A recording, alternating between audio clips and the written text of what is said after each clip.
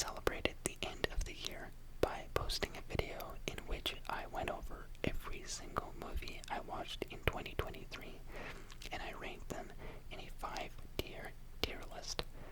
Now, I've had some people ask me to do that again for this year, but unfortunately, I just didn't watch nearly as many movies in 2024 as I did in 2023. But one thing that I did do a lot of was listen to music. I think we can all agree that 2024 was a gigantic year for music. Now, for this video, I could do something simple, like go over my Spotify Wrapped from this year, but I was thinking of doing something even bigger and better. We all know that Wrapped was kind of a flop this year, not giving any very meaningful insights, and there are even some questions on if it was accurate or not. But luckily for me, I have been tracking my music listening habits for the last 5 years using Last.fm. It's an application that counts every time you stream a song on Spotify or Apple Music, and it's always available to you.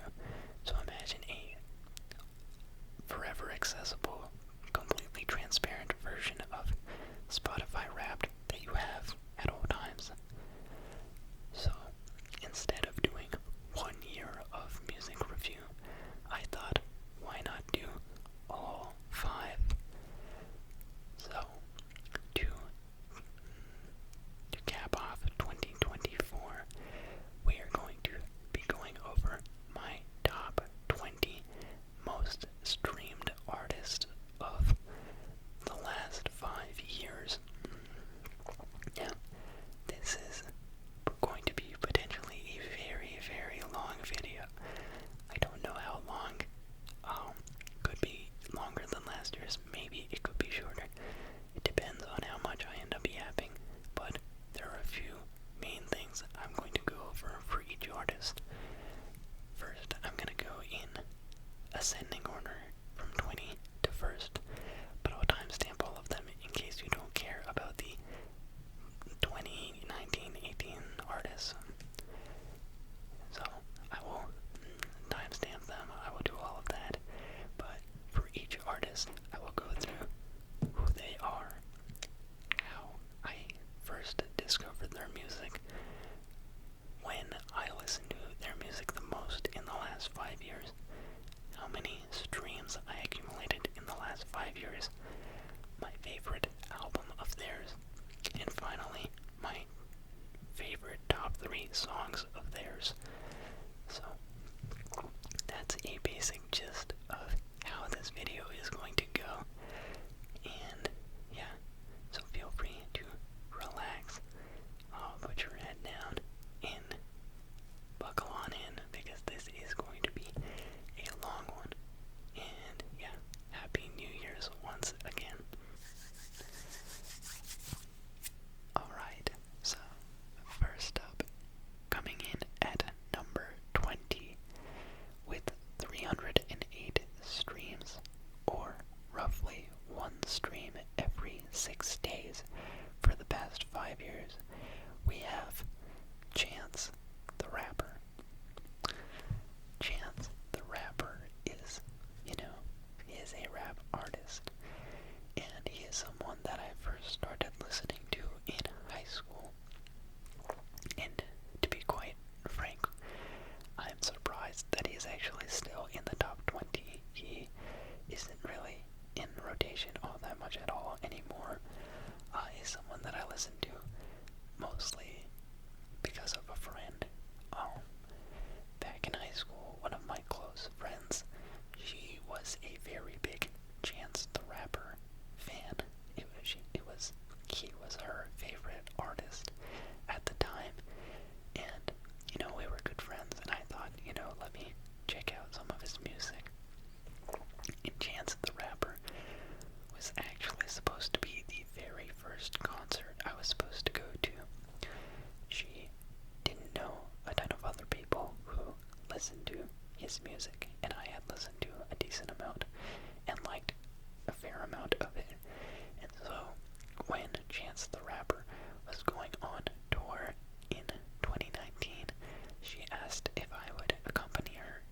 concert, and I was down. So, before the concert, before going on tour, Chance the Rapper released a brand new album titled The Big Day. And if you're not familiar, this album completely flopped. It's honestly a huge shame because Chance the Rapper was, I want to say, held in a pretty high regard in the hip-hop community.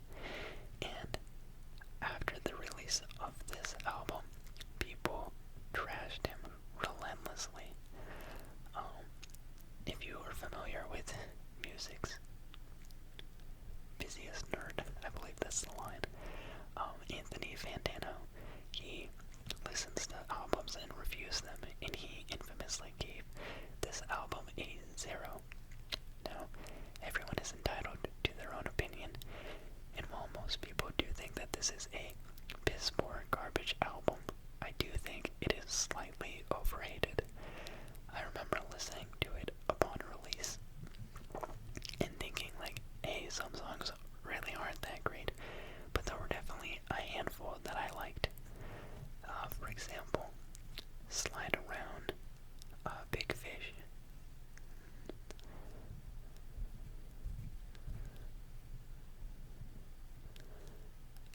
Hot Shower wasn't the worst. I want to say there was one more that I thought was alright. All in all, maybe like 4 decent songs in a like 20-ish song album. I'm not gonna say it was good. It really wasn't that good. Lots of songs about his wife, lots of very scattered all over the place songs. The title track in particular was hard to listen to. If you've ever heard Biking by Frank Ocean, think about the part where Frank Ocean is kind of like scatting. He's like that part of the song.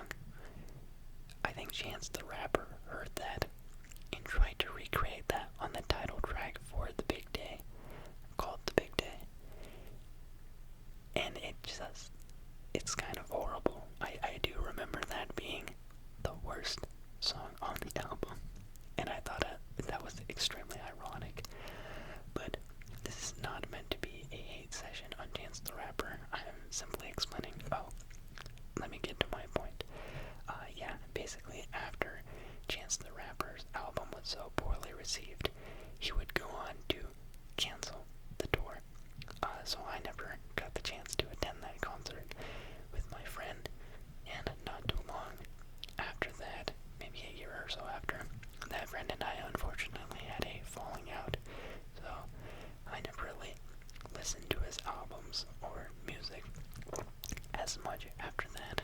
But I do think that he is talented, and I think that he does have a solid discography if you just don't pay attention to the last album. And so, of Chance the Rapper's albums, I would have to say my favorite is The Coloring Book.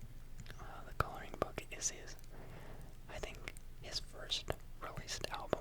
I believe Acid Rap was a mixtape. But it is quite nice. I like a handful of songs on there. More than a handful. It's not like The Big Day level. I think that more than half of it is pretty good. But as for my top 3 Chance the Rapper songs of all time, I would have to go with number 1 being Cocoa Butter Kisses. Great song. Number 2, All Night. And this is All Night, not All Night Long. There's a song by a very similar title called All Night Long on The Big Day. I believe it features John Legend. It might even be the opening song. I'm not talking about that one. That one is mid. All Night. The other song. That one is very nice. I actually didn't discover that until maybe 2 years ago, through one of the members in the comedy stand-up comedy club that I'm a part of, she would play it before our shows, and that's how I first heard the song, and I thought it was pretty nice. So that is probably the song I have listened to the most as of late. And then the third Chance the Rapper song, my third favorite would be Favorite Song featuring Childish Gambino. I think that it has a worthy title. It's definitely up there for me. And yeah, that wraps up number 20 on my most streamed artists of the last 5 years. Alright, next up, coming in at number 19 on my top 20 list with 316 streams, so also roughly one song every 6 days for the past 5 years, we have XXX Tentacion, also known as X. Now, X's music, I want to say I probably did listen to it more than this. I think I used to listen to it a greater amount, but before I started tracking my music listening habits, just because I know that that's kind of after he died. I remember the day that he did die.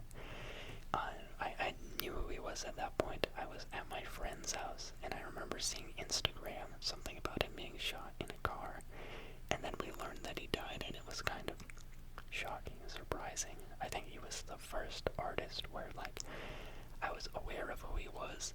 I actually, like, listened to some of his music, and then he passed, and it was like, whoa. It was not something I had really experienced before. And yeah, as far as the first time I ever heard X's music, it would have to be, I want to say, in 8th grade. When I was in 8th grade back in, let's do some math, 8th grade plus 5, that's 13. So 2016, I was in 8th grade. This was right around the time where I first started really getting into rap music.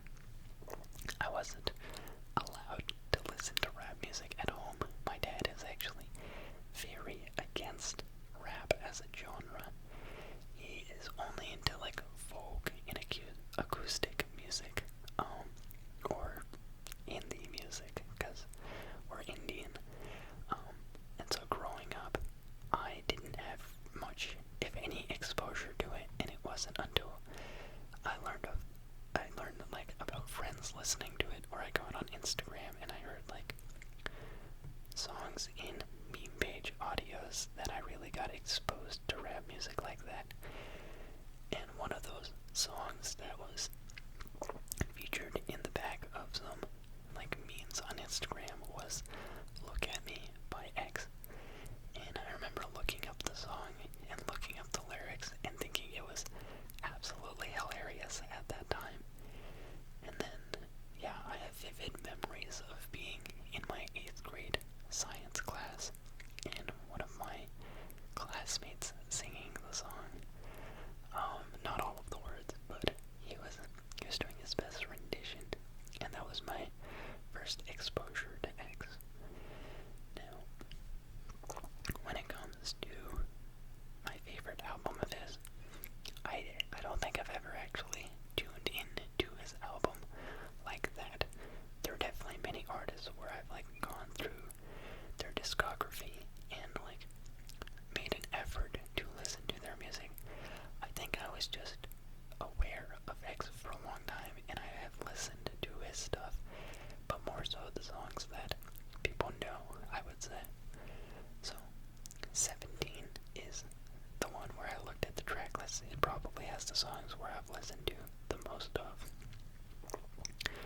And my top 3 favorite X or XXX Tentacion songs, I would say, are number 1,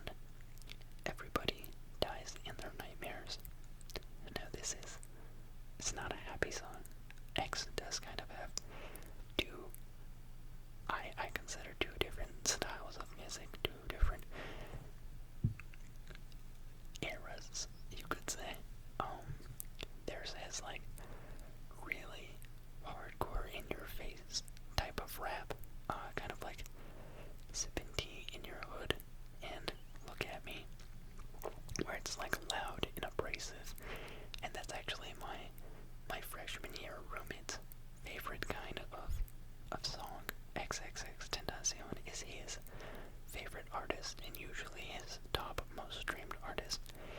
And I always find that funny because this is a guy who's so like business. He is such a he is a poli-sci major in political science, and so you talk to him, he is the most like serious and put together guy, and then you hear about his music, and it's always just like the most abrasive stuff, and it's just a big clash from his personality. I find it so funny.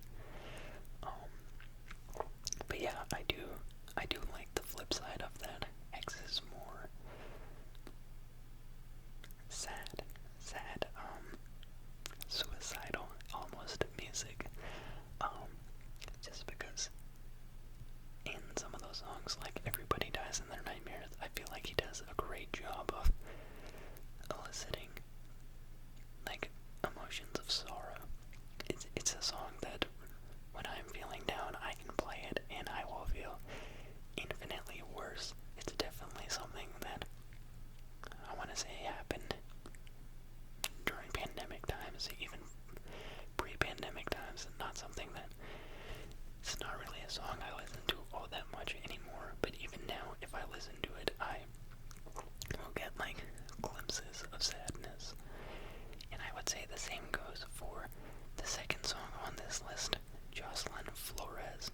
Jocelyn Flores is a song, I believe, about a friend of his who had very recently passed away. I think she had taken her own life. I'm murky on the details. I remember being in freshman year of football, and there was someone in the locker room kind of like humming or singing the song.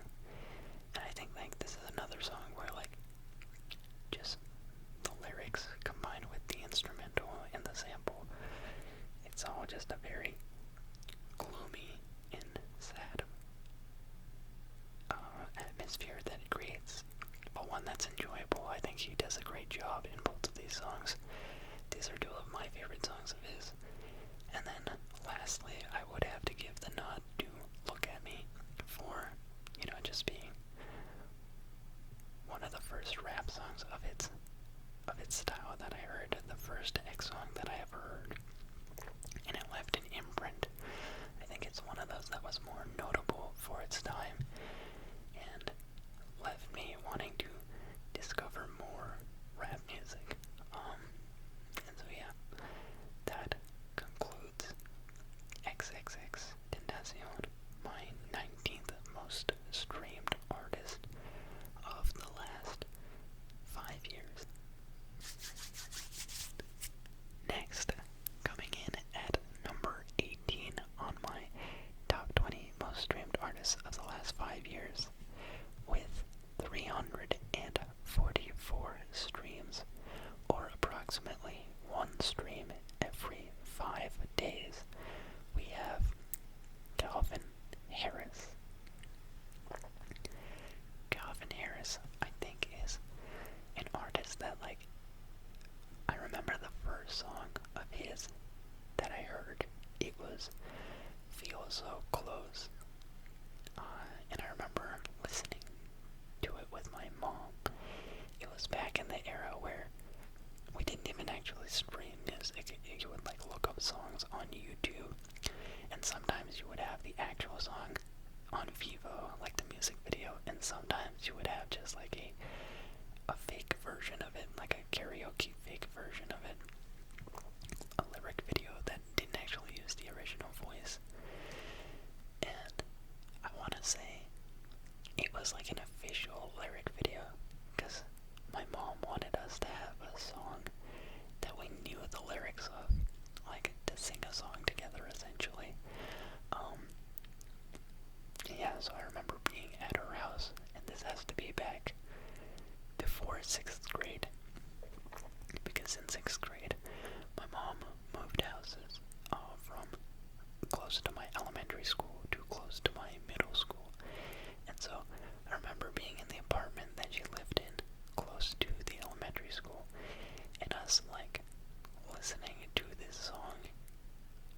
say on the iPad, on an iPad, and like reading out the lyrics and trying to memorize them. And I still do remember them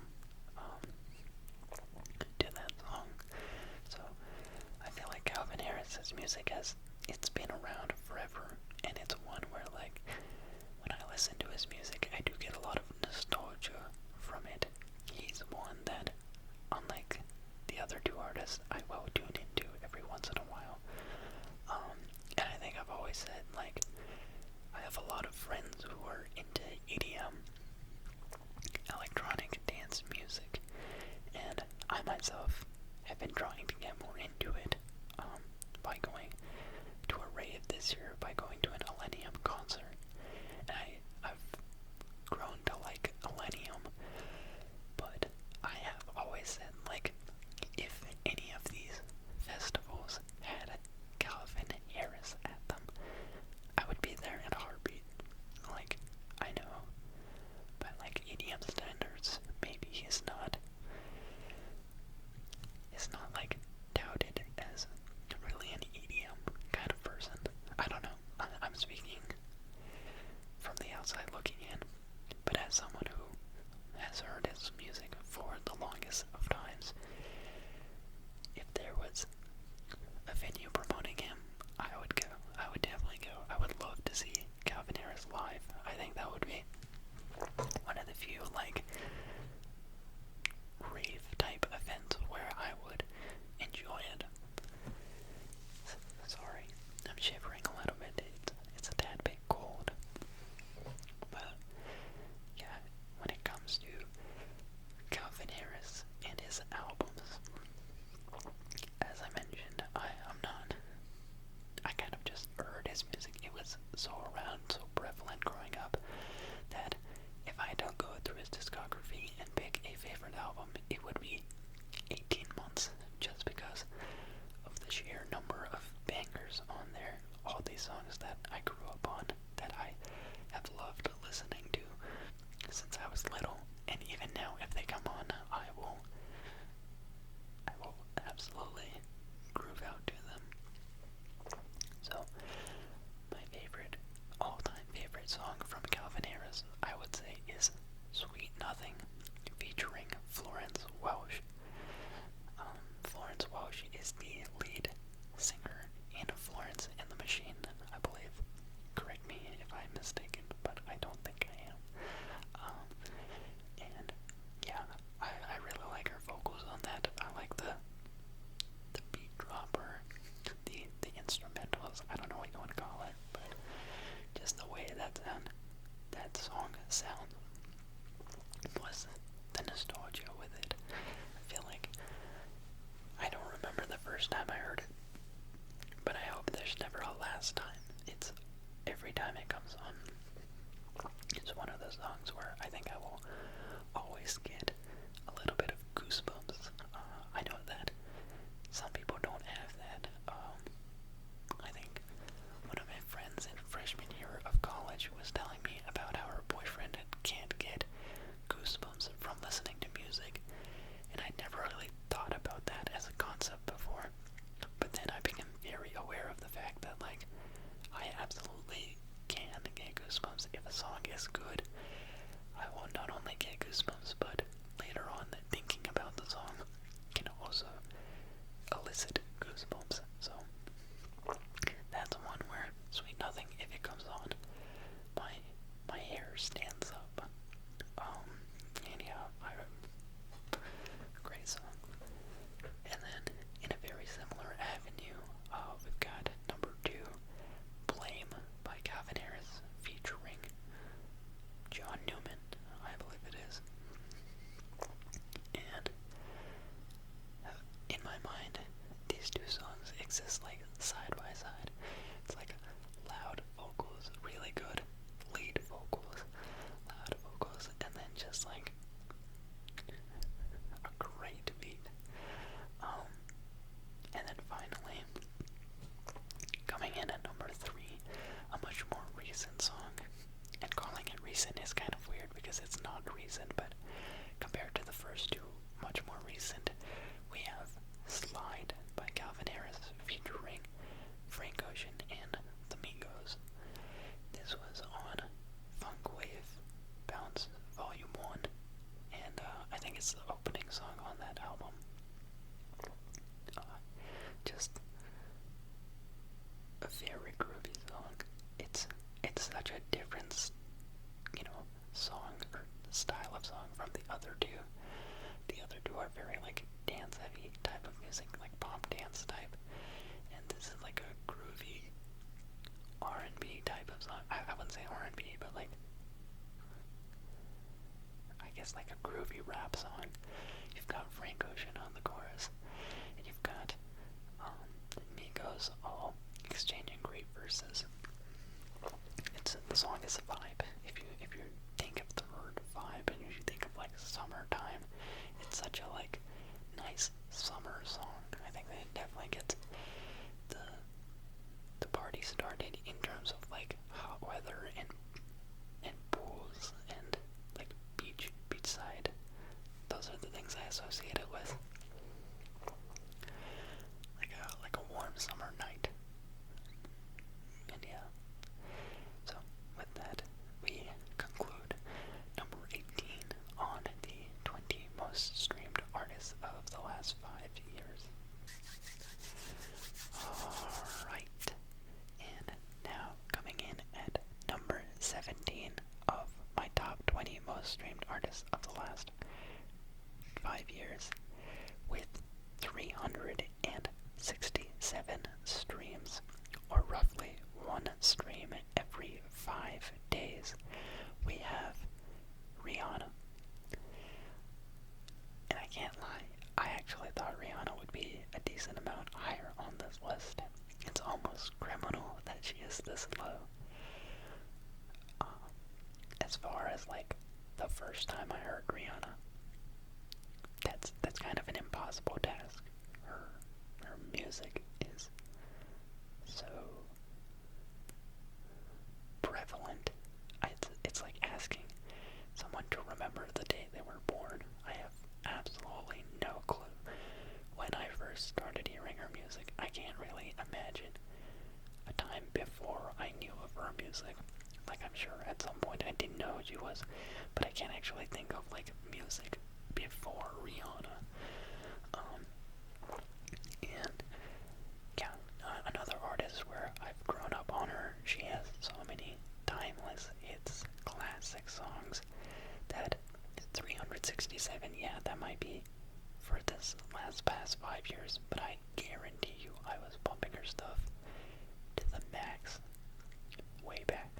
Like, I remember I was in 5th grade, and in 5th grade I was gifted, in 4th grade or 5th grade, I was gifted an iPod Touch by a bunch of my mom's friends. At this birthday party, she invited all of her friends, and they had like pulled together money to get me an iPod Touch. Now at that time, downloading music, like, you kind of had to buy music if you wanted to download it, and I wasn't about that lifestyle. You could not catch me buying anything on that Apple store or that iTunes store. But they used to have these very sketch apps on the App Store that had like video cache or video cache. And so basically you could look up a video on YouTube on this app and like download its entire music video as a cache, and that way you could listen to the song. And it was like, I don't really, even now, I don't really know how it was working, but it was a free way to listen to songs and have them downloaded on your phone or your iPod. And I remember back then I was listening to like a lot of Rihanna, Coldplay, Katy Perry, Taylor Swift. I think this also like Imagine Dragons time. But all of these artists, and yeah, I definitely remember one of my top artists at that time. One of the artists where I had the most number of saved songs was Rihanna. So she was definitely like one of my top artists for some time. Now she has slipped all the way to 17, and that is a little bit bad on my end. But I kind of just naturally associate Rihanna's music with a good time. I know she has songs like Stay, which are more sad, but I remember hearing Stay on the radio first and foremost, not even a streaming thing. I honestly do think like Rihanna's heyday was before streaming. For me, since the streaming era, since I've been listening to music on streaming platforms, I don't think I've listened to her as much, but she's a big presence. And honestly, one of my most fun memories listening to Rihanna would be in the last few years. When she was going to do her Super Bowl halftime show performance. This is a funny story that I find funny. I think it also does maybe paint me in a bad light, but nonetheless, I'm here to tell it. This was February of my sophomore year in college, just roughly 2 years ago, and Rihanna is going to perform at the halftime show of the Super Bowl, which obviously takes place on a Sunday. Now, February is Black History Month, for starters, and this is also the first year in my life that I had started drinking. I went to my freshman year of college, like sober as a kite.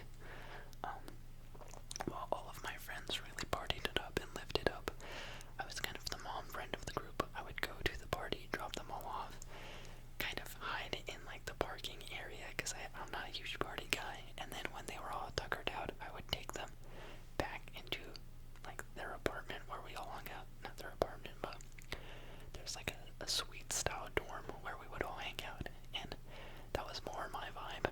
I'm not a huge fan of like getting messy out in public. I much prefer to like stay in with the friends and, you know, get messy.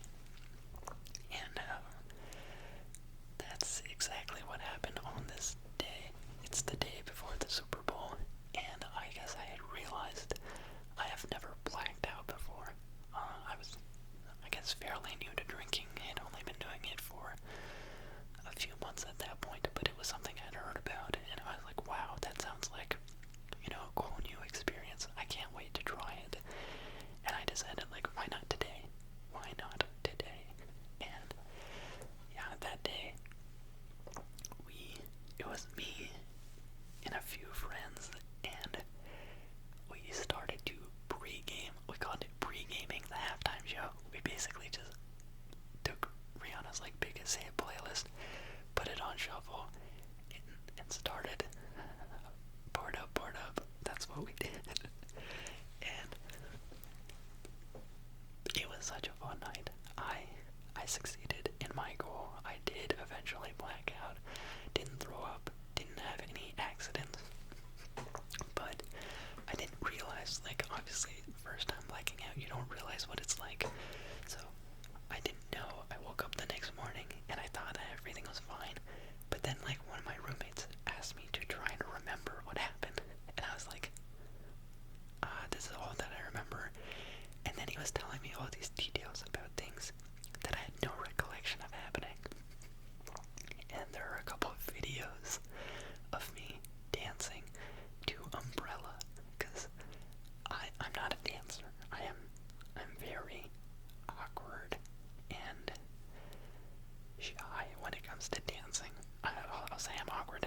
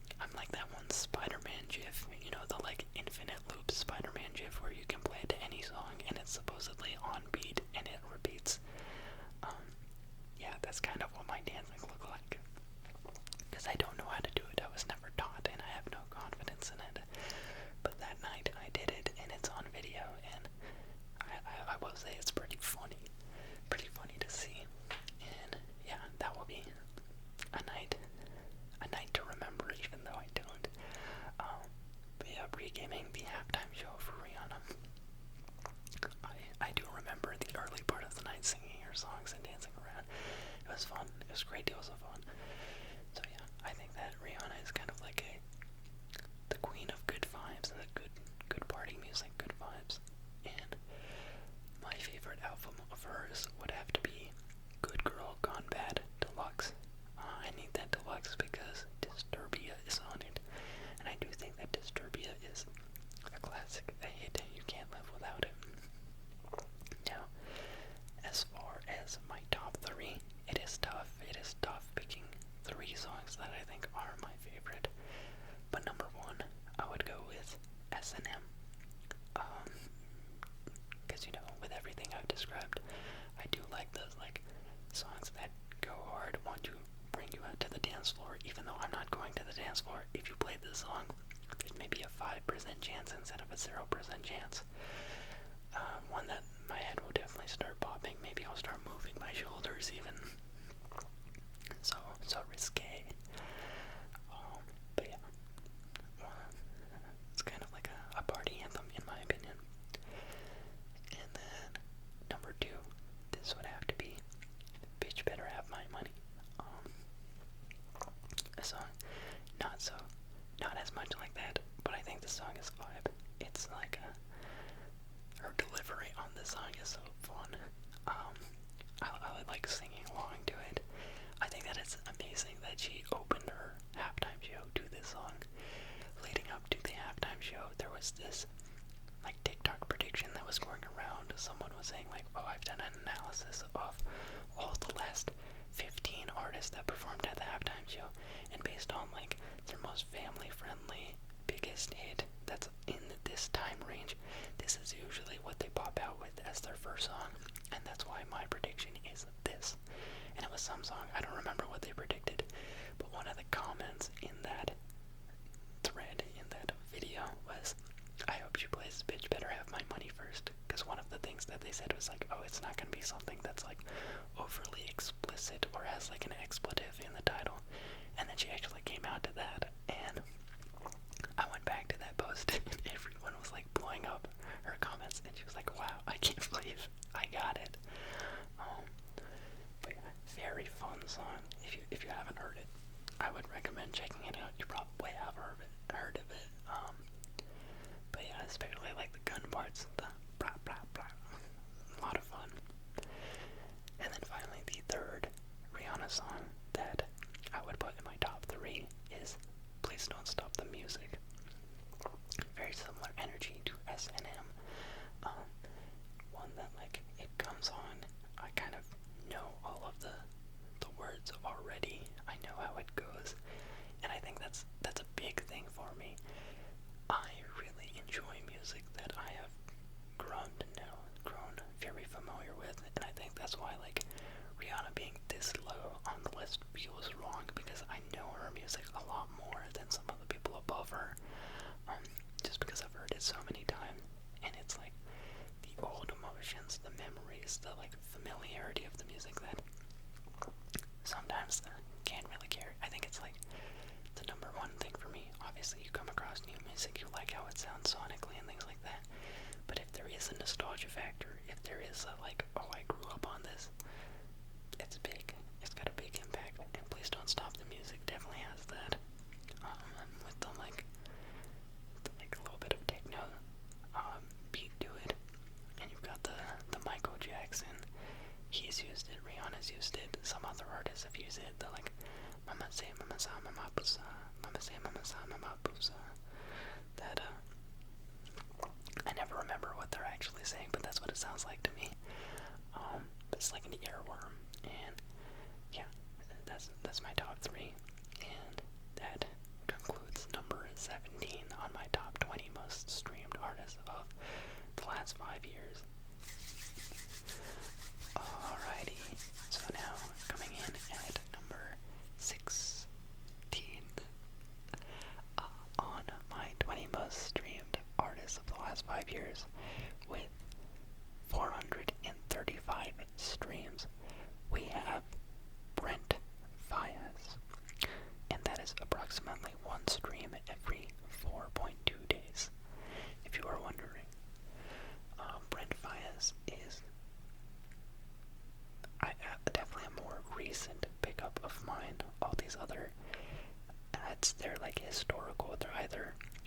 high school or middle school or even like growing up people that I listen to. Brent, I would say, definitely more in like the last 2 years I have picked up his music. I want to say the first song of his that I ever heard, I guess it's not even his song, but the first time I ever heard of him or heard his voice would be on the song Crew by Goldlink.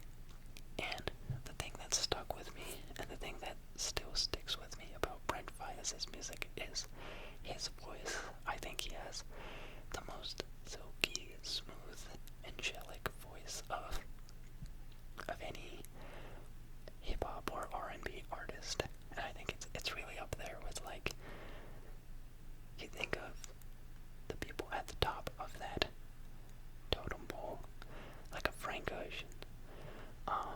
In my opinion, Frank Ocean has a very nice voice. I do think that, like, Brent Faiyaz supersedes that. He has one of the nicest voices I've ever heard. Maybe I'd give like a Bruno Mars a nod even above him, but for the kind of music that Brent Faiyaz makes, he has such a aesthetic sound to him, and the way that he can manipulate his vocals is very impressive. I would love to learn how to sing like him, because it sounds so effortless. He's not straining ever. It feels like Frank Ocean, you still hear a strain every once in a while. Brent Faiyaz, it's like a cloud. It's like listening to his music is like floating through clouds when you hear his voice, which is really funny because if you ever listen to the lyrics, what he's actually saying, he's a dog. He is definitely like a toxic male. He is like a vulture. All of his songs are very explicit, usually about topics I'm not going to get into. But it would be like how your girlfriend still misses him in the things he used to lay down type beat. That is what the main messaging is in most of his music, kind of. So I don't necessarily resonate with that, but I do like the sound. He's just got a beautiful voice. And so, as far as a favorite album of his, I would say the work of his that has the most songs that I like and enjoy would be Wasteland. Relatively new album. I think it's a 2022 release. And yeah, there's a fair share of songs on there. I keep saying that, fair share. But songs like Wasted Times, Gravity, Dead Man Walking, All Mine, Jackie Brown, these are all songs that I think that have great vocal performances that I do enjoy listening to. And when it comes to my top 3 favorite songs of his, number 1 I would give to All Mine. It's kind of, I want to say kind of a change of pace. It's a little more lovey-dovey than his other stuff.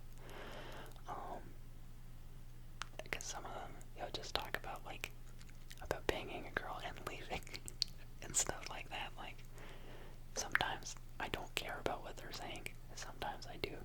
I think that, like, certain songs for the weekend can kind of have that impact where it's like, maybe it sounds alright, and then I actually start paying attention to the lyrics, and I'm like, this song is kind of icky. I don't know if that word is popular still, but yeah, I don't find his music distasteful. I'm not like a prude or anything, but definitely when I sing along to it, I definitely like take note of like, this is funny, this is objectively funny to want to try and sing along to. And yeah, so number 1 would be All Mine. Number 2 I would give to Dead Man Walking. And number 3 I would give to Clouded. These are all 3 songs that, like, I won't lie, when it comes to his music, I don't always remember which song is which, because I usually listen to them in like consecutive. I'll pick out the ones that I remember and I'll just play them all.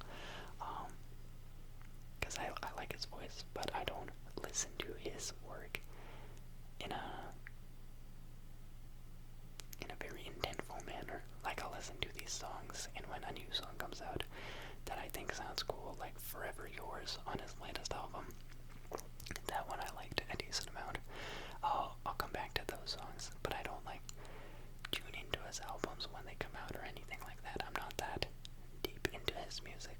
I will say that I'm more of a casual Brent Bias listener. So yeah, don't want to send any mixed signals, but I do enjoy it. If you have any recommendations, if you listen to his music and you have more songs that you think I should check out, I'm all for it. And yeah, I've listed out the ones that I find particularly noteworthy. And yeah, that is it for my 16th most streamed artist of the last 5 years.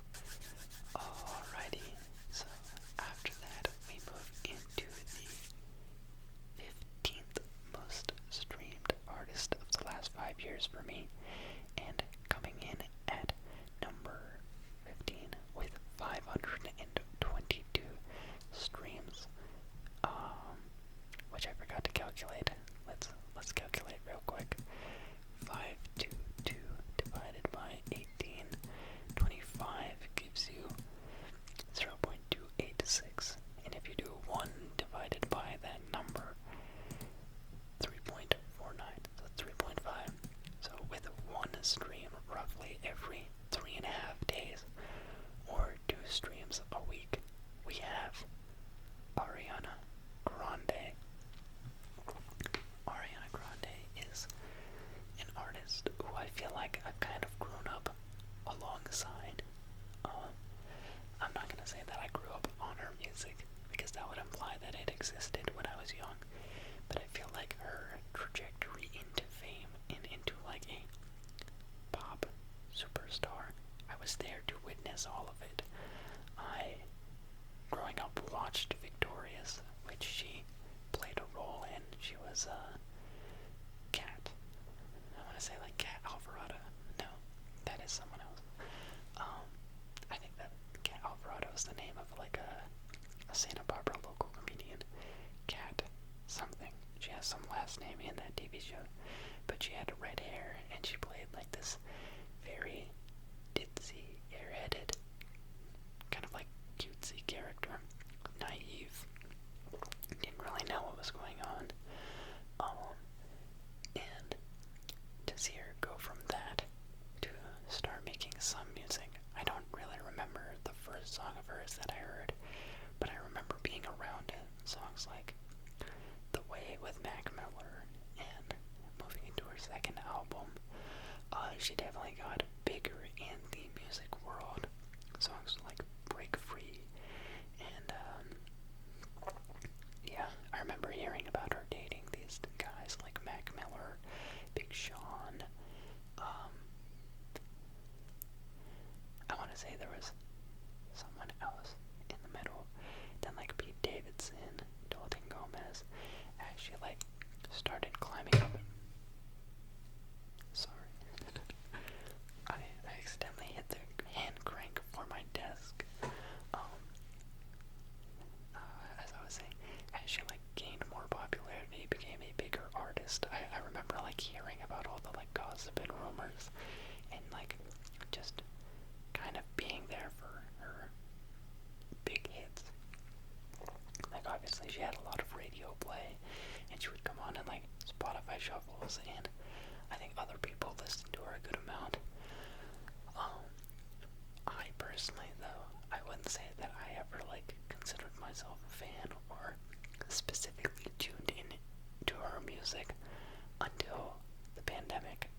In the COVID 2020 pandemic, that is when Ariana Grande was, teasing about to release her latest album, Positions. And I had like a lot of songs that I did enjoy of hers, like You Can't Deny She's a Hitmaker, songs like Seven Rings. Why did I go with that one? Seven Rings, Thank You Next. Those had all come out recently. We also had songs on Sweetener that did fairly big. God Is a Woman, No Tears Left to Cry, Sweetener itself. So like I was aware of her music, and I knew that I liked some songs, but the thing that really got me into her music was Circumstance. It was the pandemic. It was quarantine. We are locked at home. I can't do anything. And so what did I do?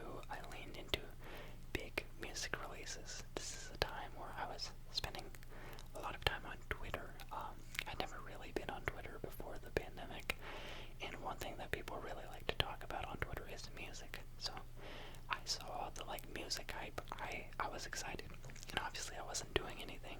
So the day or the night that it came out, I did tune into it, and I listened to the Positions album front to back, cover to cover, and I actually really liked it. I thought it was a great album. There's very few songs that I didn't care for. I don't think there was any song that I thought was particularly bad. I just liked them to varying degrees, but I kind of shocked myself with how much I enjoyed that album. And I did listen to it for a good chunk of 2020.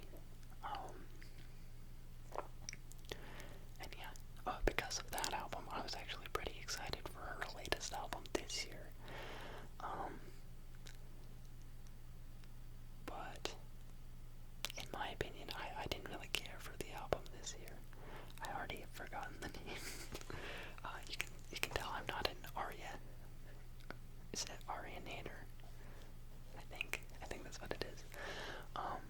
Yeah, I'm not a super mega fan. I do like her music. I do think that she makes good songs, but I will be iffy on the ones. I thought that Positions as an album was great. I know that there are a lot of songs before that she's made that I've enjoyed. I stuck around for this entire album, and there are only a couple songs that I liked on it. The lead single, Yes and, very, very dancey. I like that one. Then, Boy Is Mine, I think it blew up, and eventually it grew on me.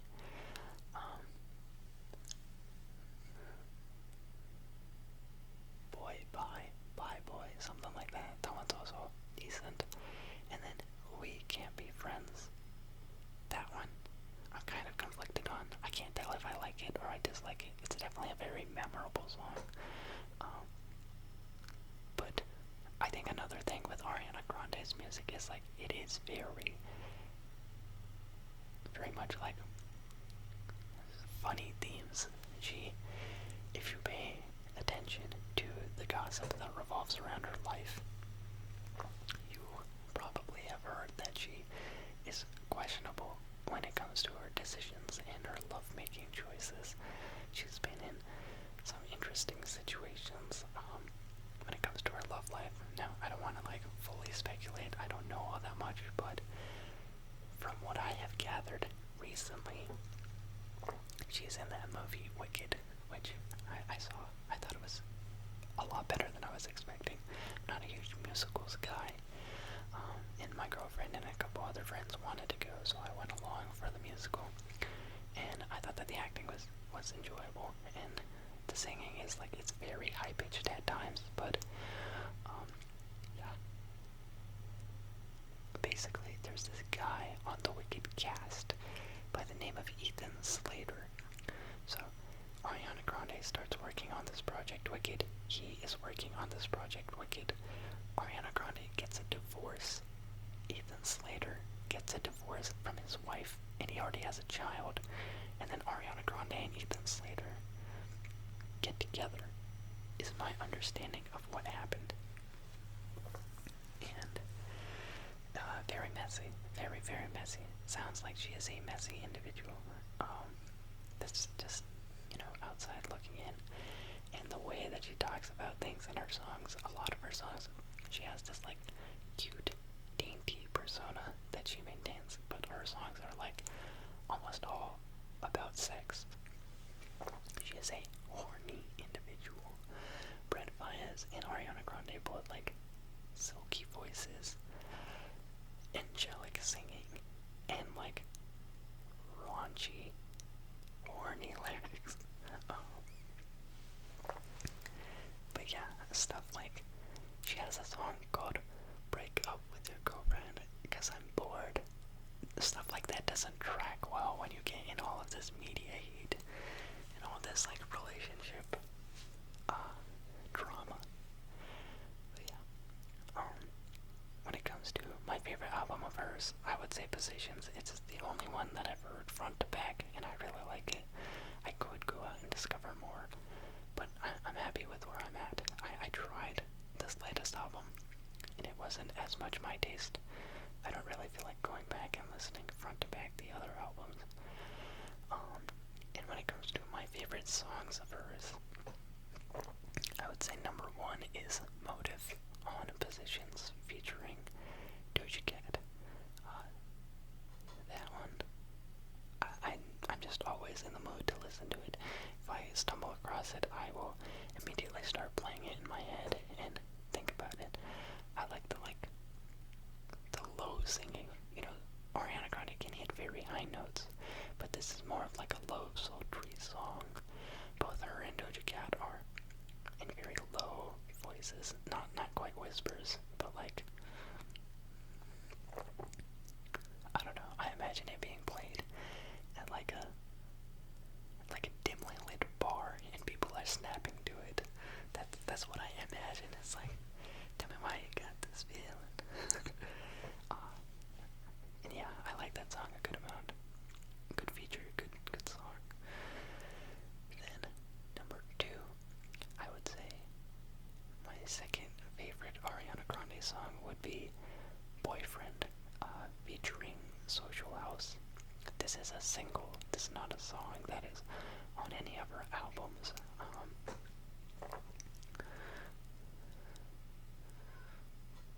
And yeah, I think I just like the beat and I like the way that she sings. She has a nice voice, but I don't know if I really like. Oh no, I guess that contradicts my next thing. So yeah, these are both songs that are just like, they've got a nice rhythm to them, a nice bass, and I like her lower delivery on these ones. She's a good singer. And then the third one, my third favorite Ariana Grande song, I would say is the opening track on Positions, called Shut Up. And this one, she definitely shows off her range. It is just her telling someone to shut up, but in like the most over the top, high pitch hitting away. She's just like, shut up, and like up really high points. I'm not even gonna try it. I don't have anywhere near that vocal ability. But I think one of the things that also really makes this song for me is growing up. You know, I don't know if I would say I was sheltered. I think I was stupid is the right word. Because there are certain things that I was exposed to at like a moderately young age. Like, my parents are divorced, and at my mom's house there was no real supervision or control over what I watched on TV. So my mom liked watching Friends, and that meant I got to watch Friends in like third grade. And if you've ever seen Friends, like, they talk about sex and things like that all the time. But I didn't understand it, you know? And so, kind of a similar thing happened in high school, where like, I'm obviously very aware of what sex is and the fact that people drink, but I didn't think that anyone was doing it for some reason. I thought it was a thing that only happened in TV shows, and to be honest, I did go to a very Asian-dominated high school. We had like 80%, 85% Indian and Asians, and like maybe 8% Hispanic people, and the rest is like a little bit of white, a little bit of black. And I kind of thought that was like a drinking and having sex was like a white people thing. Like, it's only happening in high school if you're white. We got grades to worry about. They're very weird. I just projected onto my entire high school. I thought we were all losers, and it turned out I was the loser. Because other people were doing that stuff, and I just had no idea. But there was one friend of mine, one very close friend of mine, who I think started smoking weed in like 9th grade. And I didn't know about it until 11th grade, but weed was like not something that fazed me. I heard about people smoking not that crazy. For some reason, alcohol and sex was shocking. It was a shocking discovery in junior year of high school. I found out that people around me were doing that. It's pretty late to the game. But, yeah, when this song came out during quarantine, I knew that my friend had been smoking, or had smoked in the past. And so one of the lines in the song is, my vibrant eye and my circle lit, we ain't really with drugs and shit. And I screenshotted that lyric and sent it to my friend, and I was like, damn, Ariana Grande not rocking with you, bro. And yeah, very stupid, but I still think about it and I laugh, because his immediate reaction was like, dude, what the hell? He had never heard the song, he just saw me calling him out, and it's just playful. We're still great friends, best friends. Yeah. It's not like he took offense to it or anything, but just a good memory associated with that song in a very dark year. And yeah, that concludes number 15 on my top most streamed artists of the last 5 years. Alright, and now moving into number 14 on my top 20 most streamed artists of the last 5 years, clocking in with 547 streams, or roughly one song every 3.3 days. We have A$AP Rocky. Now, A$AP Rocky is someone I was introduced to by one of my very close friends. It's actually the same friend that I mentioned while talking about Ariana Grande. The friend who I made fun of for the drugs. He and I go way back. We met in 2nd grade, and we've been friends since 2nd grade. So he's, I think, the oldest friend that I actually have. And so yeah, we went to the same elementary school, same middle school, same high school, and now he's already graduated college. I'm in my last year. But yeah, we've been like this for quite a while, and he's been a great friend of mine for a long time, and he's also been very impactful when it comes to my music development. He was the first guy to put me on a lot of artists, because he got into rap at an earlier age than I did. I mean, he's also Indian and has actually much stricter traditional Indian parents, and so I think when there's a will, there's a way. So he found a way to grab hold to access of that kind of music and hide it, and he was the first one to put me on Future, the first one to put me on Drake. I want to say I knew of Eminem for a while. I can't say for certain if he was the first one to do that as well, but definitely I remember being in 7th grade and him, 6th grade or 7th grade, him talking about Future, him talking about Drake. I remember Outline Bling and him. He was he put me on all these big name artists at a very young age for me. And his favorite rapper of the bunch was A$AP Rocky. So I always associate A$AP Rocky with him. The two are inseparable in my mind. I actually cannot physically think of A$AP Rocky without thinking of him as well. Just because, if you couldn't tell, I was a pretty weird kid growing up, especially when it came to my music listening habits. And so, by the time we got in high school and we all did start listening to rap music, a lot of my closest friends and I, we had our favorite artists, and in my mind, they were kind of like different rap territories. Like, I could look at it and I could admire these other artists from a distance, but at its core, that was my friend's favorite artist, and so I wouldn't really explore all that much. And I don't know why I really had that mentality, but that's the way I treated their music. And so A$AP Rocky's music, I've known of him for a while, and I know that my friend is a huge fan, but in high school I really only listened to, I want to say Testing. I listened to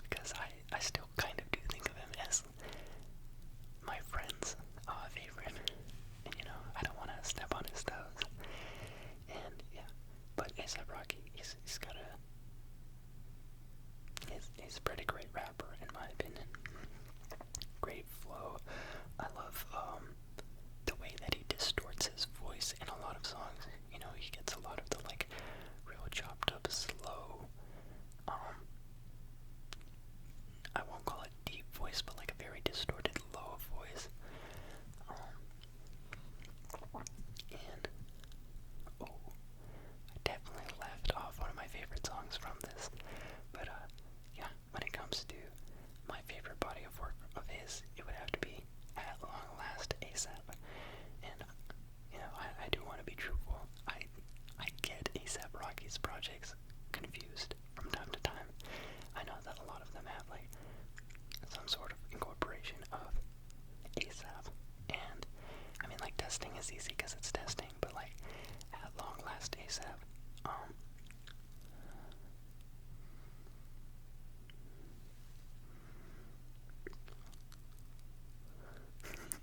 Leaf, laugh, love, ASAP. No, that's not it.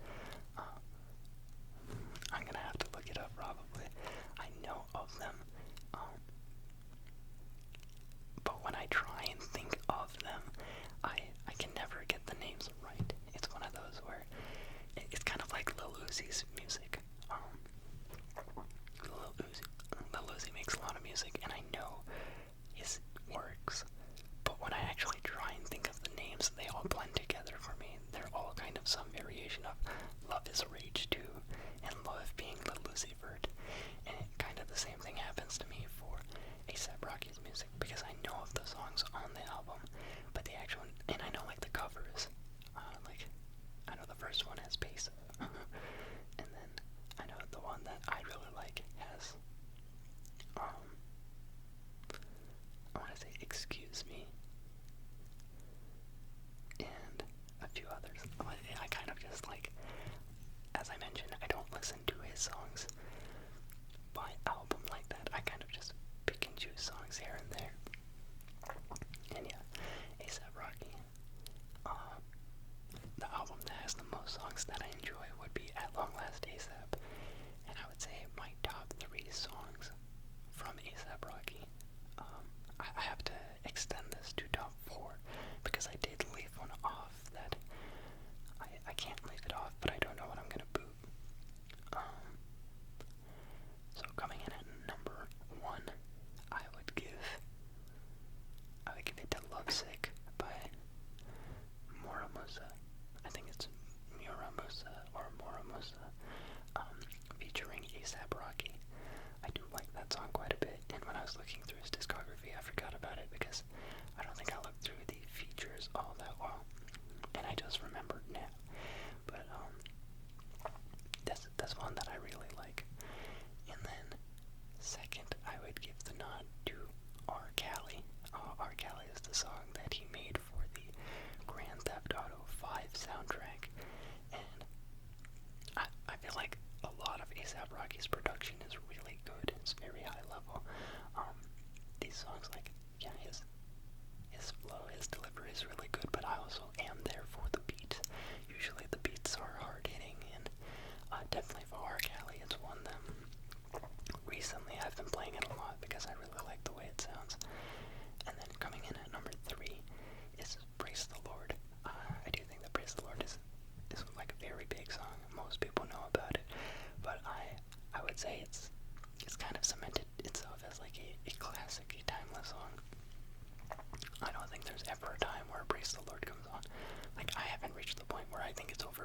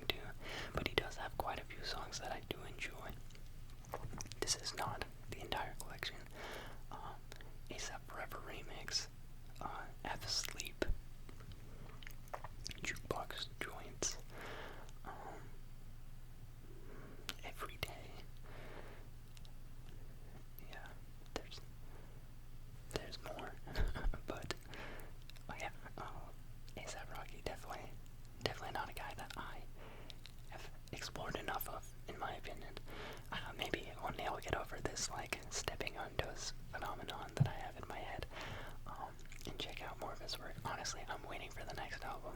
My friend is waiting for the next album far more than I am. He's been waiting for years and years and years. All Smiles. And then All Smiles finally turned into Don't Be Dumb. And I do think that, like, I tend to do that with artists sometimes.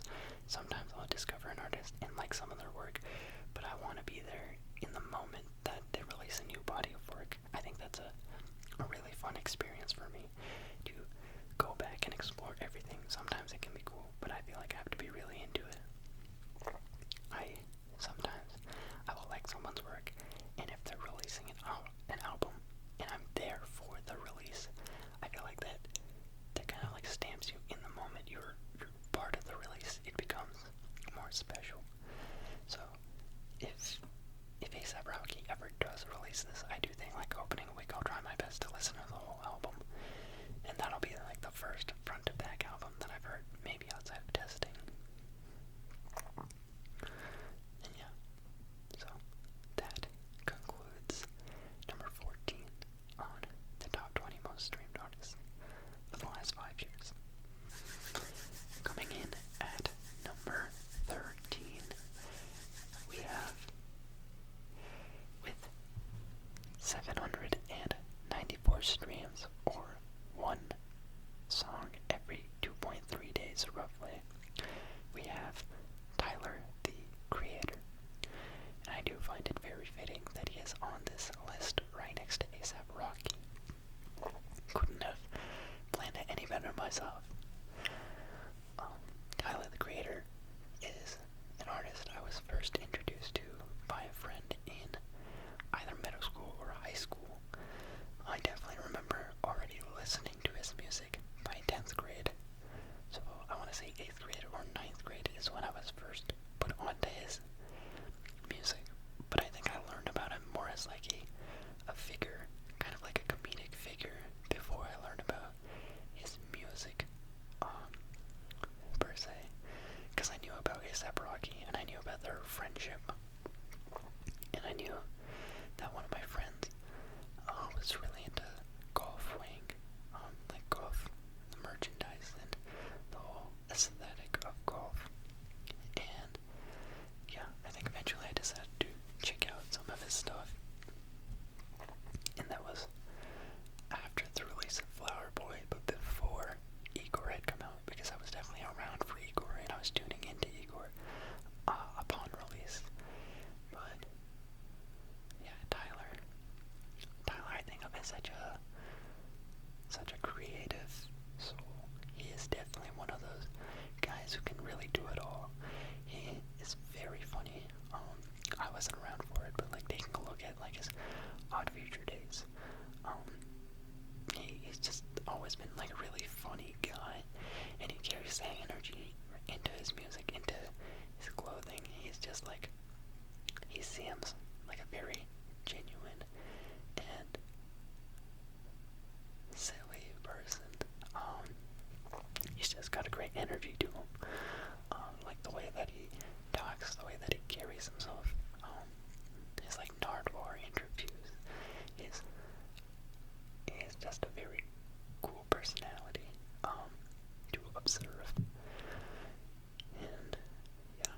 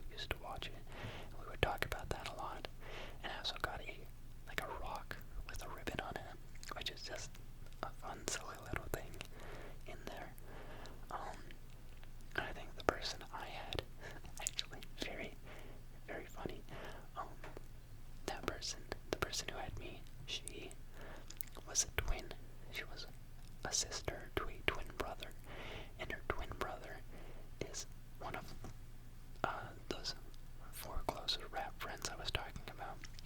How each one of us had a rap territory. He is also a friend that I've had for a very long time, one of my best friends, and he is the Lil Wayne guy. I think of Lil Wayne as his artist. He is a huge Lil Wayne head. And yeah, I always associate Lil Wayne with him.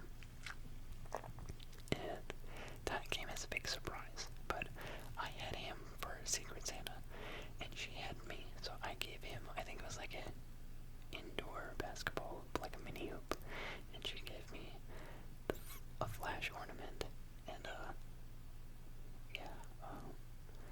and these like pair of socks. If you know the brand Happy Socks, she got me a pair of Happy Socks that were multicolored. They weren't rainbow, but they were multicolored. And of course, the first thing my dad asked me was, "Why did you get you gay socks?" I was like, "No, they're not. That's not what this is. They're just a pair of socks." But yeah, I remember that day in great detail. One of the things that can take me back to that memory is 911 Mr. Lonely by Tyler, the Creator. And so I would say I first discovered his songs around then. I remember being there for the Igor release, listening to it right around when it came out. I want to say that was also during quarantine or the pandemic, because I would go on runs. I was in track in high school, and one of the biggest things that COVID took away was the track season, so I was kind of upset about that, but I was keeping up hope that there would still be more track in the future in my senior year. So I would wear a mask, and I would go out and run 2 miles around my neighborhood, and one of the songs that I would listen to a lot for like timing and pace was Gone Gone Thank You. And yeah, I know a lot of people say it, but the Tyler Slash series is very good. If you see a Tyler, the Creator song with a slash in it, odds are it's going to be a banger. And yeah, I think one of the more interesting things I have noticed is that I don't really keep up with Tyler, the Creator to the same level as other people have. When I first got into Tyler's music and I actually like explored all of Flower Boy, I really liked it. And then when Igor came out, I really liked that as well. But with Call Me When You Get Lost and Chromacopia, I don't find myself gravitating to those albums all that much. There are songs that I enjoyed on Call Me When You Get Lost. Call Me If You Get Lost. Call Me When You Get Lost. Call Me When You Get Lost. One, I don't like DJ drama. I'm not a fan of DJs that will talk over half a song. I think that DJ Khaled can run a song. I think that DJ Drama can run a song. I know some people were huge fans of it, but I don't really care about DJ Drama telling me about the boat in Geneva and this girl's toes. I can do without it. Just get to the song. And but yeah, there are songs on there that I liked, like Juggernaut, Sweet Sweet, I Thought You Wanted to Dance, I believe it's called.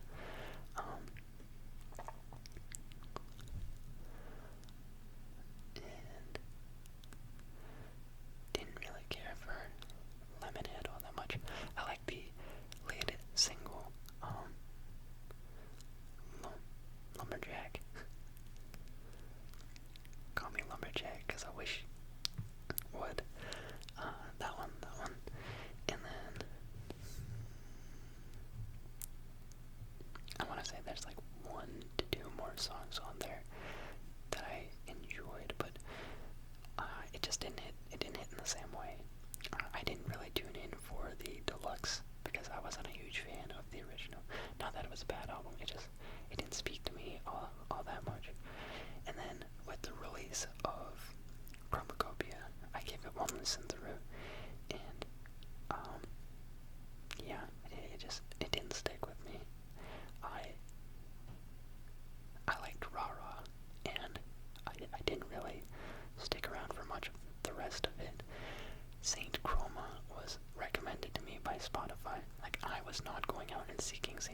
but I swear, Spotify wanted me to listen to this song.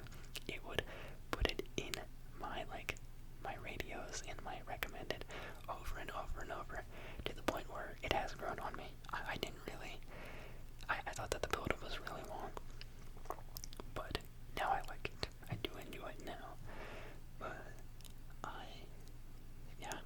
I'm definitely much more of an enjoyer of Flower Boy and Igor than the latest two albums. And yeah, because Flower Boy just, I'd say every song on there I enjoy. I really do enjoy quite a lot. One of my favorite albums. And Igor, most songs I do enjoy. I feel like a lot of them have fallen out of rotation, but when I first heard it, most of the songs I did like. And I think Tyler is an artist that I have a great respect and appreciation for, even if I'm not always tuning into his music. Like, I do think that he is phenomenal as a creator, as an artist. I think he is one of the best, and he puts a lot of work and dedication into his craft. I think that a lot of people do have a great respect for his discography, and he's putting together a very nice one. I also think he has a very unique transformation, evolution from like his early stuff. Obviously I wasn't there for it, but like Goblin era, Wolf, all that. And yeah, to hear what his music used to sound like, to how like it got to in the Flower Boy days, and then to see where it's at now, it's just it's very remarkable. I think that like, yeah, I will always respect Tyler the Creator as an artist. And as I've mentioned, my favorite album is Flower Boy, and my top 3 songs from him, I would say number 1 would be Smuckers. I think Smuckers is a great verse from all 3 of the participants, featuring Kanye and Lil Wayne. I think they all do a fantastic job on Smuckers, and I really like the piano on it. It's just very catchy song. The wordplay from all 3 guys is really good. And then coming in at number 2, I would go 911, Mr. Lonely, because of the memory attached to it, and it being one of the first songs I can remember of his that I went out and sought after. And number three I would say is Come On Let's Go by Tyler the Creator on Nigo's album.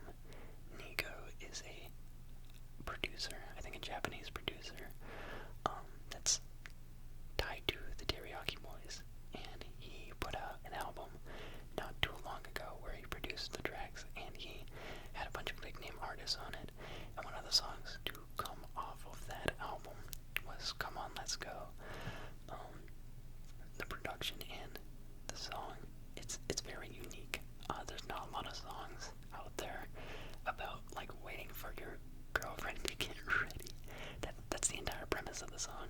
Just like you're trying to get to an event and your girlfriend is running late because she's taking so long to get ready. And it's such a unique concept, and the song is great. But yeah,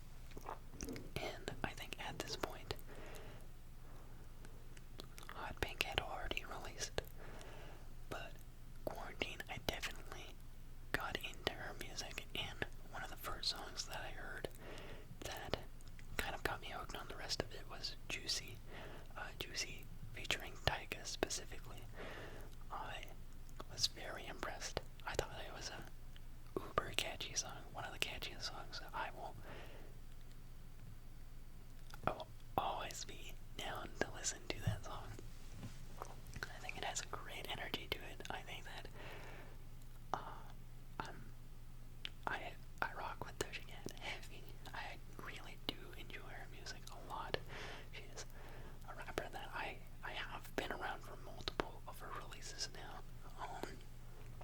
And I'll tune in, listen to the whole thing. And yeah, as I was mentioning, 2020 was a year where we're all locked indoors. Spent a lot of time in quarantine on Twitter, and I think that Twitter definitely, there was a lot of buzz around her stuff. So like, Say So was pretty popular at the time. I had already known about her stuff since Moo, with that interview, the Genius interview in particular about Moo, and so that all culminated into me like tuning into her music more. And then you had the release of the Say So remix with Nicki Minaj, which is pretty big. And then it led up to the release of Planet Her. And I remember sitting in, waiting for Planet Her to release and then listening to the entire thing when it came out. And I was very impressed. I strongly believe that Doja Cat is the best female rapper out there. That is, I don't know if it's a hot take, but that is my personal opinion. The style of her production, the way that she can both sing and rap, I really like the way that she raps. I think that out of any of them out there right now, she is my favorite. Glorilla is pretty good as well, but I haven't really explored her music like that. I just hear it from time to time, here and there. I think that Glorilla seems cool. But like, I think Doja Cat is like one of many who has followed a similar path to fame. Someone who makes music and has a very strong internet personality, and then through like a meme song kind of skyrockets into the music world and then just stays there. I think that Doja Cat, Lil Nas X, and Ice Spice have all followed the same trajectory, more or less, where they, like Lil Nas X, I remember when he first came out, I was like, really, another Lil named artist? Like, how many Lils are there going to be? And I remember seeing his name and thinking it was extremely dumb. Lil Nas X. I was like, dude, it is getting out of hand. We need to put an end to this. And I want to say that he was at a Rockets game, a Houston Rockets game.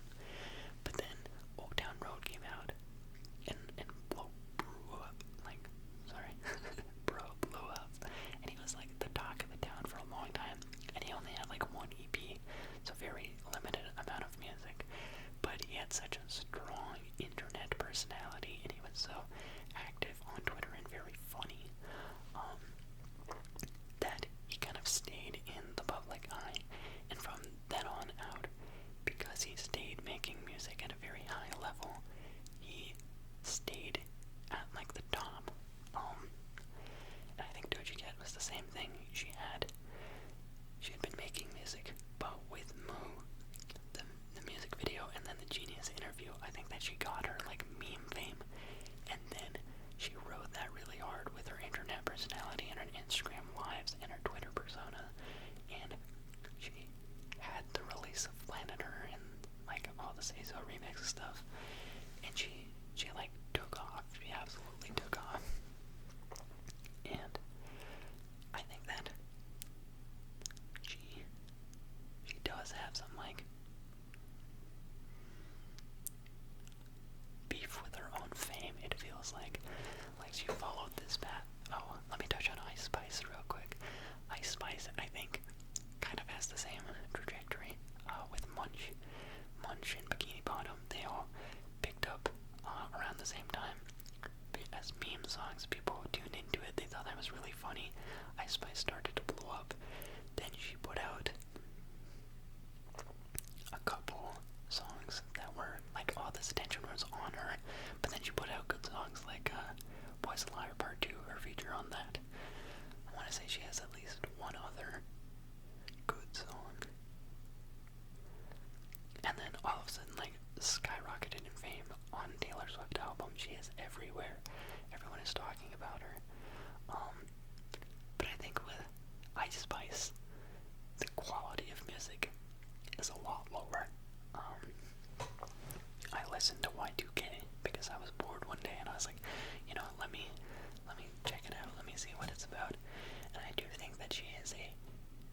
single merchant, if I may.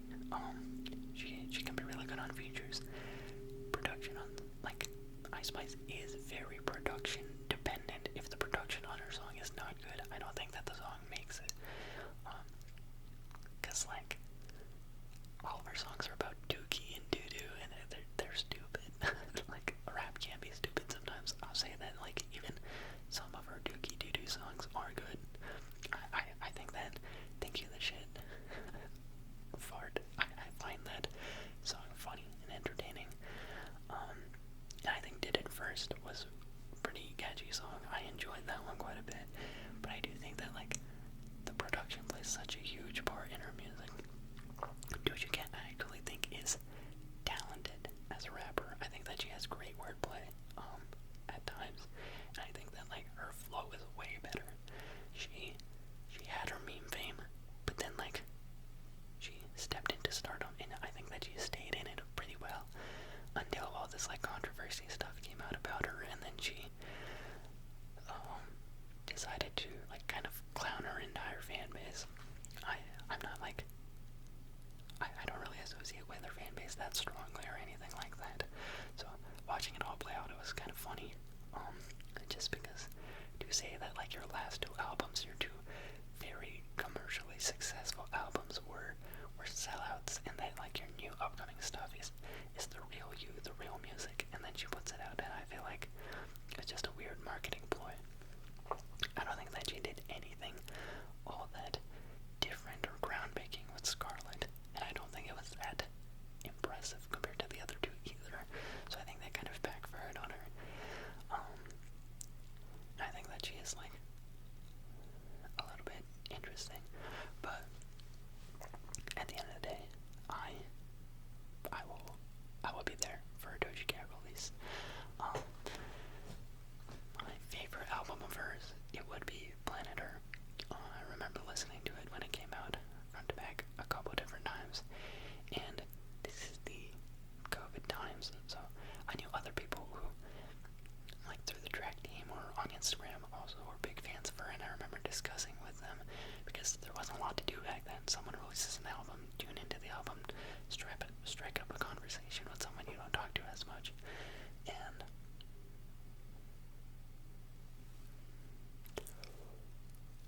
this is when Doja Cat and Tyler, the Creator, released an album on the same day. I remember because I posted something about it on Twitter. It did numbers. I didn't really. It got some attention. But yeah, I listened to both, and I remember talking about it, and yeah, both. I'd say honestly, Scarlet is probably her worst album. There's some songs on there that just don't stick. I don't care for. I don't even know if I'm allowed to say it. Wet Vag is the name of the song. I'm using an abbreviation, but it spells out the whole thing. I think that song is not that good. Scarlet was a bit more disappointing, but I think Planet Her lived up to the hype when it came out. There are some songs to anticipate, like Ain't Shit, song that had been teased on her Instagram story, Instagram Live. I think she had played it, and people had made, like, all these edits about it. So I remember being hyped to hear that for the first time. And yeah. My favorite album of hers would be Planet Her. My favorite songs of hers, my top 3 Doja Cat songs. Number 1 would be Juicy. Juicy featuring Tyga. It's just... Sorry, I'm listening to it in my own head. I like the twinkly production on it. I like her verses. I don't really like her verse in the version without Tyga. I don't know if it's because I'm not used to hearing it, or because it's, I don't know, I don't care for that one as much. That's why I do like the Tyga version a lot. But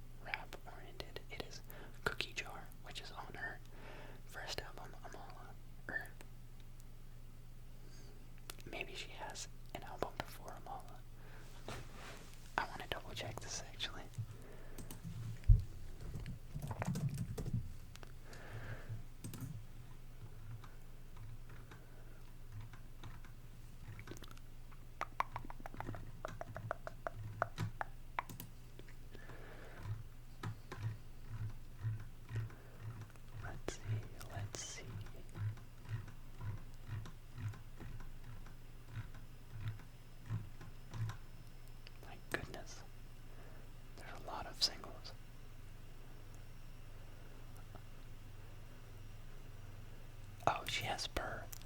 I forgot about Burr. Well, Burr's not an album. Burr is an EP. And yeah, the only song from Burr that I'm really familiar with is, well, I guess I know So High, but No Police. I think No Police is the one that I enjoy the most on that album, EP.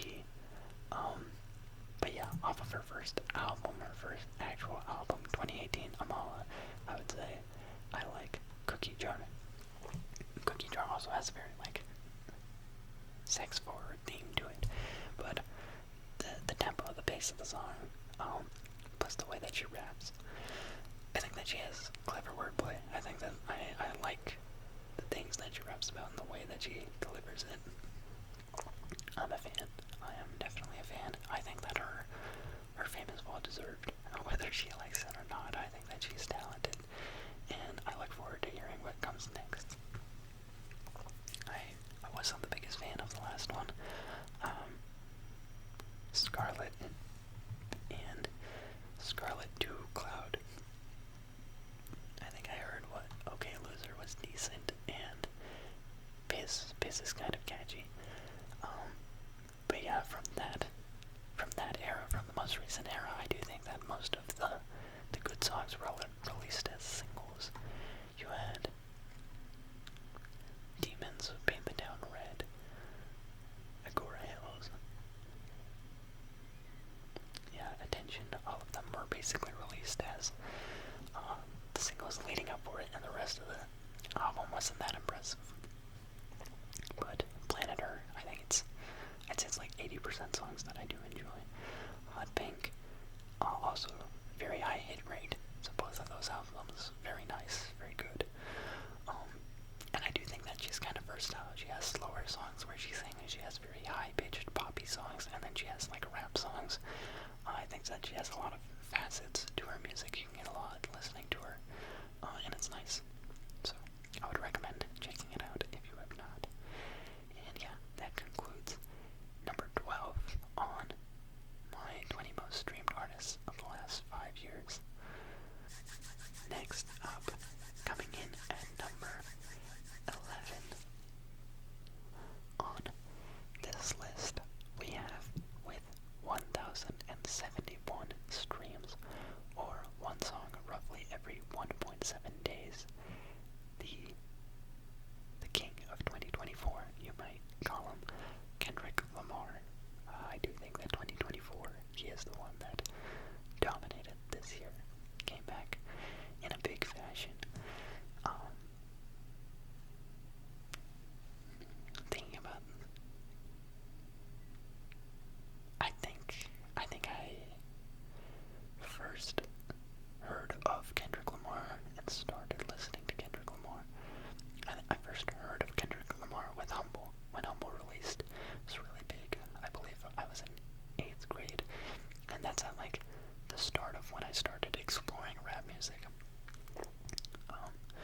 7th grade, I wasn't really into rap. I think the summer between 7th and 8th grade, I started listening to rap music. And I remember Humble being one of the biggest hits to come out right around the time that I started listening. And so, I learned about him through that. And then from there, some of the things that Drake talks about in his disses to Kendrick, saying that, like, go do a song for Taylor Swift, go do a song for Maroon 5. It's funny because I would say I'm aware of him because of those, but those are things that, like, stand out as early memories of, like, oh yeah, he's on that song, Bad Blood. I don't remember as much the Maroon 5 song. That one is escaping me, but definitely between 8th grade and 9th grade, I became more aware of his music, and I started hearing more of it. I think DNA was used by the NBA in promotional material, because one of the first times I heard DNA was in like an NBA ad compilation of Giannis. Giannis was in an ad and they were playing DNA, and their there's basketball going around. So yeah, around the time of Damn, and then with Black Panther's release, definitely I was there for that. I wasn't like specifically tuning into it, but I did watch. Like, I'm a big fan of the MCU and all of that. So with the release of that movie and the success of the movie and the success of the soundtrack, I definitely was listening to a lot of those songs. I mean, obviously, the ones that really popped off, like Pray For Me and All the Stars. Pray For Me is unique because I actually remember discourse about it. I remember being at track practice, my freshman year of track, and I had like a mentor, you could say. This is a guy who, when I was first joining the track team, we had tryouts. It wasn't like anyone can join. Football was anyone can join.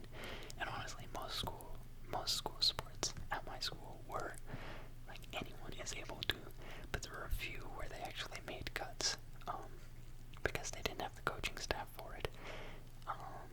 And one of them was track. We had too many people who wanted to do track. We had over 200 people. My high school had roughly 2,400 kids, and they would have over 250 people come out for tryouts. But our track team had a sprint coach, a hurdles coach, a 400 coach, a jump coach, and then a long distance coach and a throwing coach. So we had 7 coaches, and it's hard. You can't give each group that many people.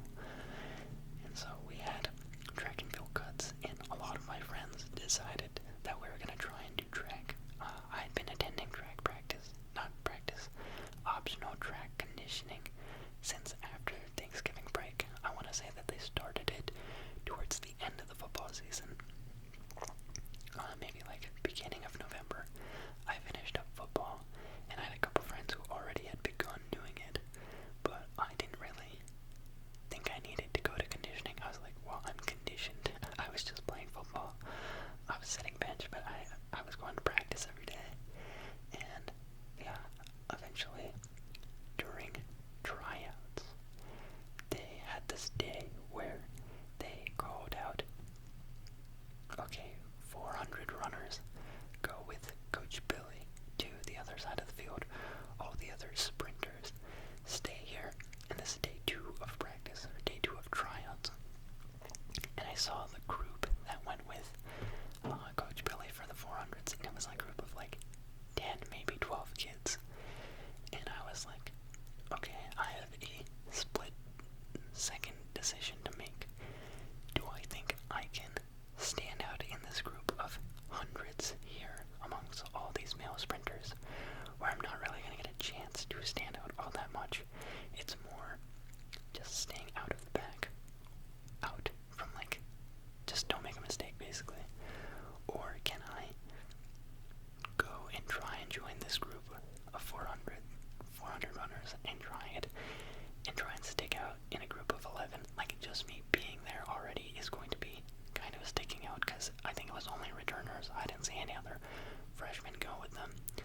And I was like, you know what? Let me go do it. And so I go and I line up. We're gonna do this thing called. By the way, this is gonna be a long tangent. It's gonna be a while before we get back to Kendrick Lamar. But we go out to run these things called curves. And this guy next to me was like, "Hey, I don't recognize you. Oh, are you familiar? Have you done this before?" And I was like, "Oh no." And he was like, "Okay, basically we sprint during the curved part of the track, and then we jog, like a light jog, almost a walk, on the straightaway. And we do that for 4 laps, so essentially a mile, where we do this." And I was like, "Oh, okay, cool."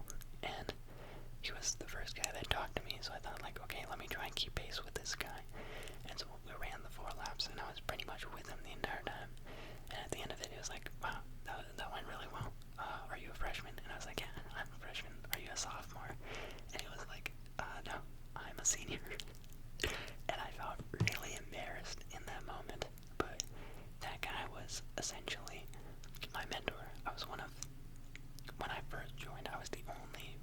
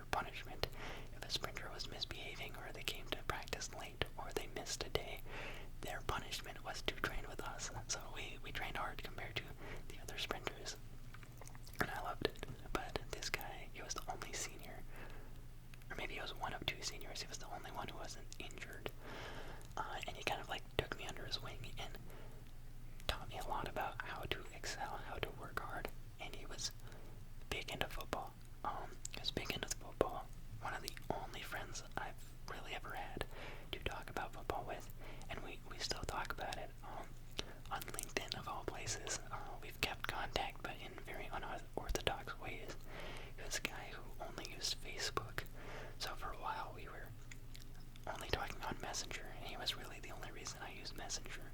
And then he eventually moved off Facebook, and it was email. We would have these long email chains with replies. I actually did fantasy football 1 year with him as a co-commissioner, and then, because he's a Warriors fan, and he's a Giants fan, but he's kind of a Chiefs fan. I don't know. And then, now through LinkedIn is how we communicate, and we still talk about sports, and occasionally music. But I remember being at track practice late in the season, and he is talking about "Pray for Me" with Kendrick Lamar and The Weeknd, and how it's such a funny song, and how it's like you have like this song with all the instrumentals and such a cool song, and at the end of it you just get The Weeknd going like la la la la la la la, and I remember everyone laughing about that. And so definitely I want to say that was 9th grade. Between 8th and 9th grade I started listening to his stuff, and by the release of Mr. Morale and the Big Steppers, I had explored his discography. I'd definitely gone through it, and I'd grown to really appreciate some of his music, because like he's just so highly regarded in the hip hop community. You look at like all those top albums of all time, top best hip hop albums of all time, and consistently you'll see oh my goodness, To Pimp a Butterfly up there. The whole meme with Anthony Fantano and how much he is obsessed with that album, and Good Kid, Mad City is always up there. So I definitely did my research, went through those albums, listened to it, and when Mr. Morale and the Big Steppers came out, I had been listening to Kendrick Lamar at that point, and I listened to that entire album, and I think it's a very good album.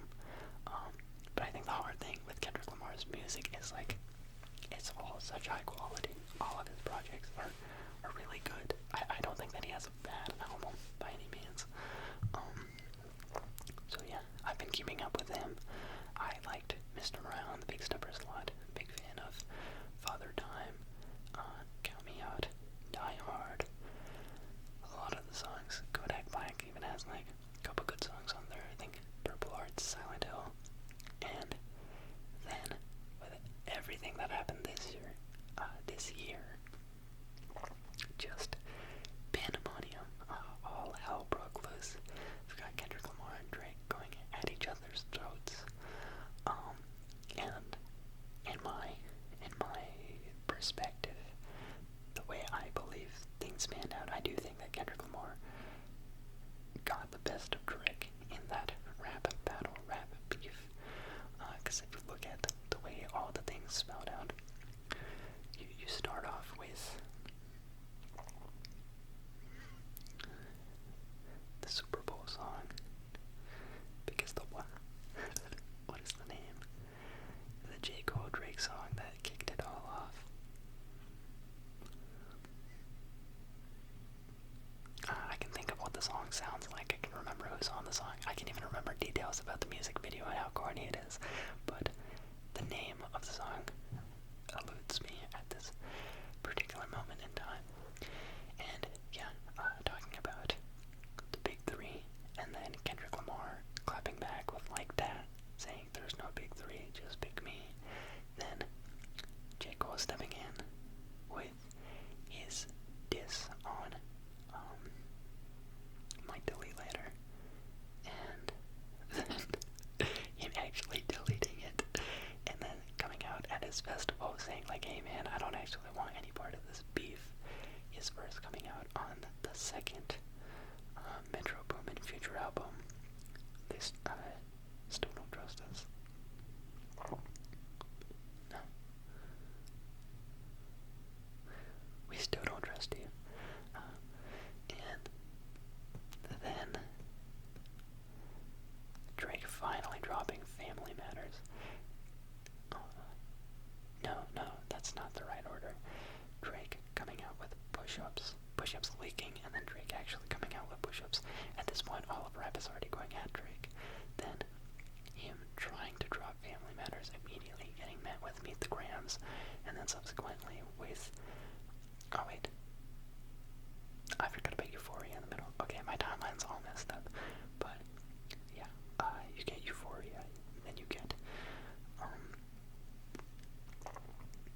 Push-Ups, you get all of these songs. Eventually you get Not Like Us, and I think, like, the way that that ending part played out was kind of to Drake's demise, to go out on Family Matters and be like, there's a part in the song where he says, like, he's talking about his own camp and how there's a leak in his camp, and he's like, which one of my so-called, and he's talking, like, he's addressing the fact that there's a leak in his camp.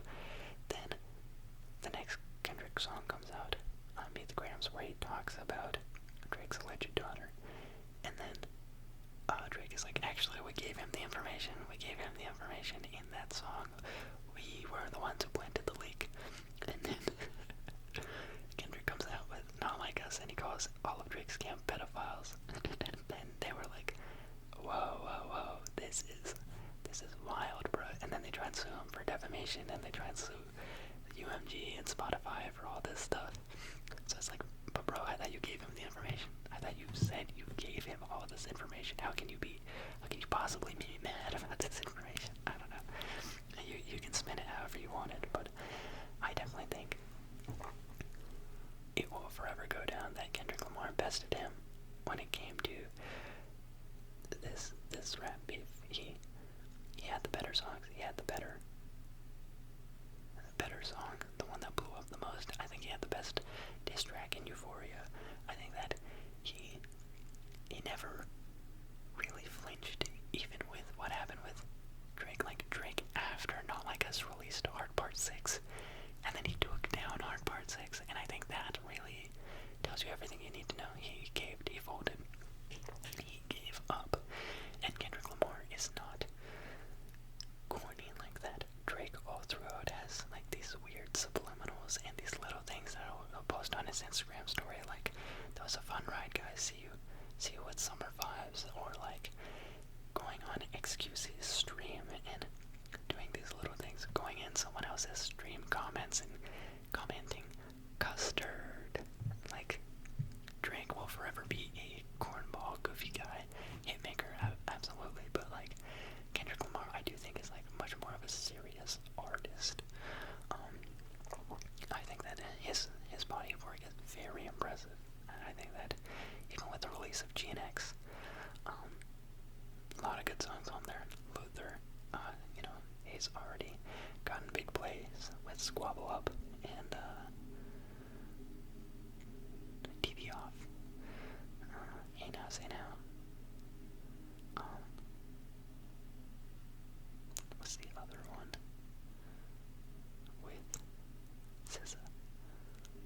It's Luther, and there's the last song.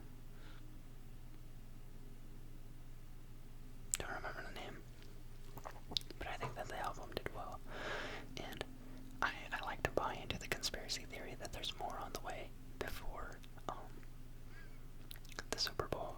In all honesty, I don't think there's going to be. I don't think there's enough time. I don't think it makes sense. He's already very successful with what he did. He put a lot of people on from the LA rap scene, West Coast rap, with GNX. But there is that theory of like, the Hard Part 6. Oh, the Hard Part 6 I think is really good on that album as well. It's always the single. It's not the one on the album. And then the thing that he teased in the GNX teaser video is actually not even on the album GNX. So, and then you go back to like the lore of what a GNX is, all that jazz. It's fun to buy into. I would love to hear another album come out before the Super Bowl. In all honesty, I don't think it's going to happen, but I do think that it was a good album. It was a fun album, and I liked it. And yeah, but like, comparing it to his other work is really hard, because even if he puts out a good album, the standard he has set for himself is so high that I don't even know where I'd place it, honestly. Like, I don't think I would place it that high, because his previous work is just that great. And yeah, in my personal opinion, my favorite Kendrick Lamar album is Good Kid, Mad City. I think that is a fantastic album. Song after song, hit after hit. I know that critically, To Pimp a Butterfly is very acclaimed.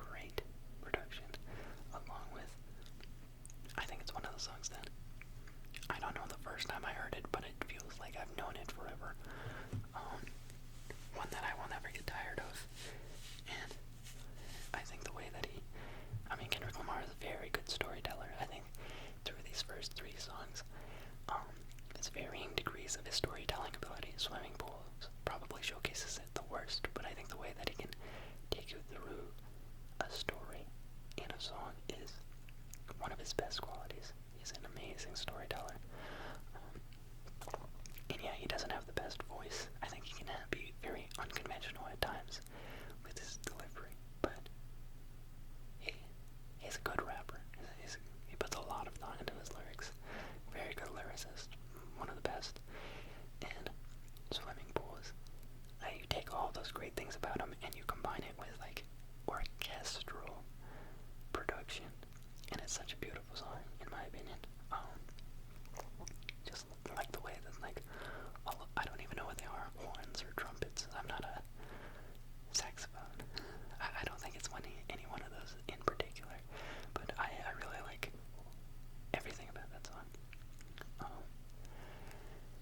And coming into number 2, my second favorite Kendrick Lamar song, I would say it's Sing About Me, I'm Dying of Thirst. And that is, I think, the song where he showcases his ability to tell a story. I mean, the entire album with all the like little snippets, not snippets, but like interludes and like little skits that are scattered throughout it in between the songs. I think that in itself is already painting a picture. But then you have a song like Sing About Me, I'm Dying of Thirst, and it's a long ass song, but it's a great listen. When the lights are out and it's my time to settle down, my main concern, you know, it's one of those where it's like, it's not really that pretty of a song, I wouldn't say, but it's just like, he tells such a good story in the song that I'm always gripped and I'm listening. Sometimes you'll listen for the music, sometimes you'll listen for the lyrics, and I think this is definitely a song where I'm listening the entire time for the lyrics of the song. And yeah, I like the second half, the beat switch from the first half to the second half. And it has that one very popular part where he's like, and if I die before my album, boop, boop, boop, boop. Promise that you will sing about me. Great song, go check it out. It's worth your while. I know it's a long song, you've probably heard it. If you haven't heard it, Sing About Me, I'm Dying of Thirst, Sammy Dodd for sure. Great song. And my third favorite Kendrick Lamar song, which I will preface with like a, now hold on there, I would say it's Auntie Diaries. And I think Auntie Diaries is another song where Kendrick Lamar tells a very good story. I do think there's some like logical fallacy to the song. I don't know if you're aware with the controversy behind the song or not, but this is a song on the latter half of Mr. Morale and the Big Steppers that Kendrick got a decent amount of flack for because he drops the F slur many times in this song. And the reason why he drops the F slur is because the song is about an aunt and a cousin of his. It's about like growing up around transgender people, and his experience with the LGBTQ community, in the way that like how he didn't know really what their experience or what they're like. It's basically a song about how like he didn't know why the F slur was as like impactful as it was until he like grew up around these people and he saw how they were being treated, and eventually he gets it. It's like a lethal shooter. I understand it now kind of song where he's painting this picture about how like he grows up with his aunt. That's actually an uncle. My auntie is a man now. It's the like early chorus of the song, and yeah, I think from like an LGBTQ perspective, I can definitely see how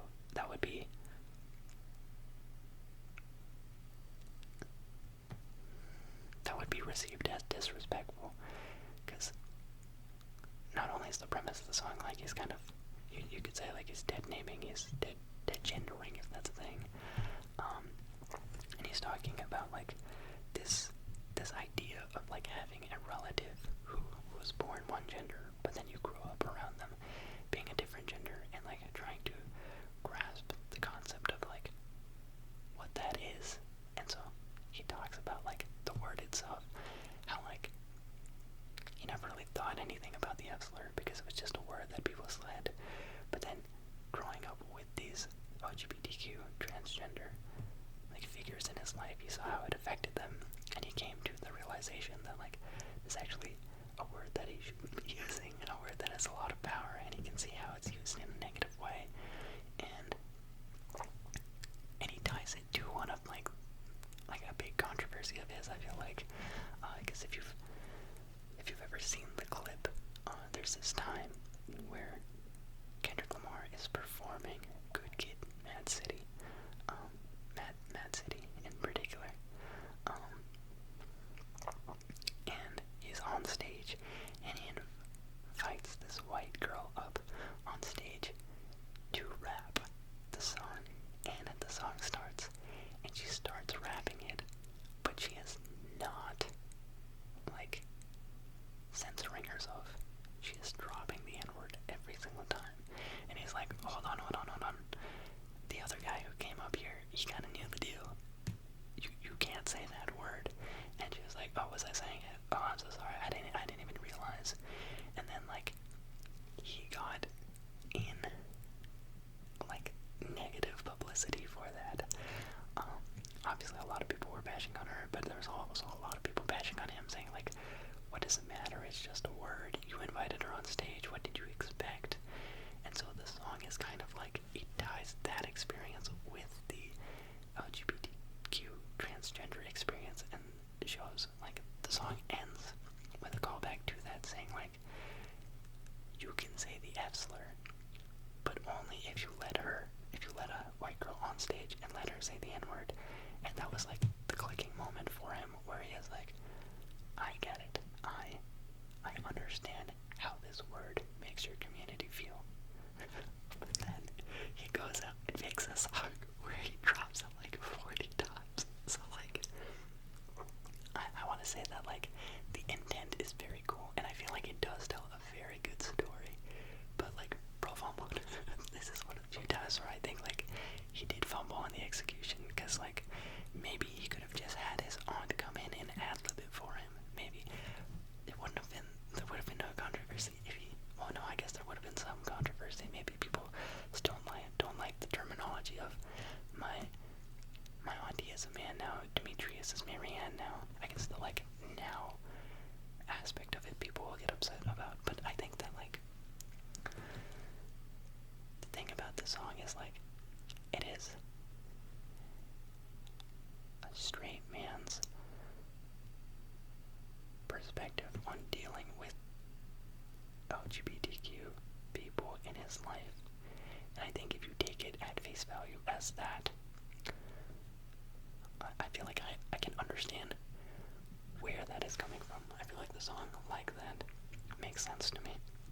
The perspective he is writing from makes complete sense, because that is the perspective that he has, and I as a straight man can kind of see where that comes from.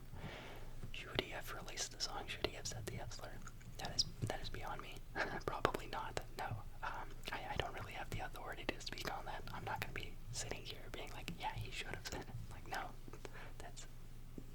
That is for the community to decide. I think that, like, logically speaking, it is ironic that he said it, and it kind of goes against the purpose of the song. But for me, as someone who is not a part of the community, I'm not personally offended by hearing it. I can still enjoy the song. And I think that like the way that the song builds is phenomenal. You start off the song and you've got this like background instrumental where it's like a light. It goes ear to ear, and it really is like sonically very pleasing to listen to. You have this like light strumming thing in the background that goes from one ear to another,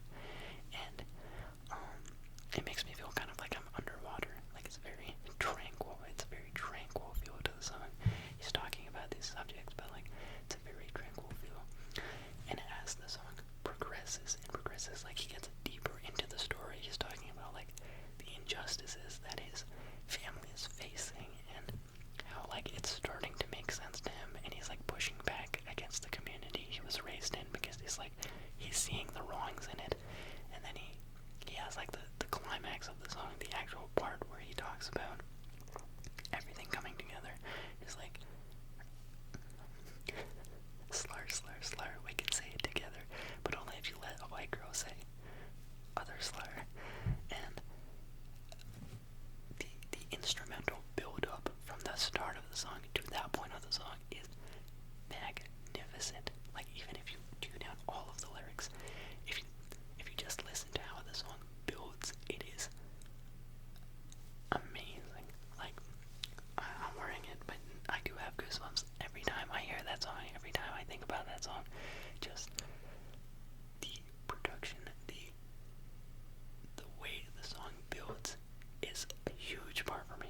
Like, all lyrics aside, he's telling a story. I think it's an interesting story, but I think sonically the way that song sounds and the way that like he climaxes both, the way that he like gets to the point of the story, he makes the full tie back, and the song has like reached its absolute peak, and then it just cuts.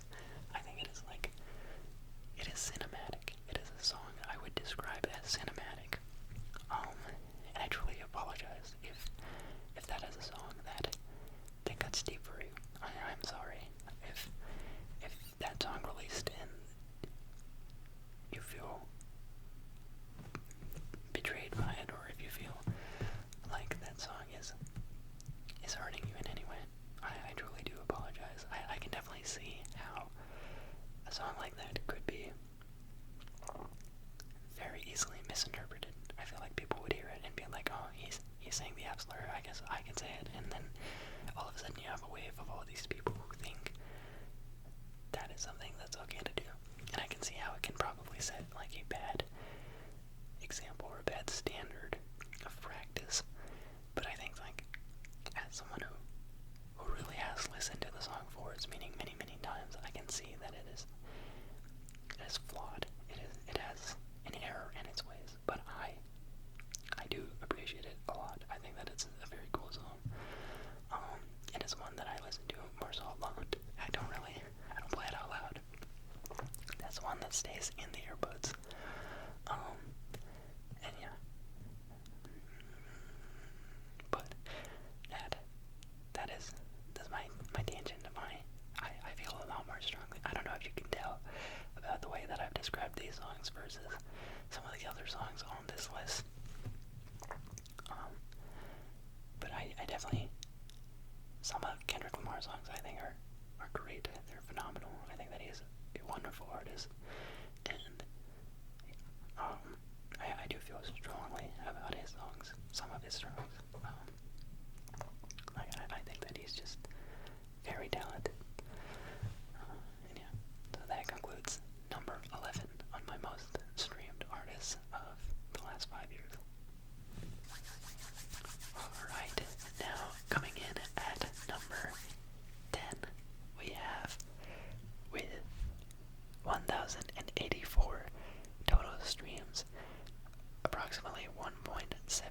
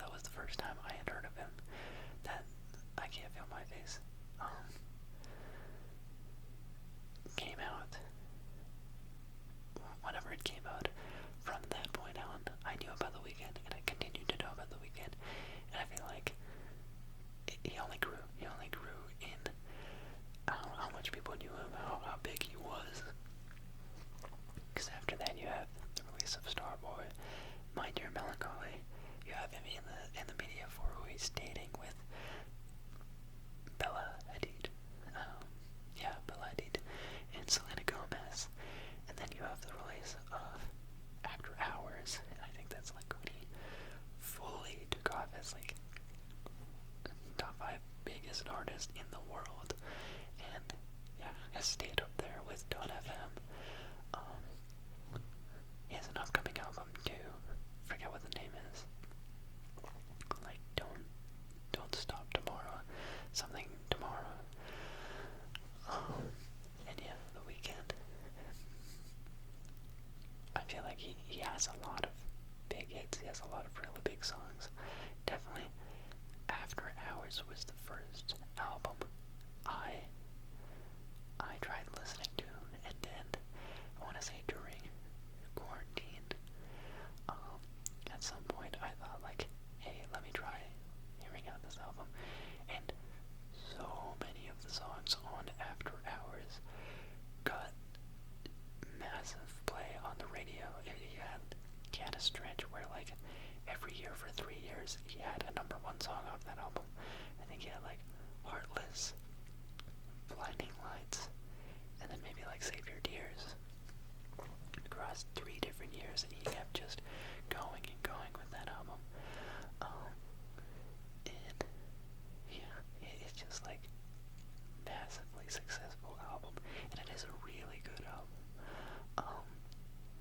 I remember from that COVID quarantine, it was kind of a sad time, so listening through to that album, hearing After Hours, the title track After Hours, that song I really liked because it had more of like a low, ominous, like The Weeknd. He makes these big pop hits, he makes ballads, and then he makes like sad songs. He can definitely do a number on a sad song. And yeah, After Hours was one where like I was just in my feels at that time, so I was feeling that song a lot. And The Weeknd's another guy very similar to Ariana Grande, in the sense that beautiful voice, absolutely majestic voice. 90% of his songs are vile, about vile sexual acts. He will talk all kinds of crazy on his tracks. And there are definitely some songs where, like, yeah, he sounds great, but the thing that he's talking about is foreign and weird that I can't really vibe with it. And the one that comes to mind always is when I listen to .fm, there's a song on there called Best Friend, and it's about like, it's such a weird concept. It's about like going from hooking up to like, instead of friend zoning, like best friend zoning. It's such a like, I don't know, every time I hear that song I'm kind of like, bro, what is he talking about? What is this song about? Like, zero relatability in my, for me, in my experience. He's singing all this and it's like, I honestly cannot listen to it. It is such a weird song. The other songs, I don't care nearly as much. He's pretty, it goes pretty out there on the Or Nah remix. He's pretty out there in a lot of his songs. Both of them have been classified as a sex kind of artist, where like they have amazing voices, and throw Brent Fayez in there too. They're like top tier vocals, very good singers, and they're gonna be singing about like getting down and dirty with your girl. Like, if you've ever heard the lyrics to like Moth to a Flame, things like, yeah, your girl's with you, but she wants to be with me type beats, like, what kind of song? But they sound great. And yeah, The Weeknd, top tier voice. And I think that, so The Weeknd being up here, he has cracked the top 10. He is number 10 out of my top 20. I had listened to some of his stuff. I never really tried listening front to back anything until After Hours, but he's very big, so I was aware of Starboy, I was aware of Beauty Behind the Madness, I was aware of My Dear Melancholy just because of Call Out My Name, and then that came out. I explored that album a bit, but the reason why The Weeknd is actually so high on this collection is because my first girlfriend was a huge Weeknd fan. We bonded a lot.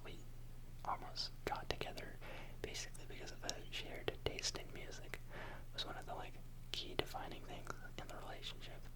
But of all the artists that she listened to, her favorite by far was The Weeknd. And because of that, I was very curious. I wanted to get a lot more into his music so that I could enjoy it as well. And so I made a concerted effort to try and go through all of his albums and listen to them all front to back. And I made it down, but I never got through Trilogy.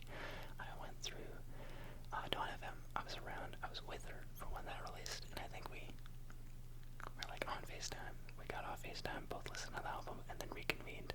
And I actually felt kind of bad because I was like, this is not that good.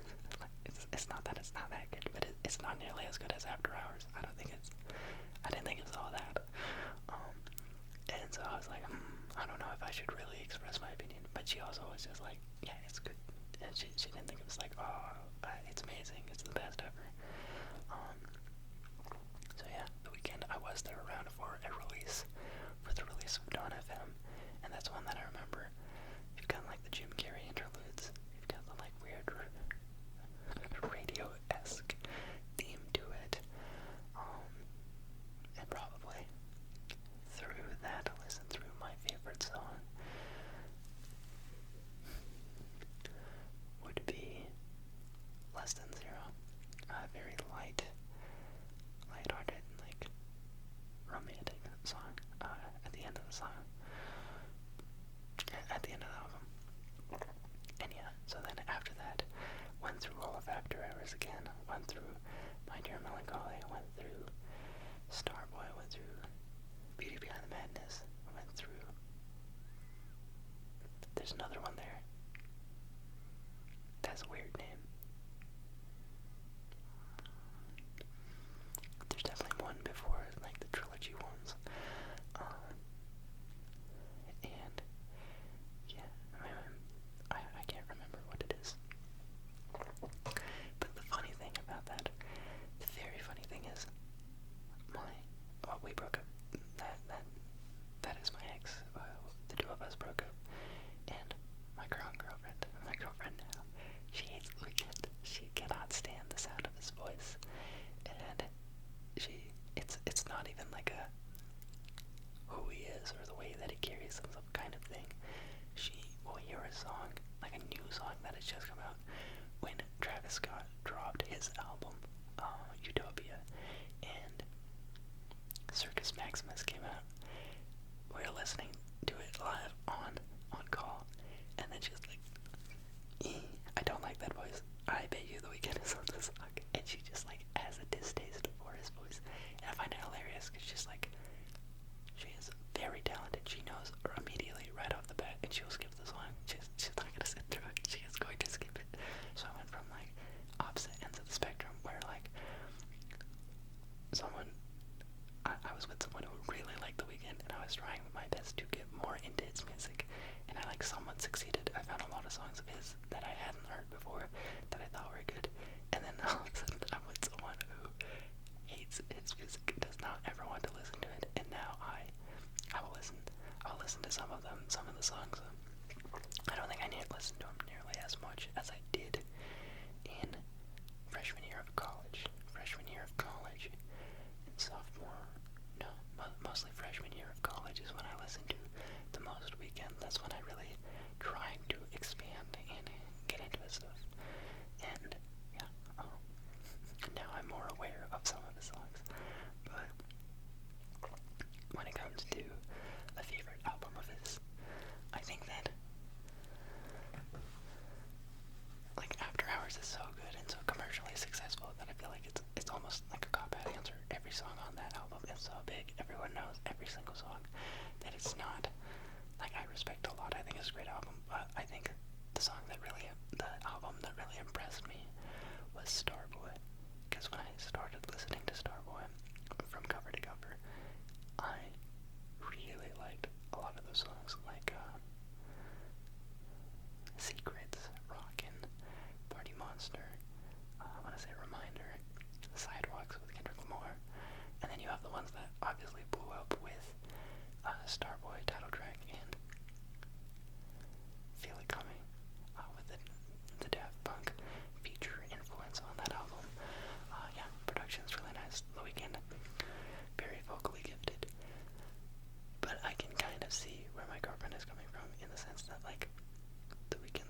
I don't think it's as enjoyable as Brent Faiyaz's. I think Brent Faiyaz's has like an effortlessness, a silky, smooth touch to his voice that really sells me on it. I think that The Weeknd makes good music, but I'm also partially there for the production. I think his voice is good. I can objectively say that, like, he has a nice voice. He does a lot with his vocals. He has a good vocal range, I think. But I don't think it's... I still would enjoy Brent Faiyaz's voice over The Weeknd's voice. The Weeknd is like a certified superstar at this point. There's some people who are so into him, so huge mega fans. I am not. I'm not someone who will even try and pretend to be that. I'm aware of his music. I like his music. I think that it's good.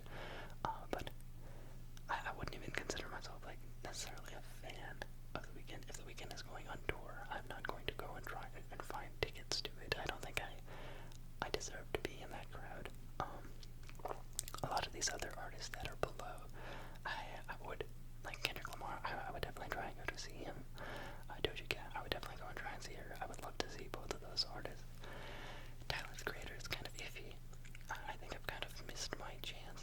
I think that he has really high production value. And, like when he headlined at Coachella, that looked cool, but it looked cool because Tyler is a great performer, I think. And so, for the production value and for some of the songs, I think it would be cool. I think I would enjoy Tyler, the Creator. I don't know if I would necessarily belong. I think with his recent albums, I might stick out a little bit because I don't love them as much as other people do. ASAP will never go on tour. That's not really a worry.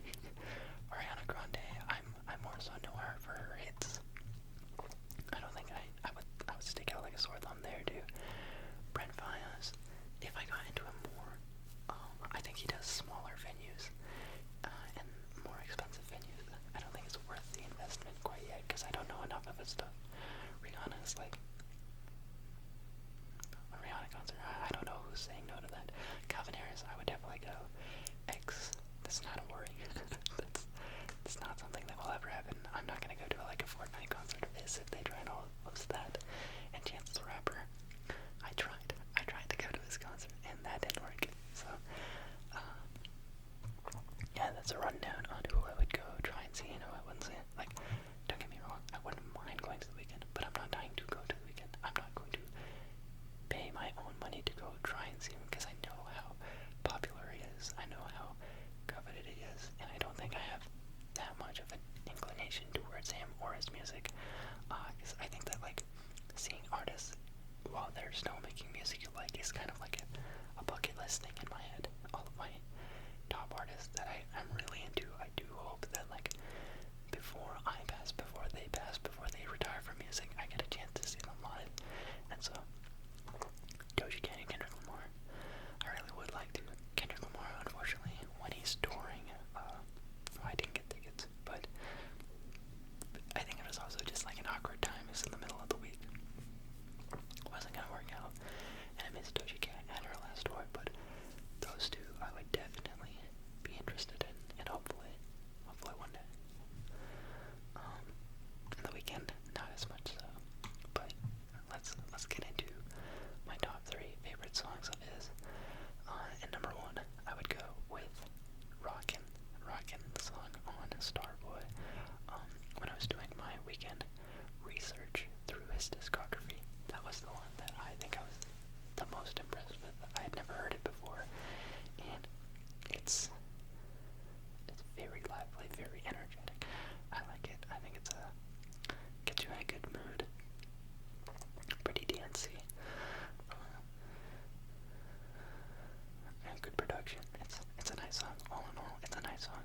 And I do place it this high because it was one where, like, I had to go out and find it, and it was like this little gem that I found. I'm sure that people who are Weeknd fans are like, that's such a popular song. But as someone who recognizes that The Weeknd is a huge artist and has heard like all of his big radio hits as they have come out, to discover the song was like, oh, that's kind of cool. Never heard it, but I think it's great.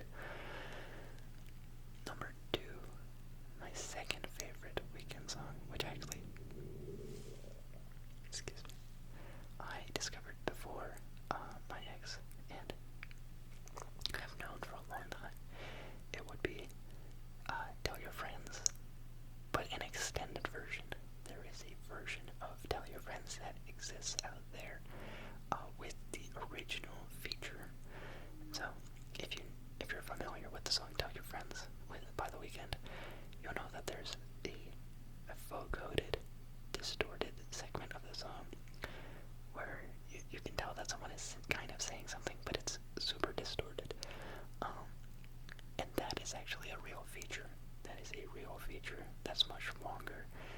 based on the final song that came out, and it's Kanye. Kanye has a feature, a decently long feature on Tell Your Friends, and the song with that feature, all in all, it's like 6 minutes long, so it gets quite lengthy. But that version of Tell Your Friends, I think, is really nice. I think it's just a very nice song to hear. It's one where he does a great job vocally. I think that the instrumentals and the way that the song has been put together is very memorable. I think I don't know. He really puts on a show in that song, and I'm more so impressed. I think some of the songs he does stuff with his vocals where I'm not as impressed. That song is one where I'm impressed by his vocals, and yeah, very pleasant song. And then the last one, the last song I would go with is the title track on Starboy. My third favorite Weeknd song is Starboy, on Starboy, and that one it's a huge hit. I'm not turning any heads by saying that one. That's definitely a major mainstream song. But I think it's great. I think it's another one of those where clearly I'm very hungry. What's I saying? It's one of the songs where if it comes on, I'll instinctively start bobbing my head because I really like the production on it, and I think that I remember it coming out. I remember it being a hit, and I will forever remember it as a hit. It's one that, like, on first listen it was great. Even now it's great. I don't think I'll ever get tired of it. I think it's a great song. And yeah, that's really all I have to say. In regards to my 10th most streamed artist of the last 5 years. Alright, now coming in at number 9 on the list with 1,097 streams, or approximately one song every 1.7 days for the last 5 years. We have Billie Eilish. You might notice I am now wearing a blanket on my shoulders. That's because it's gotten very cold. It is currently 2 a.m. and the weather outside, the temperature outside has dropped to 22 degrees, and I'm a Californian born and raised, so I'm not really built for this. Even indoors, I'm kind of freezing my butt off. But yeah, let's get into it. Billie Eilish in at number 9. Now this is an artist where the majority of these streams not only come more so recently, or like my exposure to this artist. I would say I only really picked her up listening to her music in the last year or so. Maybe like last year in the fall. I want to say I really got into it. I don't know. I've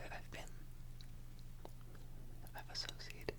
Definitely in like the last couple of years, I've grown very appreciative of her music. But I think like the amount of play that she gets peaked this past year.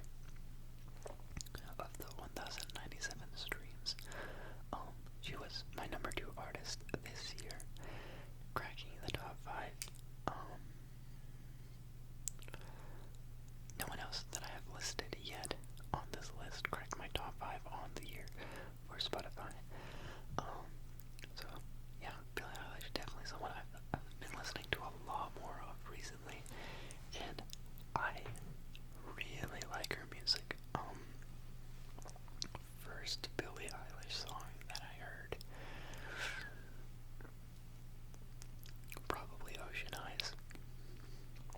I mean, she is a fairly young artist, one that like I was definitely around for her rise to stardom. I don't think I was paying that much attention to it early on, but Ocean Eyes, it came out.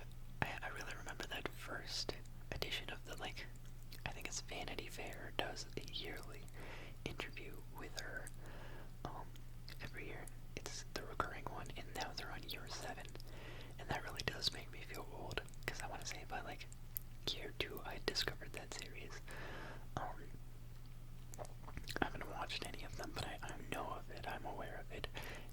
they will do a recurring interview with her. And early on, she has like her light blue hair. She is still like a teenager, all that. I think Ocean Eyes is probably the first song of hers that I heard, and it's an impressive song, you know. She is one that her music is a great blend of like good vocals, not amazing vocals, but I think good vocals and fantastic production. Her brother Phineas really does he does an amazing job on her production, and I think that she has very pleasing songs that are pleasing to the ear when you listen to them. And so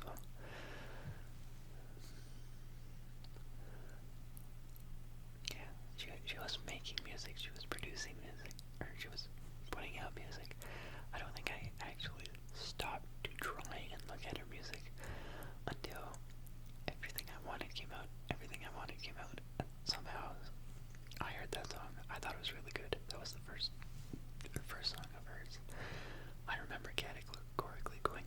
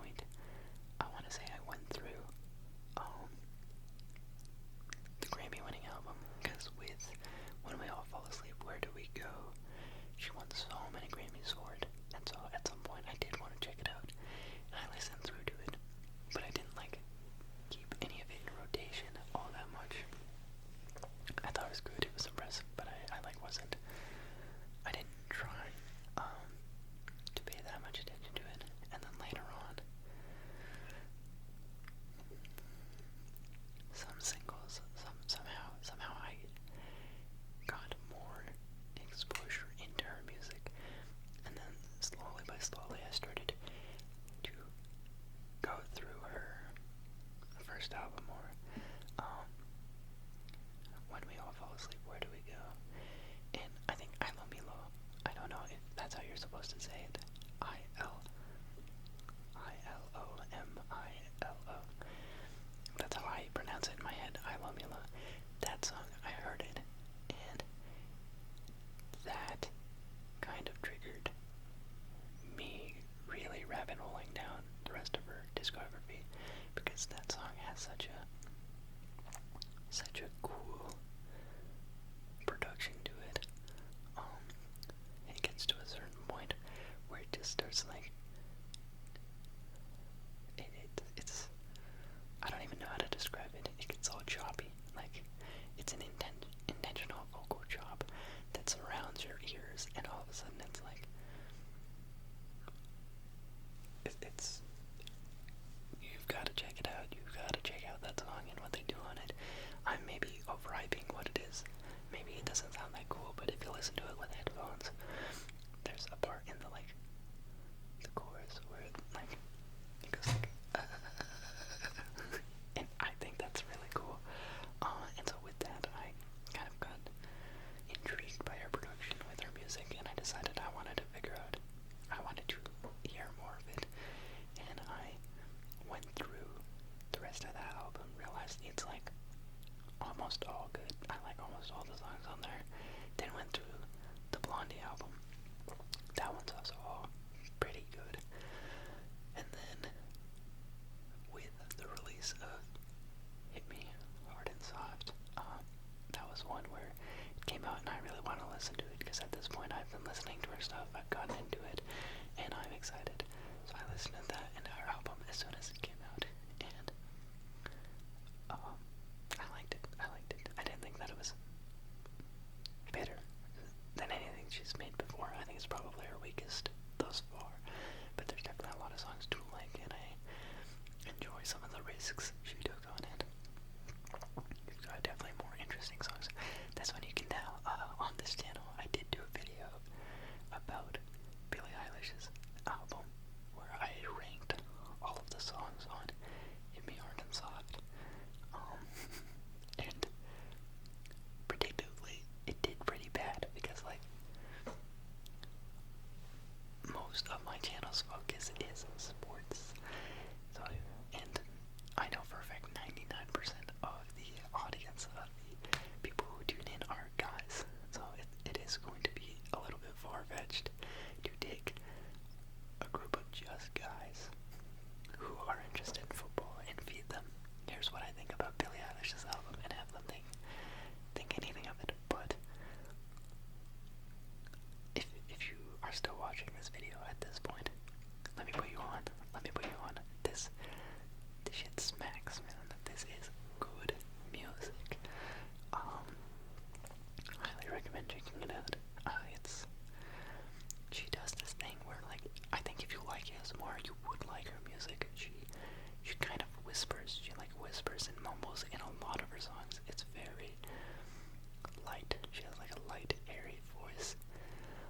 In a lot of her songs, it's kind of I wouldn't say serene. It's almost eerie. Not eerie either. It's something that's kind of chill-inducing. I don't listen. It's relaxing, but it's relaxing in a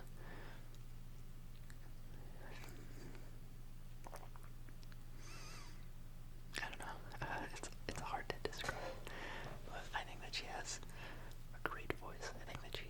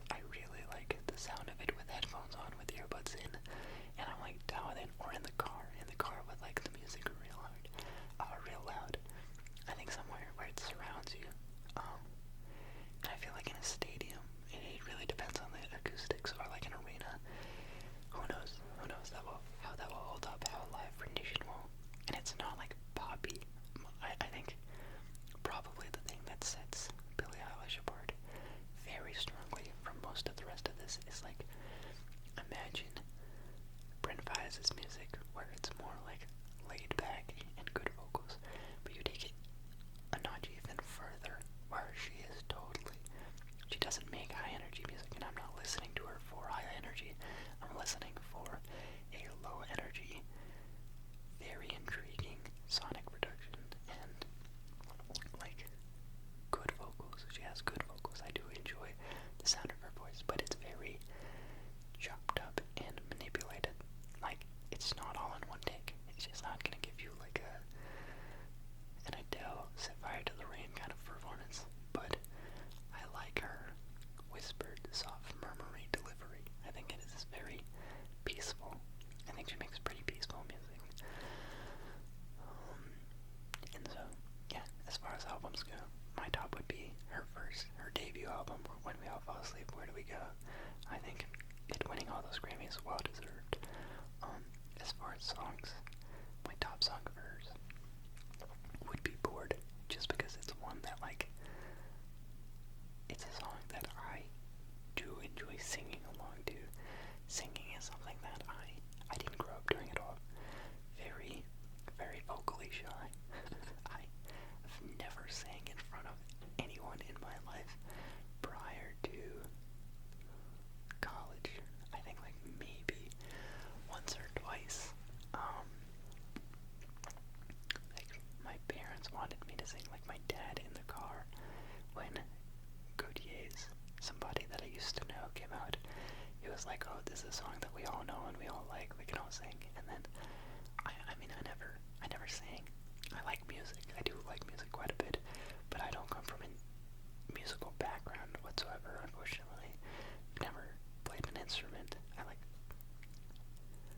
in like 4th or 5th grade, we had a music class where they taught us a little bit of the guitar, but I could never read. I couldn't read music. I could memorize the notes and where to play them. So if I could memorize the entire song, then I could play it. But if I couldn't read it, the sheet music, and yeah, never really tried on any other instrument. Not a path that my parents put me down. I didn't grow up doing dance or anything like that. So I've always just been like an observer, an enjoyer of music. I really do love music. I like music quite a bit, but I don't have any personal connection to it. I can't make it. I can't produce it in any kind of way. And so with singing, yeah, I never liked to sing. A couple times that I feel like I did try. I'd get made fun of by my own family. So definitely like a sing in the shower kind of guy, if at all. And then, yeah, warmed up to the idea of singing more so in my freshman year of college. There were a lot of times where my roommate would be gone. He would be out and about. And ironically, like, that is when I felt most comfortable singing, because, like, I only had one roommate in my freshman year, so we shared a room, but when he was out, I don't have parents around, I don't have anyone around. It kind of felt like that was a time where I was completely alone and I can sing. If I'm at home and I'm like in my room, or if I'm in the shower, or if I sing, someone's gonna hear me. Someone is going to hear me in my own house, and I don't want that. But this was an opportunity where I could sing, and I took it full advantage. So one of the songs that I really wanted to try and master, try and perfect, where I haven't come anywhere close, is Bored by Billie Eilish. I like the sound of that song a lot, and the way that she sings it. It's one that I will often listen to alone and try and sing along. And my hope is that one day I can pause the song and my voice carries just like hers does. And it's a long road ahead. I won't say it'll never happen. Maybe one day I'll get it. But with no vocal training, with no real practice. I mean, now I'm significantly more comfortable. That's something that I would say is a big change from before college to now. I would never sing in front of anyone. You couldn't pay me to do it. And after my freshman year, I really warmed up to the idea because I felt like I'd gotten more practice. I wasn't as self-conscious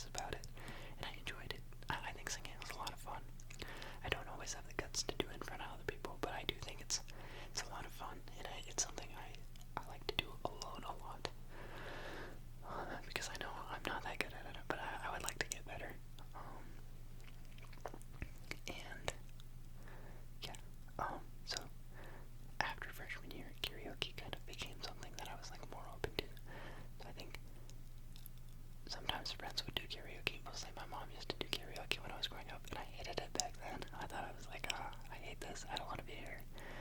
Then there was a little bit of karaoke at one of my friend's house in like the summer before college, in high school, and that some of the rap songs were fun. Like I would try and do rap karaoke, but never like an actual song. And then yeah, I opened up to the idea of like actually doing a song that is not a rap song in my freshman year, after my freshman year of college, heading into my sophomore year, became a little bit of like a, ooh, karaoke, sounds like fun, because I finally learned the joy of singing, and it was definitely like a thing I like to drink a little bit for, because it helps make you a little less self-conscious. And yeah, I don't know if I did mention it for the dancing. Dancing is one where I still haven't gotten over it. I don't know when that'll happen, when I will cross that barrier. But with no dance background, I cannot dance in public. I cannot dance in front of other people. Still very rigid. Go to the club and I'm standing there doing nothing. I may be bobbing my head. I may be tapping my foot. I'm giving the club nothing at all. I'm staring at the lights. I'm staring at the lights thinking like, I wonder how much that light system cost to get installed. And music at the club is usually not something I care for. I'm not a clubber, not a partier, don't know how to do that.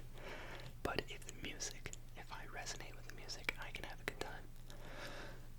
I'm not the best at expressing that I'm having a good time, but that's a different conversation. So anyways, that is my top song from Billie Eilish, Bored. Number 2, my second favorite song would be Bitches Broken Hearts. That's another single, another early single of hers, with also like a very low, fluttery voice, very soft-spoken, very enchanting, very like slow and enchanting kind of song, and it's very mellow. Both of these songs are very mellow, and I like that about them. And my third favorite song is a toss-up between I Love Me Low and Goldwing. I Love Me Low, as I mentioned, sung on her first album. That is another one that kind of like, it was like a gateway drug for the rest of her music, because the production was so cool. But I think that like Goldwing is the current version of I Love Me Low for me. That was the first one I got obsessed with the production. I think Goldwing is now the one where like it itches a certain part of my brain and I can't get enough of it. It starts off with this like Christmas choir beginning. It's like a very choir, Latin almost intro, and then the song builds. It builds from this like little vocal sample to an entire experience that's like covering your ears, surrounding you, and then she starts with the chorus of the song, and then like the production completely takes over.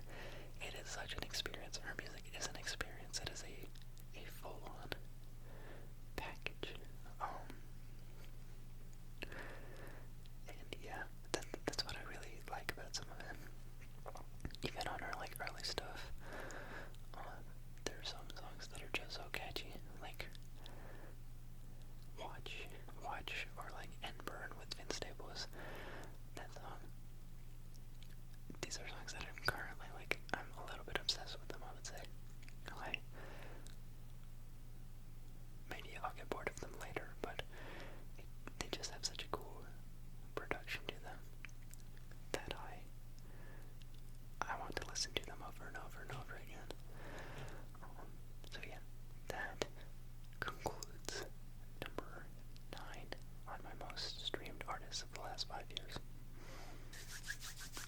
Coming in at number 8 on this list with 1,459 streams, or roughly one stream every 1.3 days, we have Drake. I know that I have been critical of Drake both in previous videos and in this current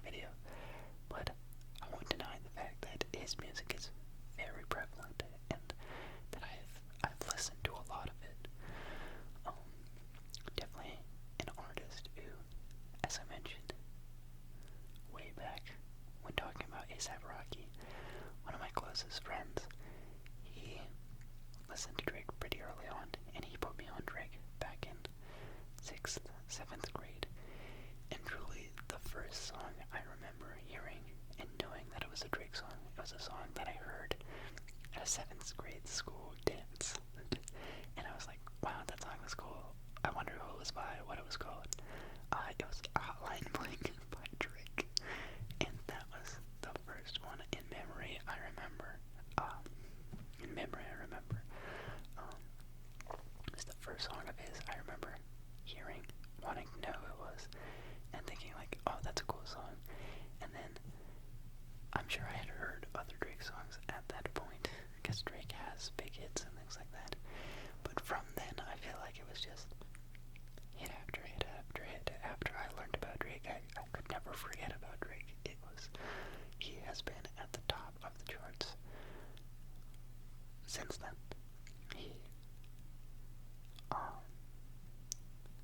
He is a hit maker. He is a certified hit maker. He knows how to make a good song. He knows how to make a catchy song. And I think that Drake is very talented in his vocals. I think that he can make a wide variety of songs. He can make rap. He can rap.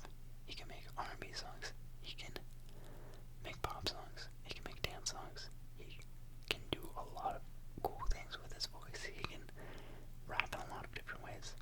And I think that Drake is very versatile, and he actually is very talented. I think Drake's biggest enemy is honestly himself. The biggest thing holding Drake back is his own pride. It's Drake's like need to establish himself as like a hard guy. I don't know why he cares so much as to present as someone who is tough. I feel like he tries very hard to be tough, and it time after time fails. And if he just would drop it, he is such a silly, cornball, goofy guy, and most of the time that's what he expresses. But then he gets caught up in this need to try and prove himself as a tough guy. If he didn't do that, I think that he would just be respected. I think that if he was more like a Lil Nas X and didn't take himself so seriously and had no internal need to try and prove himself as like a tough guy, he would catch a lot less hate, because that's what he keeps trying to do for some reason. I think that's really been his downfall lately. But musically, I think that very talented. He has a lot of giant songs, probably the most hits of anyone on this list.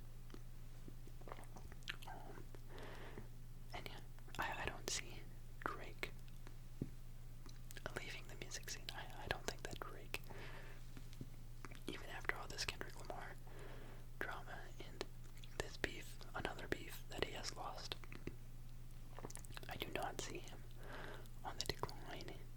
I feel like he's been around. He will continue to be around for a long time. I think musically, when it comes to hits, he is here to stay for quite a while.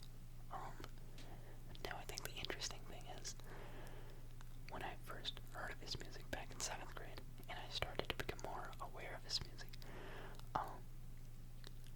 I was getting into his songs for the hits. I wasn't going out and seeking his music, but it was there. So yet after I heard all these things, when I finally did decide to try and start listening to his music, I feel like it was at the worst possible time.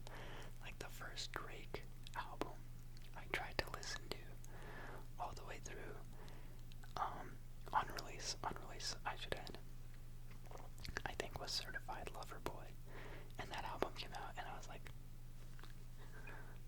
there's a lot of filler, there's a lot of not good. Scorpion in itself, I had heard through a friend who was big into Drake that he didn't make it through, that there's a lot of songs that he just doesn't care for.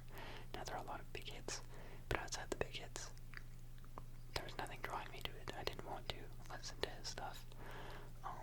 And then Certified Lover Boy, I think I maybe tried to listen to.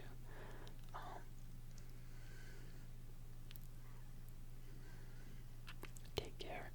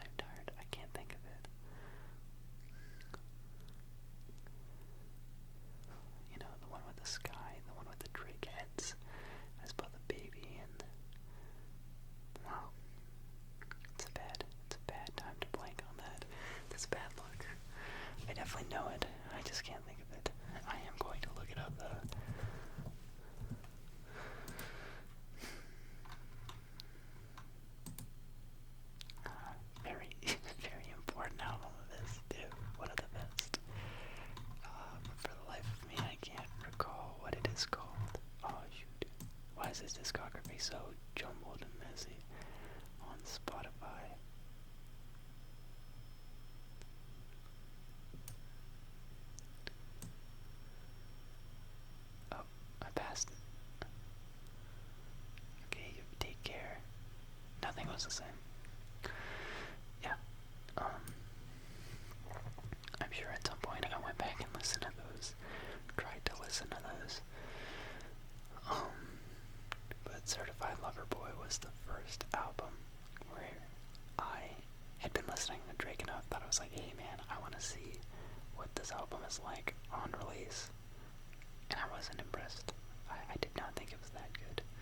I think Champagne Poetry was decent. I think that some of the songs that really blew up, like Gross More Gross, I don't think I would call that a good song. The one with Kid Cudi and Juice WRLD, like I Miss You Do, I think that one's also okay. Really the only ones I cared for on that album were Knife Talk, DCU, Champagne Poetry, and what's the one with Fair Trade.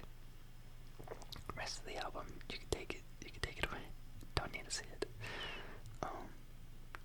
I think even Too Sexy was like, it was funny for a minute, but I didn't really like it that much. It's one of those things where like Drake can make a song, have it blow absolutely up, and then I will never want to re-listen to it after the moment has passed. Like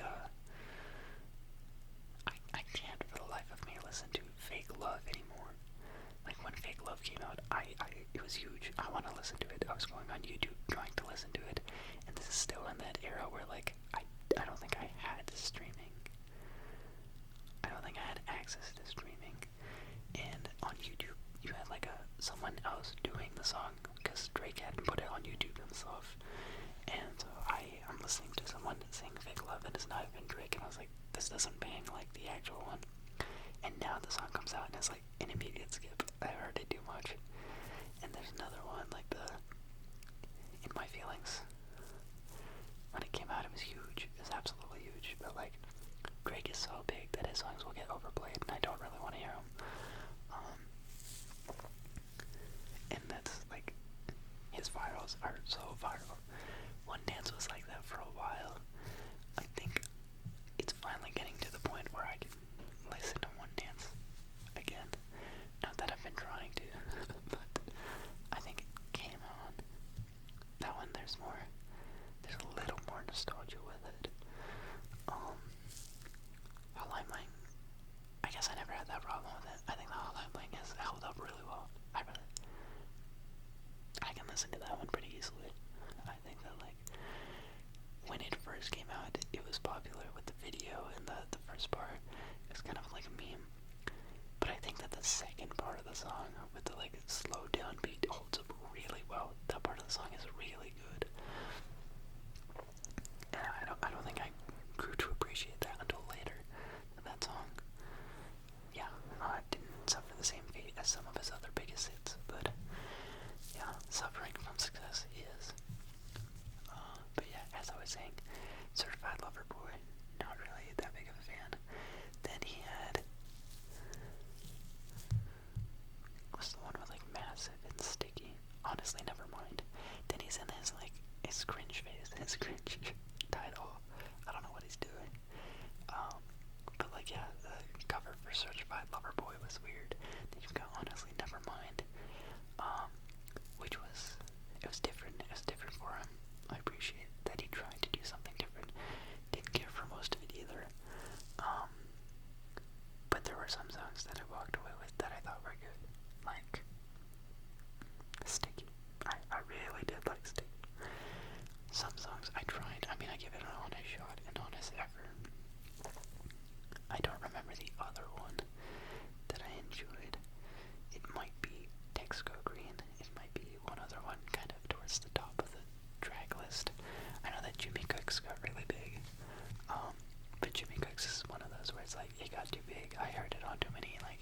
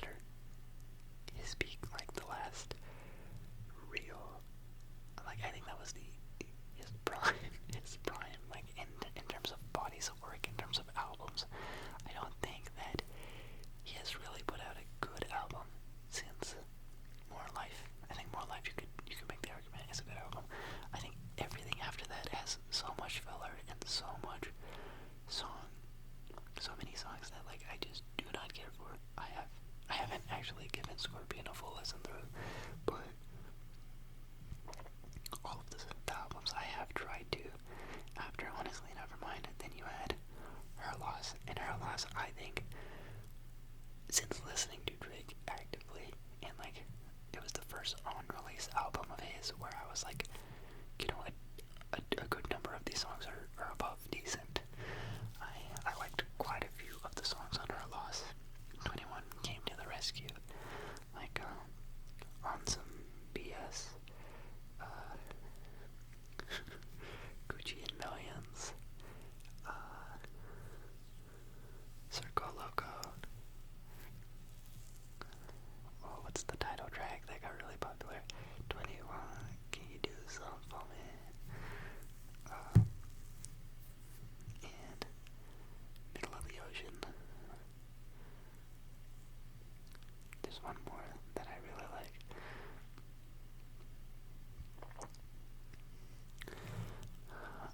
The name is kind of getting away from me, but it's probably my favorite song on the album. I can't remember the name. But yeah, I thought that album was like, oh, a step in the right direction. And then For All the Dogs came out, and it's another like, dude, there's so many songs on here that I just don't care about at all.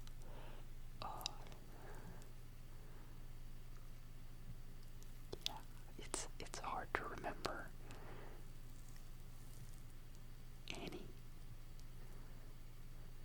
if I'm being honest. I don't think it was that bad. I don't think it was like a 0, but I'm definitely gonna need a reminder, a refresher on what was good in that album.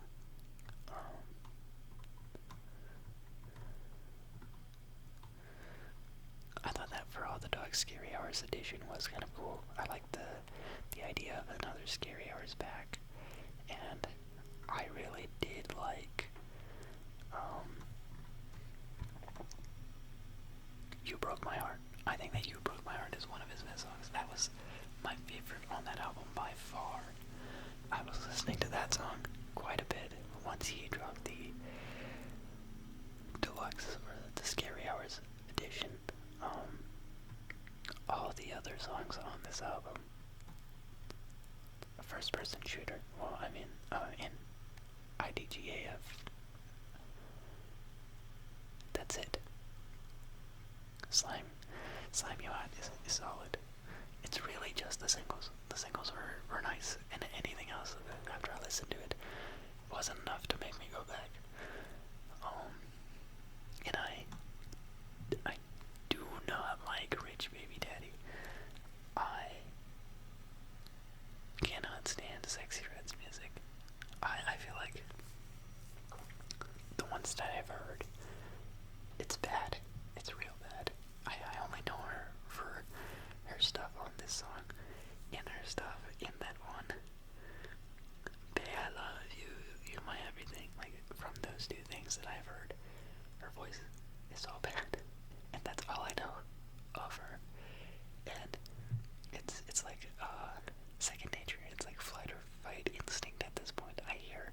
I see Sexy Red on the song. I like internally, I tense up. And I'm like, oh man, I don't want to listen to it.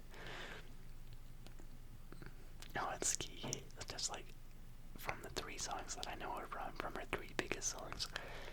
There's nothing I like. But that is me hating. And yeah, so not all that much to write home about from For All the Dogs, but his early stuff is really good. His early albums are great, actually. And I do think that like Views, everything up until Views, and then even More Life, you got a good thing going. You got good bodies of work, and everything else. When I actually started to try and tune in, it's like in terms of composite bodies of work, in terms of albums, it's not good. It's not worth trying. I mean, I still do. I still have hope that he'll make an album, and they're just so overinflated. Like, I don't understand really. He doesn't need to be making this many songs. 23 songs on For All the Dogs, then a 6-song deluxe. And I think that's the thing. Like, with Drake, it really is quantity over quality. And so you have some gems, you have some absolute gems that will pop and take over. There will be giant hits, and he has a massive following because he is very talented. But it's just like, it's like Temu, it's like Sheen. It's like pumping out as much as you possibly can, and some things will bang, and other things are just not worth. And I think that's the difference between, like, I don't think he's a great artist. I think he's a great hit maker, but I think there is so much fluff. There's so many songs that I like absolutely do not care about in his discography, especially in the later stages of it, that it's hard to really like type him up as like a guy who dominates in the rap sphere. I think that he's very talented at making hits, and I think that I've listened to his music a good amount because like all people, his music is everywhere, and you can't deny that he's had a huge impact. He is definitely one of the biggest artists out there, but I don't think that like the quality and consistency is always there. So when it comes to my favorite album of his, I would say it's Views. I would say for the time in my life that I discovered his music, I tuned in at the right time. A lot of those are more so nostalgic hits. You got like the One Dance, the Pop Style, Controlla, Hotline Bling, and some of my personal favorite songs come off of that album as well, with number one, my all-time favorite Drake song being Feel No Ways. Great song. I really like his, it's one that I like to sing to. Drake has a great singing voice, and it's a song in which he sings wonderfully, and I always want to sing along. I make it a good, like, I try, I try to go match him voice-wise in that song. I'm sure I don't come close. And, yeah, production's really nice on it. There was a song on We Still Don't Trust You, which was supposed to be like the original demo track that Future did for Feel No Ways, where he gave him like not the beat, but the flow. He gave him the flow. That's what like Drake did when he did Feel No Ways. It was like the reference track for Feel No Ways. And I'm pretty glad that Drake went with the direction that he did. I did not really care for the chorus on that song with the original Future reference chorus. Like it was a nice dig for what they were doing at the time. It was kind of like a cool power play, but it's definitely like a worse version. And yeah, it's my favorite song of his. And then number two would be Headlines. I think this is, Drake has a lot of classics. He has a lot of songs that you can put on at any given point from his first 3-4 albums, and like everyone knows the words. Everyone is having a good time, and you can play them. I feel like no questions asked, and I feel like Headlines is a song that no matter what the situation is, no matter what is going on, I am down to hear it. I'm so 100% down to listen to Headlines. It is so good. It's like peak Drake rapping, and one where I like made an effort to like go out and learn the lyrics, because like it's a powerful song. I feel like that song comes out and you want to rap along every single word, because it's just like, it's incredibly hype. I think it's a top tier hype song in my opinion. One of my like, that's a song that will get me amped, get me ready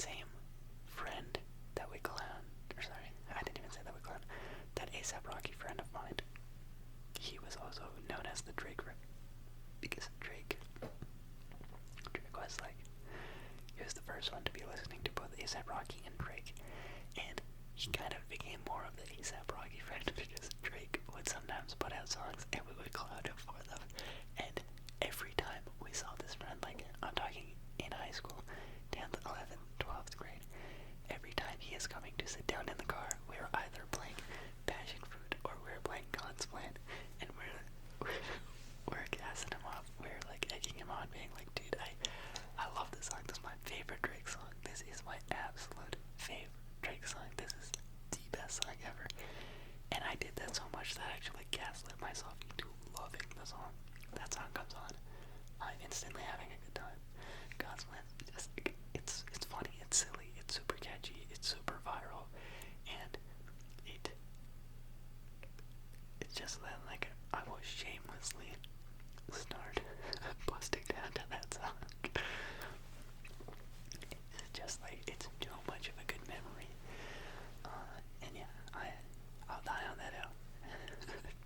give me God's Plan at the 3. And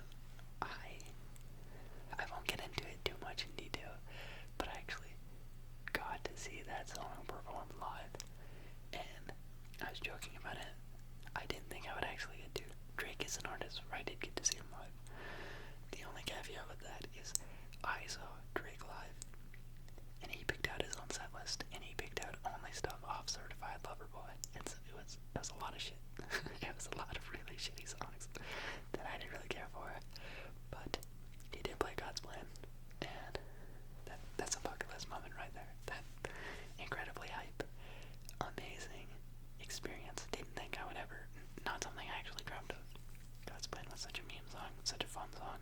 Even going into the concert, I didn't think I was going to listen to it, and to be able to hear that song live, that's like a moment I'll hold on to forever. So God's Plan, yeah, I'll wear it loud and proud. I do love that song. And yeah, I think that's all I've got to say. So that wraps up number 8 on my most streamed artist of the last 5 years, and I think this is a good time for me to go to bed. Because I think I'm getting very visibly tired. I'll try and get up and do as much of this as I can. Tomorrow's New Year's Eve, and my hope was to have this all recorded, edited, and posted, so that by the time the New Year's ball drops, this can get posted. Now, will that happen? I might need more time. We'll see. Because it depends on how much I need to ramble about these next upcoming guys, and how much I need to do tomorrow during the day. If I can record during the day, no questions asked, I might be fine, but if I have to, like, go interact with my family, and then I know for the evening we're going out doing things to celebrate. It depends. So we'll see how much time I get. Maybe it'll release when I want, maybe it won't. I'm determined to try and make it happen. But for now, I'm pacing out. I'm going to bed, so I'll see you later. Coming in at number 7 on this list with 1,599 streams, or roughly one song every 1.1 days, we have Playboy Cardi. Trying to remember, I think the first Playboy Cardi song I heard was most likely Magnolia, Cash Cardi era, where Magnolia was a very big song, his biggest song at that time. I don't quite remember who played it. I think at that point I had been listening to rap, and it probably was recommended by Spotify or someone that I knew had played it, and it was fairly catchy. You know, one of those where I think it got to a point where it probably was overplayed, and then it has slowly come back where I do enjoy listening to it a good amount still. I think that it holds up well, but for a while I definitely moved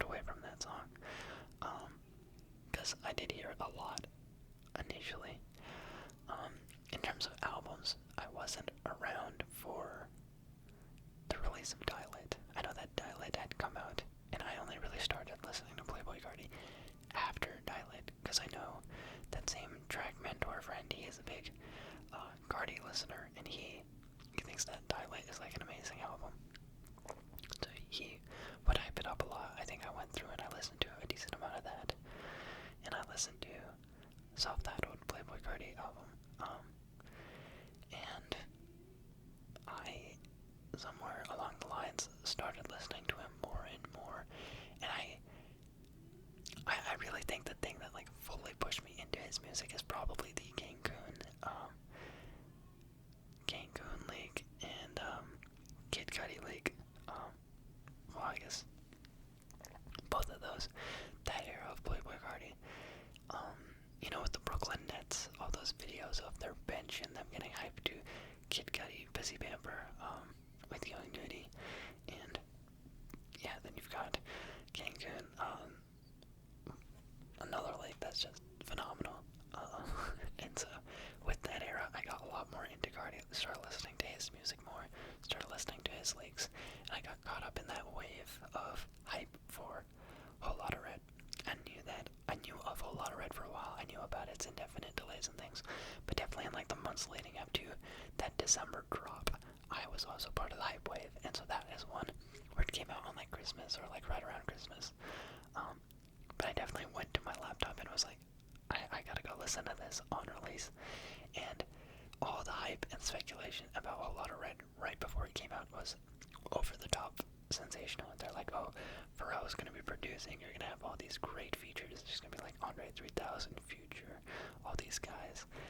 And then Whole Lotta Red dropped, and I remember on first listen I was disappointed. I was like, wow, this did not live up to the hype.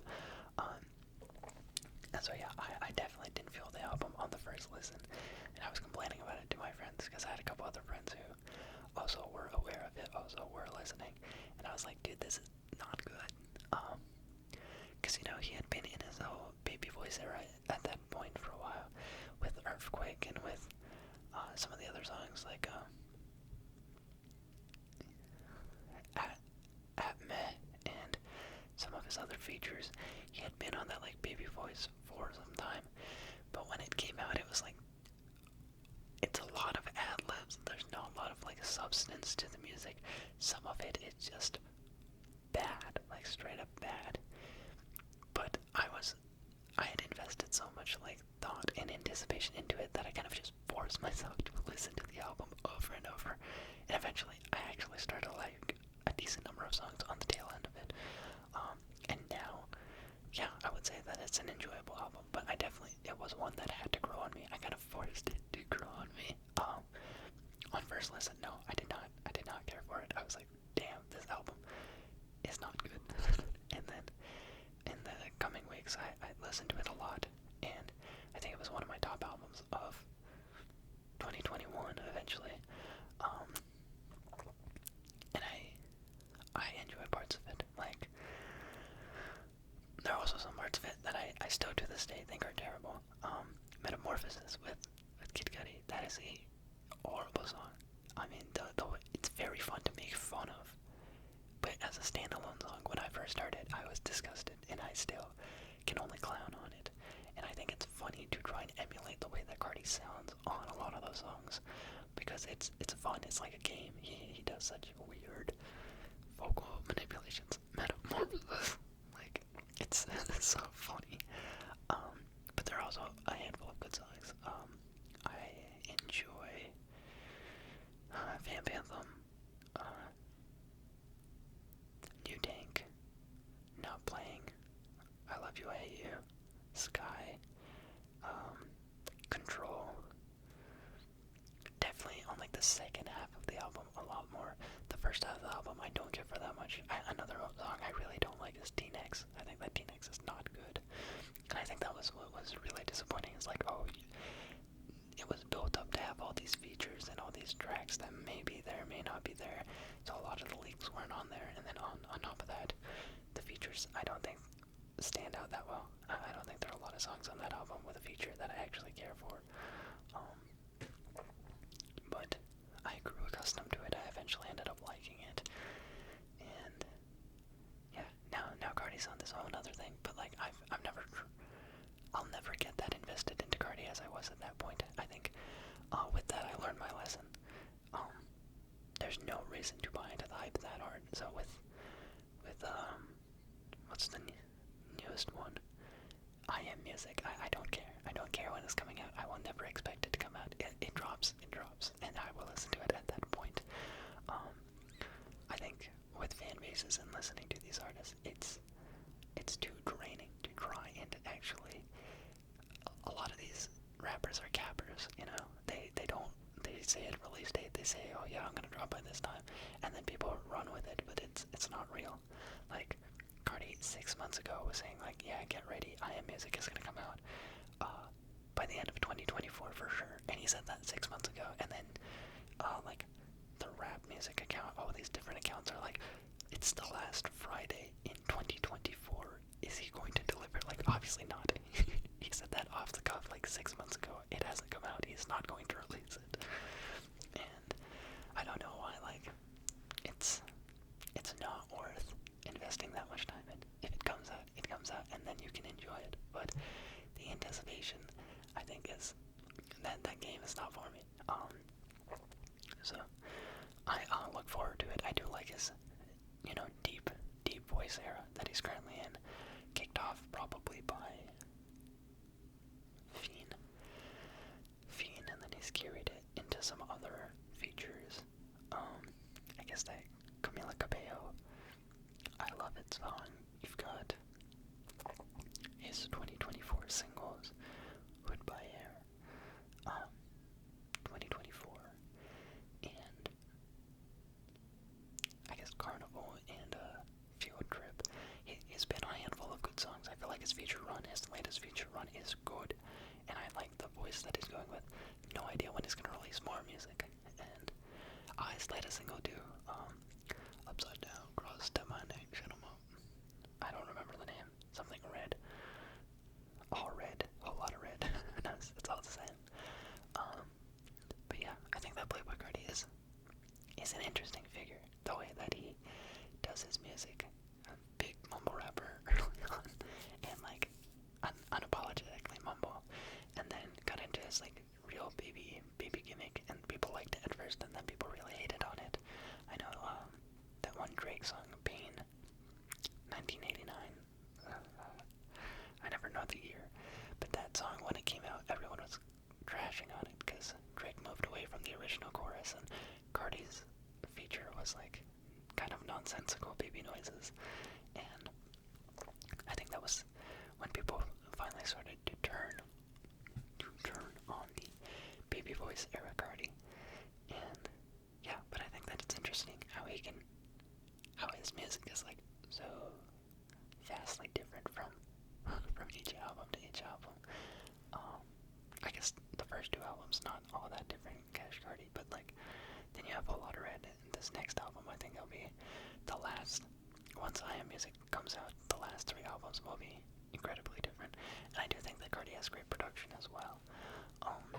At least very intriguing production at times. I don't always love it, but I think it's usually interesting.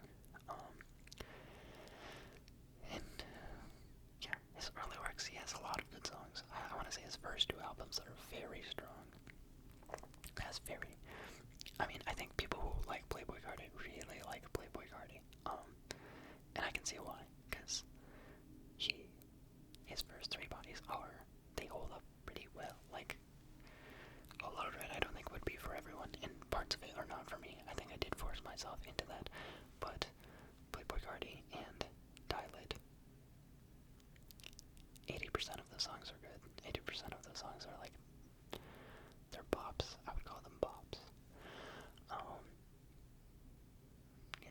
Alright, I got called into the other room to help my dad with something, but when it comes to Playboi Carti's albums, I would say that my favorite of his 3 so far would be Die Lit.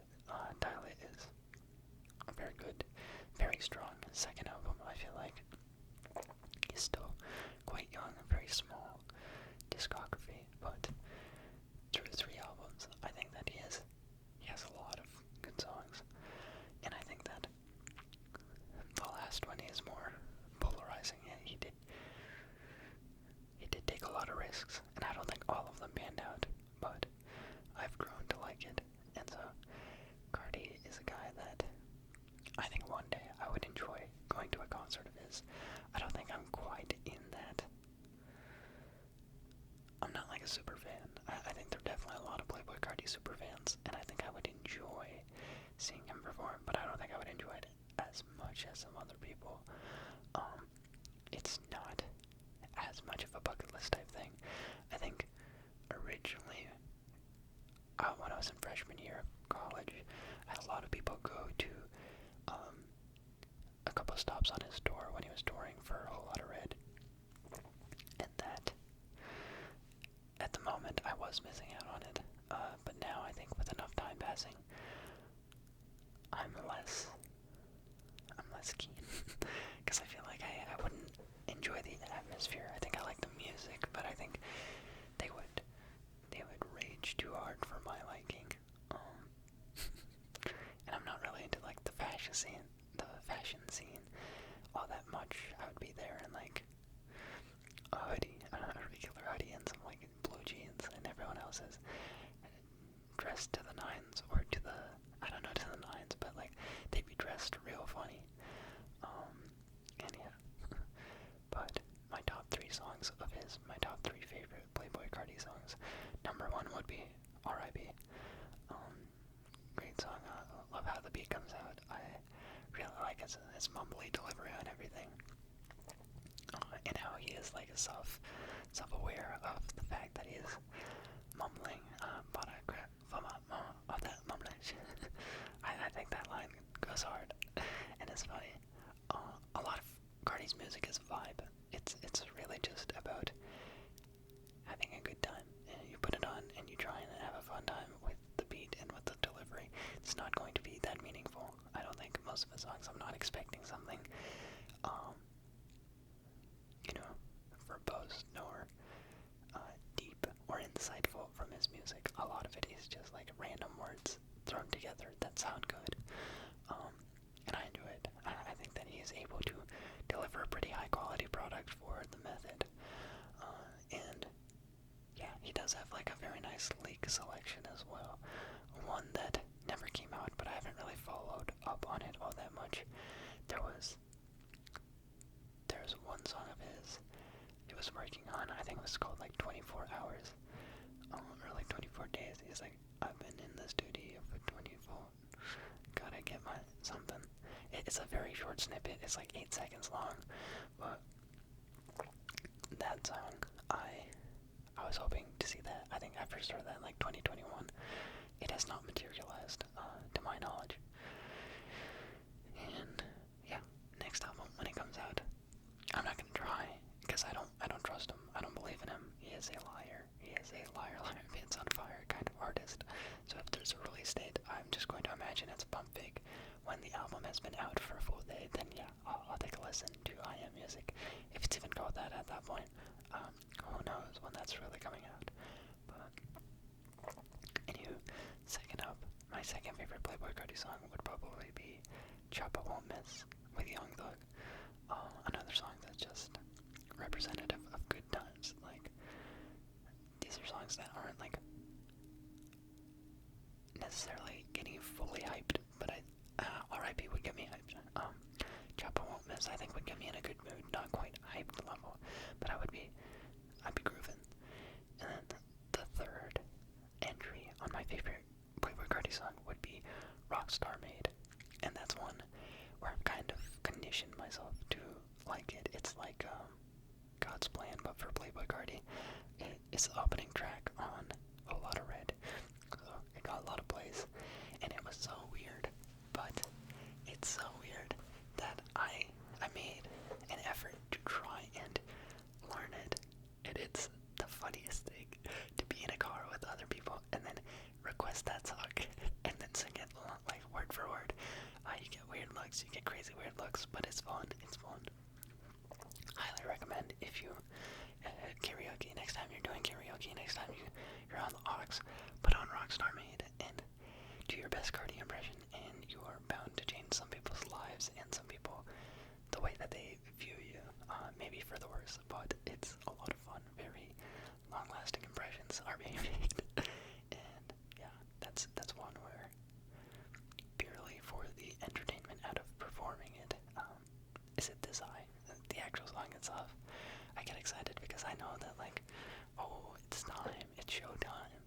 And yeah, that does it for my 7th most streamed artist of the last 5 years.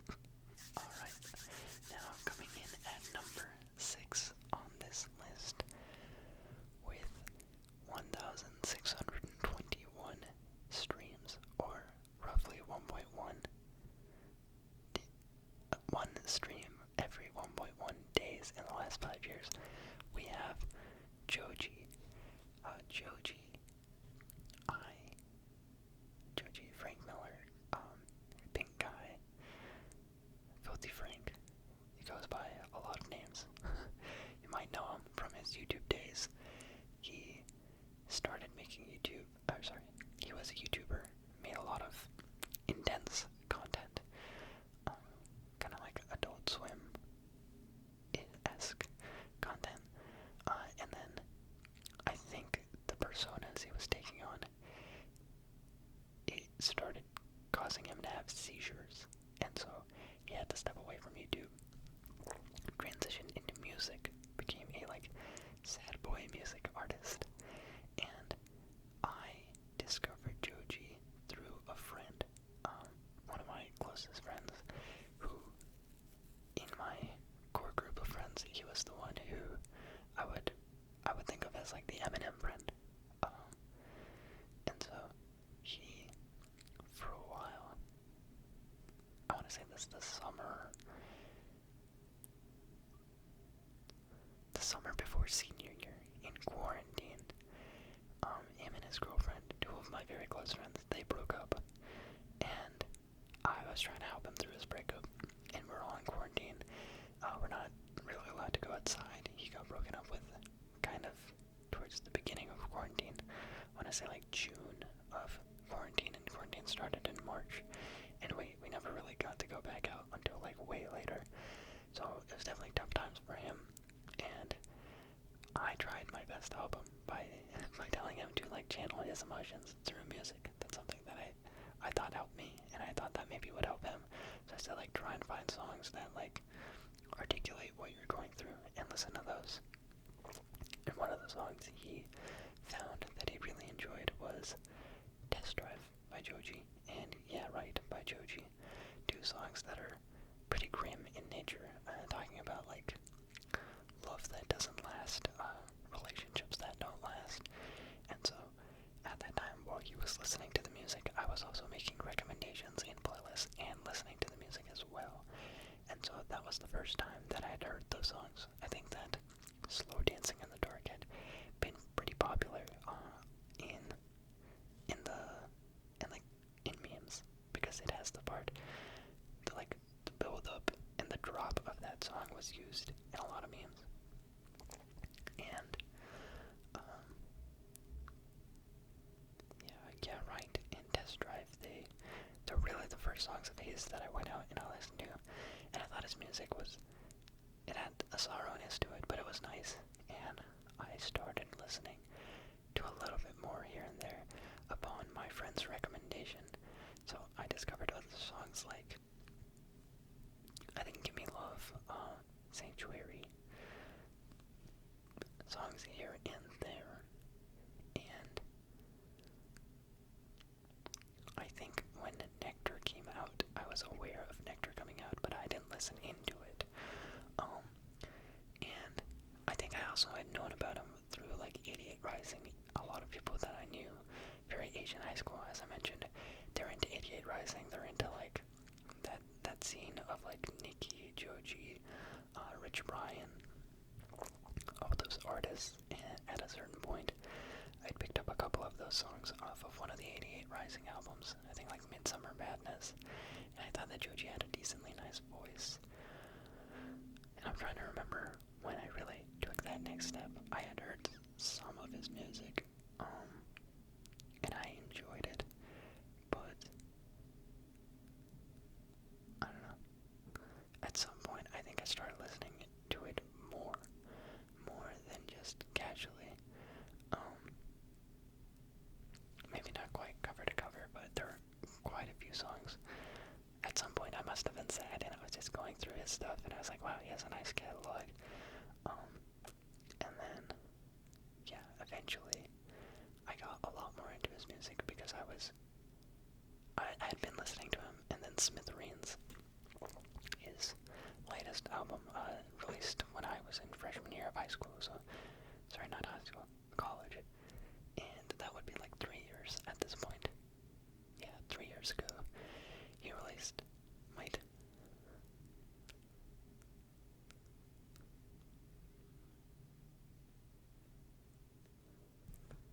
Glimpse of Us came out. After Glimpse of Us came the rest of the album. Maybe it released at the top of sophomore year, maybe 2 years ago. I just remember I'd been into his music. I liked a good number of his songs. And then when that album came out, I listened to it and I thought that it was really nice. Very short album, very quick songs, incredibly short. But I think that he is another artist where, kind of similar to Billie Eilish, not quite at the... Wow, one of my ears is ringing spontaneously. He is more of like on the sorrow side. You're gonna get mellow music that has not necessarily even the best of vocals, like he has solid vocals, but it's more the emotions that he's able to bring out in his songs. I feel like they're sad with good production, and that's a genre that I do enjoy. So Billie Eilish, I would say, probably does have more with her music. But Joji, I discovered it earlier, and I feel like it has been kind of like, there have been big pillars, big moments, big memories attached to some of his songs. Just because, even though it wasn't my breakup, I did feel like I was a big part in that breakup. I was playing middleman between two of my closest friends, and it was tough. It was tough times, and his music definitely, I do associate it with that time. So, with like heartbreak and sorrow, it definitely has that touch to it. He has like a certain sadness, and even Glimpse of Us when it came out. I couldn't really relate to the lyrics of it, but it's such a sad song, especially if you watch the music video. The music video for Glimpse of Us is like I don't know what you would call that lifestyle, like hooligans. It's a bunch of hooligans living in like a hooligan house, and it's about, I guess, their life, their ultra chaotic life, and how it's kind of miserable. And when you listen to it, like juxtapose that with the messaging of the song, of having like, the song Glimpse of Us is about being in a relationship, but longing for the person you had before. Like, the person that you're currently with is more like a distraction, while you want to be with the person before. And when that song came out, I had only ever been with one person, so like, it had never applied, it still doesn't apply. But I think objectively it's a very tragic song, and I think it's very nicely composed. And yeah, he has a good mix of songs that are kind of upbeat and some that are really low beat. And one of the coolest things that I discovered was, yeah, right, I had been listening to it as the censored version. You know how songs will have like a censored and an uncensored version. I never realized I was listening to the censored version until one time I heard the uncensored, and I was like, wait a minute, that sounds different. And I went back to the one I had been listening to, and it turns out, if you listen to the song, yeah, right, on censor, all the bleeps are replaced with, like, the cocking of a gun. Because, like, the song is about, it's about suicide, basically. It's about taking your own life because, like, this girl that you like doesn't like you. And every time he says, I'm gonna F up my life, the F word is replaced with, like, the cocking of a gun. And when I discovered that, I was like, wow, that's actually, that goes hard. That goes extremely hard for a censor. Like, usually you have, like, an expletive, like a bleep, or they'll just take out the word, but to replace it, and it was done so smoothly, too. Like, I never noticed that there was gun cocking, and once I did, it actually added to the song. I thought that it was very cool, because it sounds like the word is there. Your brain autofills the word so well that I think that's definitely one of the coolest elements I've seen in a song of his. Now, with my favorite album of Joji's, I Smithereens, it's just a bit too short. It's too short and sweet. I would say Nectar is my favorite. Is he's got good projects. Indung's Nectar. But I think Nectar has the most number of like great songs on it. There are a lot of gems on that album. Let me just pull it up. We've got, because I don't know how like popular he is. I know with like sad boy Asian people he's pretty popular. If you're in the like that, if you play Valorant, maybe you listen to Joji, and that's kind of the association that I make. My friends were big into Valorant. I played for a while, but I think that he is kind of like Joji, Keshi, those kinds of guys all fall into the same group. Balance one. So let's see. Oh, Smithereens, I'd say my favorites. I like feeling like, oh, I have a whole section for this, I did forget. Let's go into Nectar to see all the good songs on Nectar. I'd say You, Daylight, Gimme Love, Run, Sanctuary, Pretty Boy, Afterthought, 777, Reanimator, Like You Do. Those are all songs that I think are great. Oh, and one of the very cool things, so I've had a top artist for a long time. You'll see them at the top of this list. I've had the same top artist for a very long time. But last year, in 2023, is the first time in Spotify Wrapped, since I've been using Spotify Wrapped, that I got an artist who was not that same top artist. My number one artist in 2023 was Joji, and part of that was I got to go see him at concert. After Smithereens released, he went on tour. He actually went on back-to-back tours very, very quickly after his previous one, and so I was able to go to that with my girlfriend. I think October of last of 2023, October of 2023. I was able to go see Joji live, and that was really cool. Because he's one of those people that like I want to. Concerts for me, it really is about the enjoyment of the artist. It has to be an artist that I listen to a lot. I like their music, and then it will carry. That will carry the entire experience. And Joji was someone that I did want to see, and the fact that I got to see him live was really cool. I enjoyed it. I would say of the concerts I've been to, it's probably on the lower end of the spectrum, just because like the production value wasn't as high as the others, and you can tell when an artist is trying to hype up a crowd. Like sometimes you have natural hype, some people have like an undeniable aura to them, and so they're such a big name that everyone in the stadium is going to cheer at the top of their lungs every time a song breaks. Joji was one where he was performing in LA, and at the end of every single song it felt like it was like, oh my god, Los Angeles, what is up? And yeah, he was kind of silly on stage. He had a meme guy, he had a guy up there just doing like soundboard, meme sounds, like fart noises, things like that. There were a couple times in the show where he put up a timer with a piss noise to signify that he was taking a piss break. I don't know if he actually was or not. There was this whole part in the middle where all of a sudden it turned into, from a concert to kind of like an EDM remix of Glimpse of Us. It was wild and wacky, but a lot of fun, and I'm very glad I got to go to it. And yeah, so Nectar, my favorite album of his. My favorite song of his, I would say, is World Star Money Interlude, off of Indung's. It has like a melancholy feel to it. I don't know how exactly to describe what is so attractive about the song. The song starts off with like a guitar or ukulele strum, and that's what like carries throughout the first part of it. It really starts off with like a couple arguing. It's like, imagine there's someone out arguing on the street, like a couple arguing out on the street, and you're in your house kind of recording it. It's like a muffled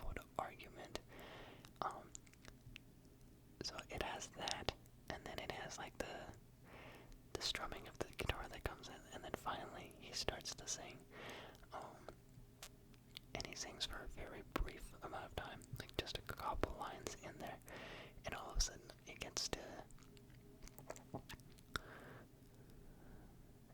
a certain point in his lyrics, and then the song just like inverts on itself, and like it goes from this like peaceful, tranquil thing to like I wouldn't say quite bombastic, but like all of a sudden, like the beat drops and it's going all over the place, and then it mellows out. It completely chills out at the end, once again, and becomes like a lullaby-ish. Because Joji can sing pretty high. He can sing. I wouldn't say that like his voice is the crispest or the silkiest, but he can sing decently high. And he has a certain tiredness to him. He has like you can tell that he sounds hurt. He sounds hurt and damaged in a lot of his songs. And it's pretty special, I would say. And that's definitely a song where like World Star Money Interlude, he's singing it and it sounds like it's coming from a place of experience. Don't know what exactly that experience would be. I don't know his lore really all that much. I wasn't someone who watched Filthy Frank all that much. I know this like transition of his, but I don't know anything about his personal life or his dating life all that much. I just know that he makes good music. I like his music. And yeah. So, my second favorite song would be off of Smithereens, Feeling Like the End. Another thing about his songs, they're very short. A lot of them are. These first two songs that I've mentioned, these are like 2.5 minute tracks maybe.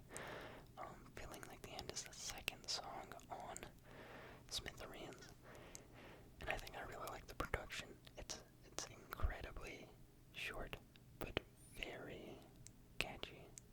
Like, it starts off with the chorus, then he goes into a light verse, and then it goes back into the chorus, and before you know it, the song is gone, like maybe 2 minutes.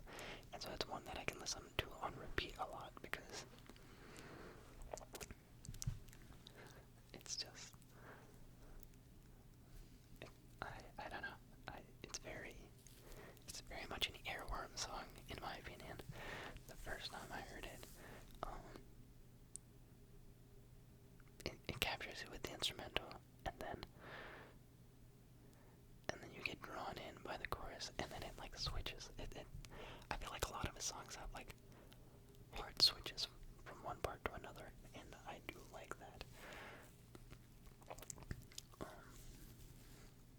Yeah. And then my third favorite song of his is a change of pace from the rest. I would say it's 777. It's a song on Nectar that is a lot more upbeat and fast-paced, and it's about like being in a car and driving. It's definitely a song where I always think of it like speeding down the highway, because he does talk about it in the song, and that one's a good time. I feel like that one makes me think of like friendship and good times and good memories, and that's just what the song elicits. I don't have any attached memories to the song really, but I hear that song and I think of like jolliness. And then the last song, my fourth favorite, I would give to Yeah Right, just because I think it's very interesting how it has those gun clicks, and it was one of the first ones that I was able to come across, the one that really opened me into his music. And yeah, that does it for my sixth most streamed artist of the last 5 years. Alright, and now finally moving into the top 5 on this list, coming in at 5th with 1,733 streams, or roughly one song every 1.1 days. We have Childish Gambino. Childish Gambino, also stage name of Donald Glover. He is a brilliant artist, in my opinion. I think everything that he touches, anything that he does, is worthwhile.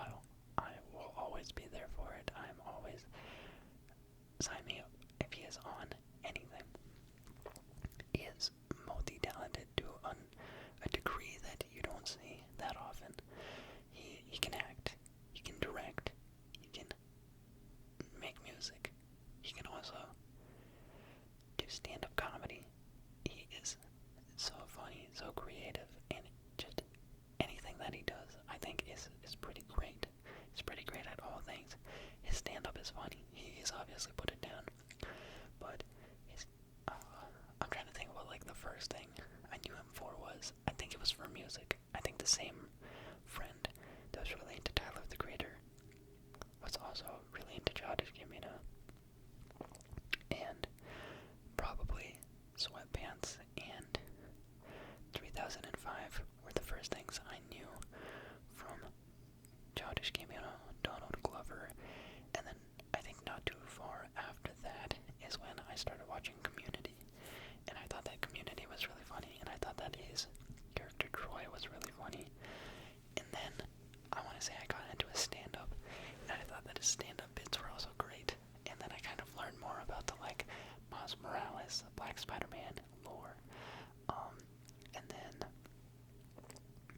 I started keeping up more with his music,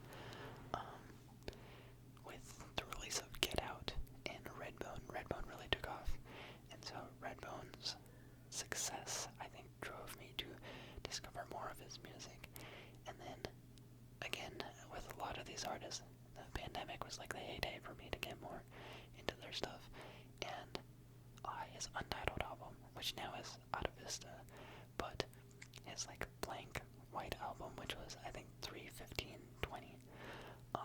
That album when it came out, and it had no real title. All of the songs' names are unnamed; they're just timestamps in the album. I listened to that front to back, and I really like that album. I liked almost every song on that album. I think at that point, I also started to pick up Atlanta. Atlanta's a series that he executive produces. He is also an actor on it. And I just feel like, he also had those other couple songs that were really big in the middle with like This Is America and Feels Like Summer, Summertime Magic, all of those. So I feel like I was listening to his music, and then he popped out with that album. I really like that album. I started to dive deeper into his acting and his producing. And other shows that he has executive produced on, I think, are phenomenal. If you have ever heard of this TV show, Swarm. Swarm, I think, was an HBO show, or maybe a Hulu show.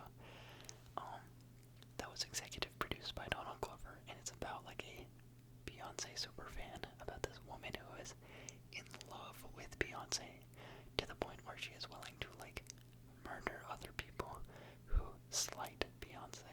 And so it was adapted to be like a dramatic retelling of it, and it was so good. Like the person who plays the character is so weird, and the show is great. I feel like it's such a ride. Like every episode is just like a weird feel. You have no idea what she's gonna do. She is unpredictable. And the shots, some of the shots on the show are so nerve-wracking and insane. I think that's like certain parts of Atlanta, certain parts of that show, you really get this like insane direction where it's like, wow, I am intrigued. I'm thoroughly intrigued by what is happening in front of me. And I think that like, I don't know, this is my personal opinion, but I think if you take the artistry of a guy like Tyler the Creator and you amplify it, that's like Childish Gambino. I think of all the people on this list, when it comes to multi-talented, being a pure artist in a variety of formats, I think that's Childish Gambino. I think that Childish Gambino, Donald Glover, anything that he does has such appeal. I feel like this past year I also watched that TV show, Mr. and Mrs. Smith, which takes after the Brad Pitt Angelina Jolie movie, but this is an Amazon TV show starring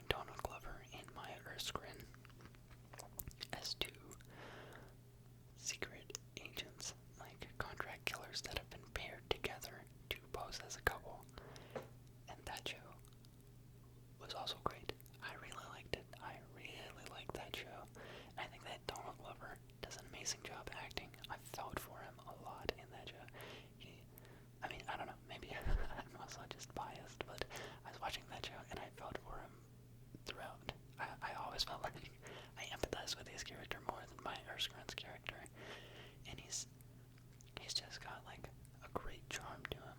I think that he is someone that I would say I look up to, just because like the guy is so talented in so many ways. It's true. It's truly one where I'm in awe of him, I would say. Some of these other people, I pick and choose what they do. I choose when I want to tune in or not. I think Childish Gambino, majority of the things that he does, like, I am there for it. I hear about it, I am there for it. And even his music is like, there's so much to it. You talk about Tyler, the creator, and how he has really evolved as a musician. I think Childish Gambino also, when you take a look at his early rap, it's like very aggressive. He is an aggressive rapper early on, and then he moves into more interesting production. He starts off with just his EP, and then you've got Camp. Camp is more of the like, both of them early on just really had this like more gritty persona, more of a dark, gritty, aggressive style of rapping and music, and then they both lightened up exponentially. Like, you go from Camp to Because the Internet, which is phenomenal, and then you go into Kawaii, where now it's like even lighter tones, even more interesting production. Then do like a complete flip, get into Awaken My Love, and I'll say, and then after that you move into Out of Vista, and then most recently Bando Stone and the, what is it, Bando Stone and the new something in the New World. I'm still waiting on that to drop. I don't think it ever did. He promoted his latest album, Bando Stone and the New World, which came out earlier this year, as like a soundtrack to a movie that he was directing and was going to be in like a short film, and it was going to be an IMAX experience.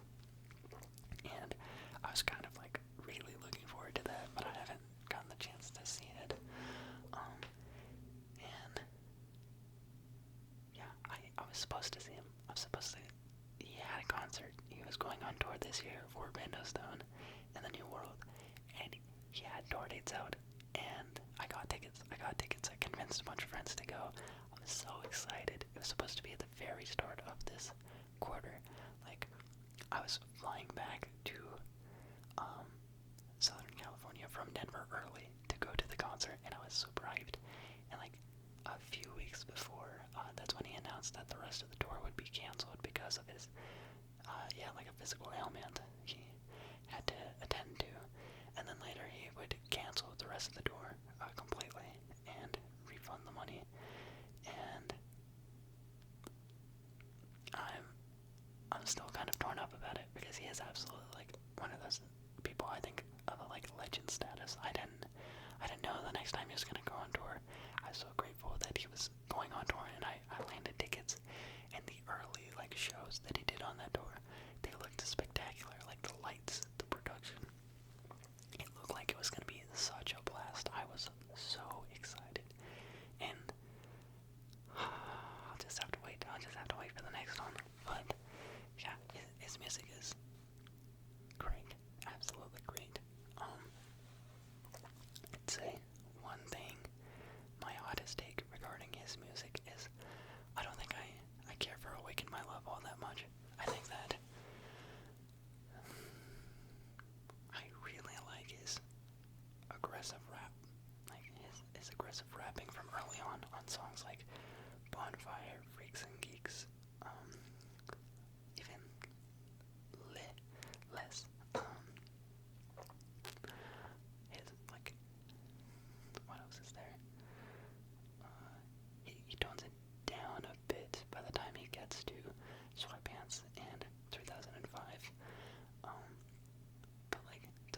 other songs where he's really like yelling. His wordplay, I think his wordplay is some of the coolest, if not the coolest, in those early raps. Like the things that he says are so outlandish and over the top crazy.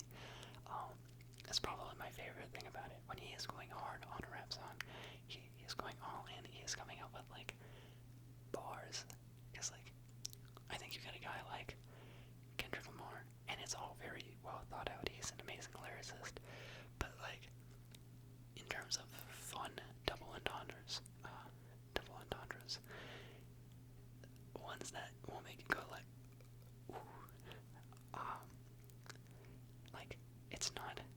I think that Kendrick Lamar is very clever. I think that Childish Gambino will give you something that is immediately evident, and you're like, ooh. And yeah, love his wordplay. His wordplay is top notch. And yeah, I think my hottest take would be I don't really care for Awaken My Love all that much. You've got Me and Your Mama, and you've got Redbone, and the rest of the album I don't love all that much. I probably think that is his worst album for me. All of the rest of his projects I enjoy quite a bit more. And my favorite would be Because of the Internet, because of the length, because of the number of great songs on it. I think it's one of those where I hold that album in very high regard. It's one where like, yeah, Desert Island, you're left alone. You only have a couple albums to listen to from all of these artists that I have listed so far. If I were just to take a couple albums with me, I'd probably take Because the Internet, Flower Boy, Good Kid, Mad City.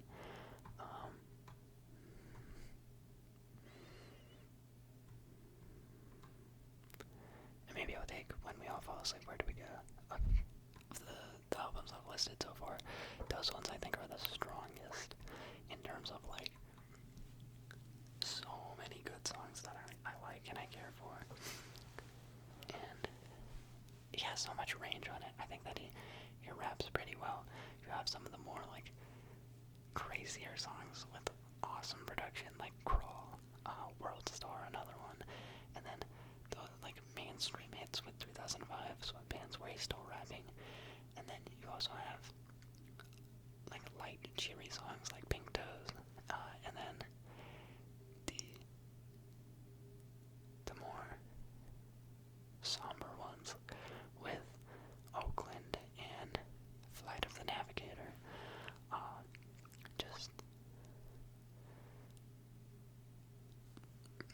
Just fantastic. I think it's definitely my favorite album of his, and it's just so many great songs on that album. It's very hard to express how good it is, and I think that like I often do miss his harder style of rapping. When Bando Stone and The New World came out, I was kind of critical of it. Because I was expecting, or I was hoping for more rap, and he hasn't really done that style of rap in a while. Like, you think of Kawhi, he does rap on like Retro and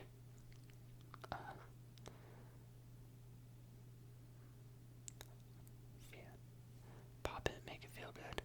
I don't think Sober has all that much rapping on it. More of like a pop song. Then Awaken My Love, he doesn't. He like completely switches up, and I think that's why I don't like it as much, because he's not really rapping on that album. It's very different, and it's cool. It's cool, but it's not what I want from him. And then he does a good amount of rapping on Out of Vista with Psilocybe with 21 Savage. That's a great song. The last one, something Church, Final Church, I think it's called. Some of the other songs. That album is kind of hard to talk about, just because of it was all timestamps, and he only recently added names to the songs, so I don't know all the names. But I feel like he's a guy where if he's singing or if he's rapping, both are good. He can really do it all as well. And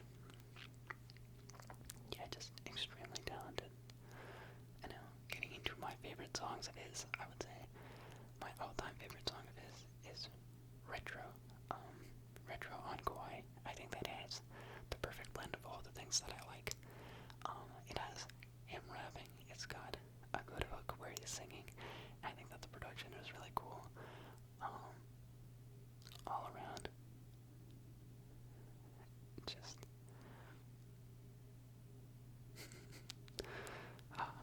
I get caught up listening to the song in my head a lot while I do this.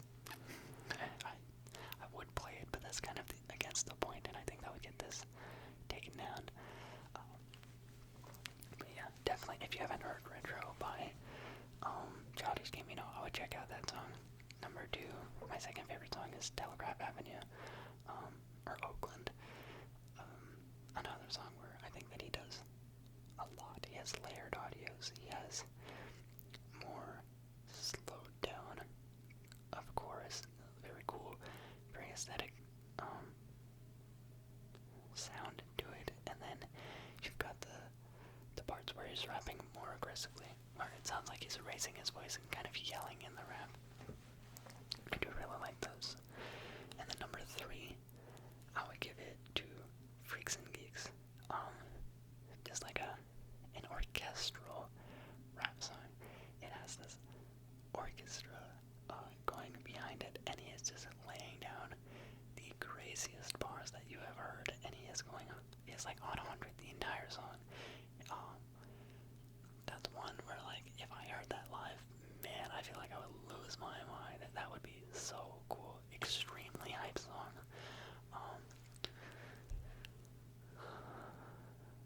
Even like the ad-libs in that song, they get me hyped. Like, there are parts in the middle where he goes like, and that gets me going. And number 4, I would give it to Bonfire. I think Bonfire and Freaks and Geeks are like two sides of the same coin. Different. Like, Bonfire definitely has more of a hype you up kind of background instrumental going to it. With like the people chanting and the way that it builds, it does feel like you're gearing up for a crazy song. And I think that like Freaks and Geeks, on the other hand, it has the same kind of like bars and delivery and craziness when it comes to the lyrics, but the instrumental is a lot more grandiose. It's got like shades of Swimming Pools by Kendrick Lamar in the way that it's just like a very beautiful sounding song, and then you add this hard rapping on top of it. I'd put Freaks and Geeks and Swimming Pools kind of in the same bowl. If you like Swimming Pools by Kendrick Lamar, I think you would enjoy Freaks and Geeks. Maybe. It depends. I don't know if his style of rapping really is for everyone. It might sound like just talking, but I really enjoy it.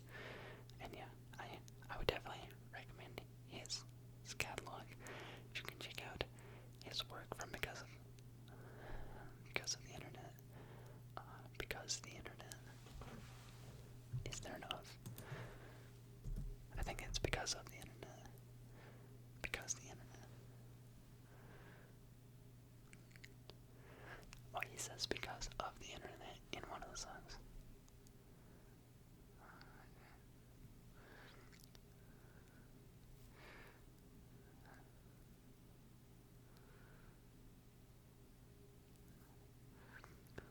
I was thinking about me, thinking about us.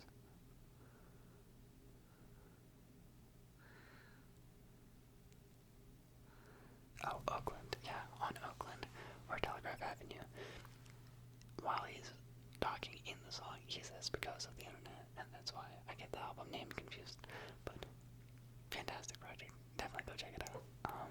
And yeah, that is all I have to say about my 5th most streamed artist of the last 5 years. Can't really say enough. Anything that he does, I would say, go check out Swarm, go check out Atlanta, go check out Community, go check out even his role as Lando Calrissian in the Star Wars films.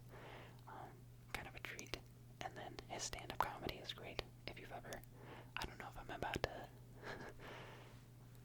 if I'm able to put you on to one of his funniest jokes, but he has this one joke about midgets and sign language that I think is really funny. The way that he is so expressive, is very expressive. And then, no, sorry, I forgot. There's still more I want to talk about with his latest album, Childish Gambino's latest album, Bando Stone in the New World. So he released this during the summer, and as I mentioned, it's supposed to be a soundtrack to a movie that he's producing and starring in. And so the first song that came off this album, Lithonia, it's like he teased it through like an Instagram video or like a TikTok or something. Someone was talking about Childish Gambino, something about his music, and then it cuts to a clip of him sitting in like a car, and then he turns on the song, and it cuts to the part of the song where it says like, nobody gives a and this album is very intriguing because like you can tell it was built for the film. There are parts of the film in parts of the songs, like songs will end and then you'll get a little bit of dialogue from the movie. And so the fact that the movie hasn't come out is kind of sad because I feel like it would really tie the entire project together. When I first heard it, I would say a little bit disappointed because I wanted to hear more rapping, and he doesn't do a ton of rapping on this album. It's a lot more like it's laid back. If there's rapping there, it's very laid back. But I realized I think I just went into it with an expectation, and that's why I was kind of upset at first. I gave it a couple more listens, and I realized it is actually quite nice. A lot of the songs are well done. Songs like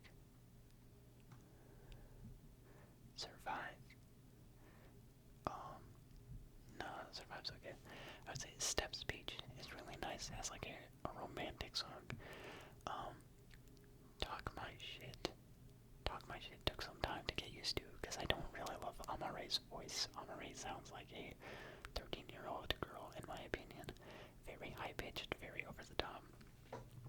I think Formula has a good part, but Amare is really pipsqueaky for my taste, and I think eventually the song grew on me.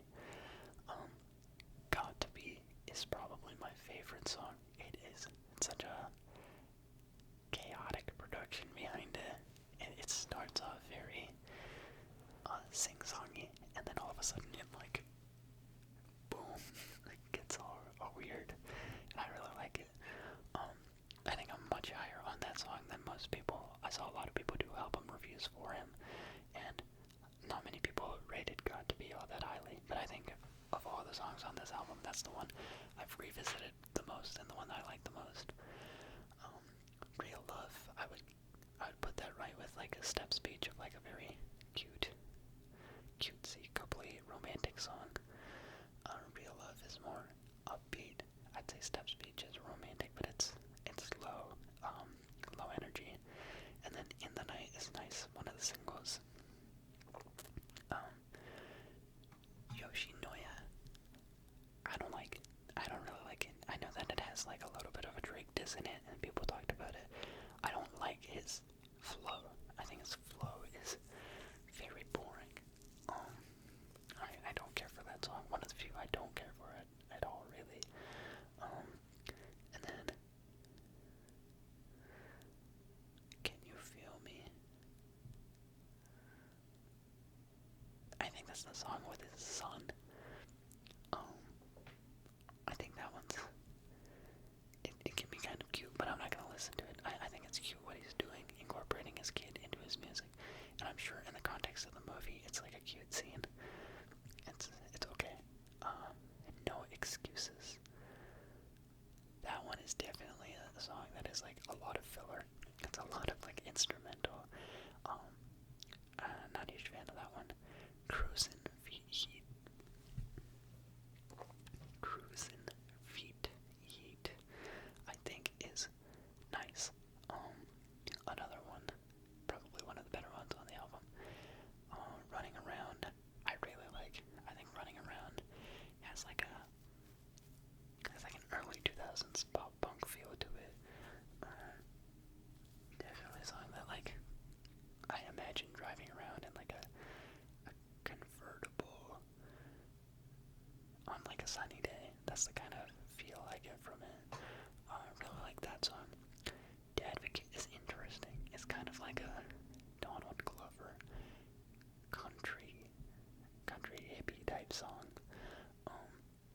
But I like it for someone who does not really rock with country music. I'm not a huge country guy. I do enjoy that song. Happy Survival. That's not a real song. And A Place Where Love Goes is pretty good. Last song on the album, it's more dancey. I think the production is really cool. Lots of like distorted audio. It feels pretty grand. I feel like it would definitely come towards the end of the movie. And overall, I do think that like this album is one that will improve once that IMAX experience is released, because you'll know the context of the songs. You'll see them all played out in this larger movie, and I think that'll make them all really cool. Because from what I gather, the IMAX experience movie is like this singer who's trapped on an island with this woman and kid, and they're trying to escape. And then there are these like laser villains. Like imagine lasers, straight up lasers that are chasing them, and the lasers are personified through the music. I want to say, I think like the characters are singing, but I also think that the lasers are some of the like the villains are singing. Very interesting. I really want to know what's going on. Yeah, so I had to tag that on to my Camino spiel. I hope that's okay. Alright, and now coming in at number 4 on this list with 1,952 streams, or roughly one song every 22.4 hours. That is right, we have crossed the threshold we are now getting into. Instead of days, hours. These are artists where, for the last 5 years, I have roughly listened to at least a song of theirs a day. So coming in at number 4, we have Frank Ocean. Now, Frank Ocean, I do think is kind of your legacy. He is someone where I rarely listen to him now, at the rate that I used to. I still tune in every once in a while, but definitely I was playing him like crazy in high school. Specifically, I want to say 9th, and 10th grade, maybe even 11th. But I think by 12th grade I'd kind of moved on past his music. And his music I really did discover through Chanel. Chanel was in some music Instagram page where they took 2 songs and smashed them together for a transition. So it had the end of Chanel and then the start of some other song. And I don't remember the transition that they made, but I remember Chanel being like a very interesting song. And I looked it up and I found out who it was by. I listened to that song a bunch, and then I'd known about Frank Ocean because like I think Blonde is another one of those albums where it's just very highly touted. When you see those top R&B, top hip-hop albums of all time, or just like top albums of all time, I feel like Blonde gets placed very highly in a lot of those lists, along with like To Pimp a Butterfly and some other albums. And when I was just curious, I was like, I want to see what his music is like, and he has a great voice. I think that Frank Ocean does have a great voice, but I think he also does use auto-tune in a very creative way. Like, he has his own vocal talents, and he will intentionally chop up and distort his voice on a lot of songs to make like pipsqueak, chipmunk type sounds, in a way that I don't find annoying, unlike Amare.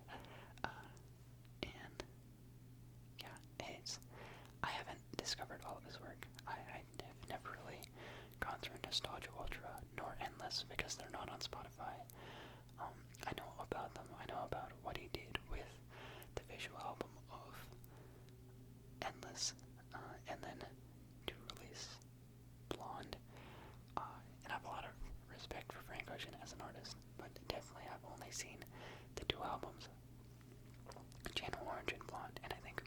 his very small available discography. The number of good songs is impressive. He has 2 great bodies of work on streaming. His other work I'm sure is good, but as I mentioned, I haven't really checked out Odd Future era of like Tyler the Creator and Frank Ocean's music as much. And yeah, I got into him. And ironically, the thing I remember the most about Frank Ocean's stuff is like after the Patriots lost the Super Bowl to the Eagles, and I was in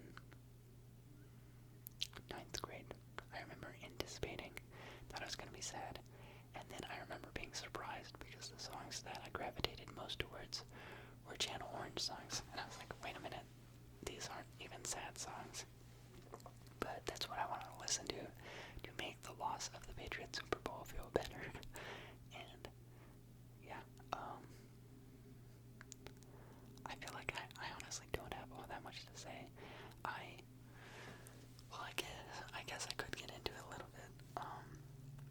Obviously Frank Ocean, since I discovered him, he has not released music. That was back in like 2018 when I first started his song.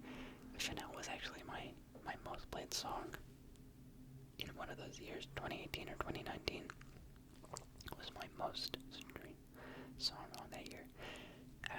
And I was looking forward to him releasing more music. When he released DHL and In My Room and Cayendo and Dear April, he had those album covers, or like every single that released, it had a certain font to it. It had like a plain color background with like a photo frame, and then at the bottom you would see these like different symbols, and they were like silhouettes for the other songs on the album. And I thought that was a really cool, interesting idea. And I didn't really care for Dear April or Cayendo, but I did like DHL and In My Room quite a bit. And I remember one thing that, like, I don't know why I took it to heart so much, but in 11th grade I had a crush on this girl that it was the first time in my life where, like, prior to her, I had never considered acting on a crush. Acting upon it, I was like, oh yeah, if I like someone, I like someone. What am I gonna do, date them? No, that's crazy. That's nonsense. I'll just hang out with them a little more or something like that. But this was the first girl where I was like, man, I would love to spend more time with her in kind of like a more romantic type of way. And so I had like this big elaborate plan to ask her to prom. 6-month plan, by the way. I enacted a 6-month long plan for me to ask out this girl to prom. As you can tell, I had no play. I had no game. I wouldn't even call myself a romantic. I would just say I was a loser. I was definitely just a loser. Shy, nervous. And yeah, one of the things that, like, for some reason I was so not heartbroken, but like distraught by it was, I showed her the song In My Room. And I was like, oh, check out this song. What do you think of this song? And she listened to it and just like, I don't like it. And I was like, what? And she was like, yeah, I don't like it at all. And I was baffled, because even to this day, I do like In My Room quite a bit. And I was just like, oh man. And in my mind, I was like, oh, is it even gonna work? Like, such a naive mentality back then. I was a daydreamer. I think that's the best way to put it. Back then, I was someone who would not act on anything. I was very afraid of talking to anyone, trying to do anything, and I had no real ill intentions either. As I mentioned earlier, 11th grade was the first year in my life where I discovered people around me were like doing sexual things. Like, I had a bunch of friends who had been dating, but I thought it was like, tie each other's shoes, hold hands, maybe go to the movies type of thing. And that's what I thought like a relationship looked like at that age. I didn't know there was any form of sex involved. And when I found out about other people doing that, I was like, that's gross. And then it kind of put me in this weird spot, because like, I liked this girl a lot and I wanted to ask her to prom, but I didn't want her to get the wrong idea. I didn't want her to think like, oh, I'm lusting. It's like, No, it's the farthest thing from that. But I didn't know how to express it, and it didn't work out anyway, so it doesn't matter. Another thing that COVID kind of like dropped a pin in, for the best probably. I don't know how that would have panned out, but yeah, that song In My Room, I do associate it with like, how could you not like that song? And yeah, Frank Ocean, other than that, I think that he's got very nice music, also more on the soft and sad side is the majority of the songs that I think are like the most impressive by him. So I'd group him in with like Joji, Billie Eilish, or Frank Ocean. These are guys who can listen to their music and be in a more somber mood. Hear some great vocals, hear some very cool production. And Frank Ocean, I mean, he does have more upbeat songs like Novocaine.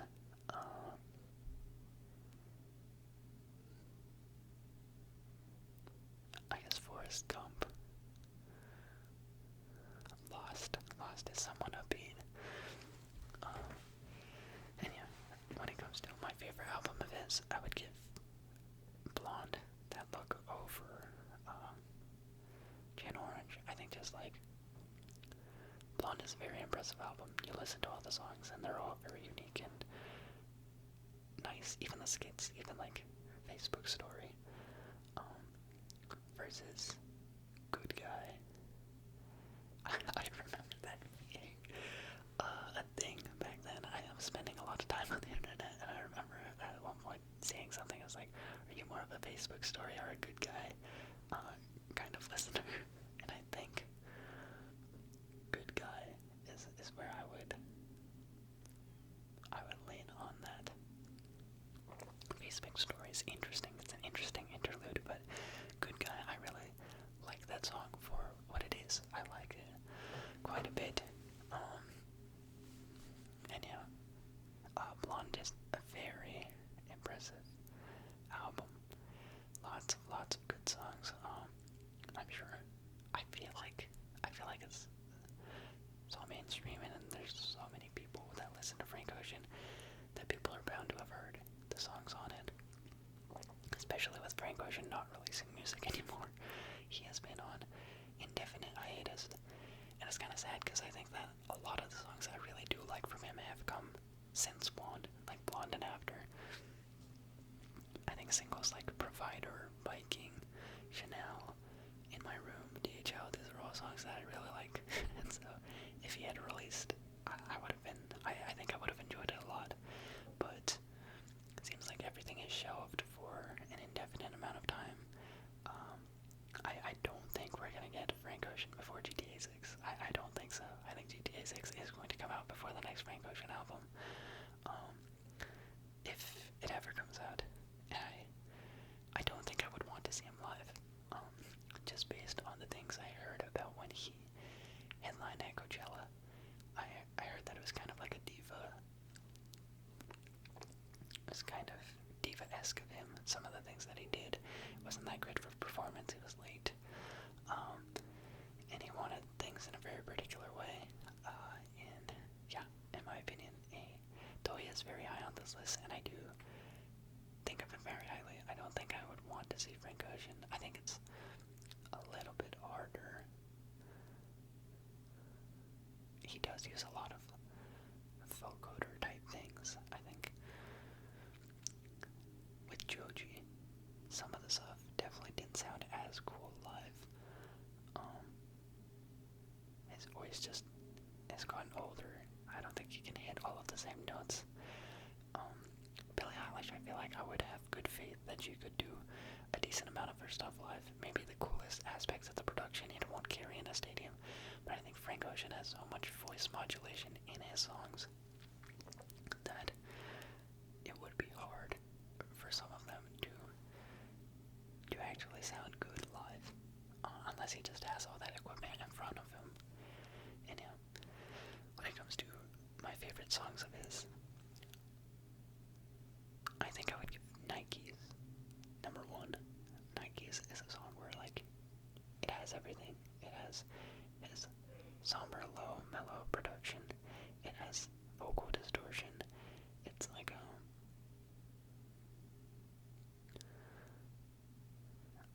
a song that should be played on vinyl. It has like a vinyl feel to it. And then you have the like beat switch change up towards the end where he like starts, where it's like tempo just gets way faster. And then the very tail end of it where he's like crying out almost.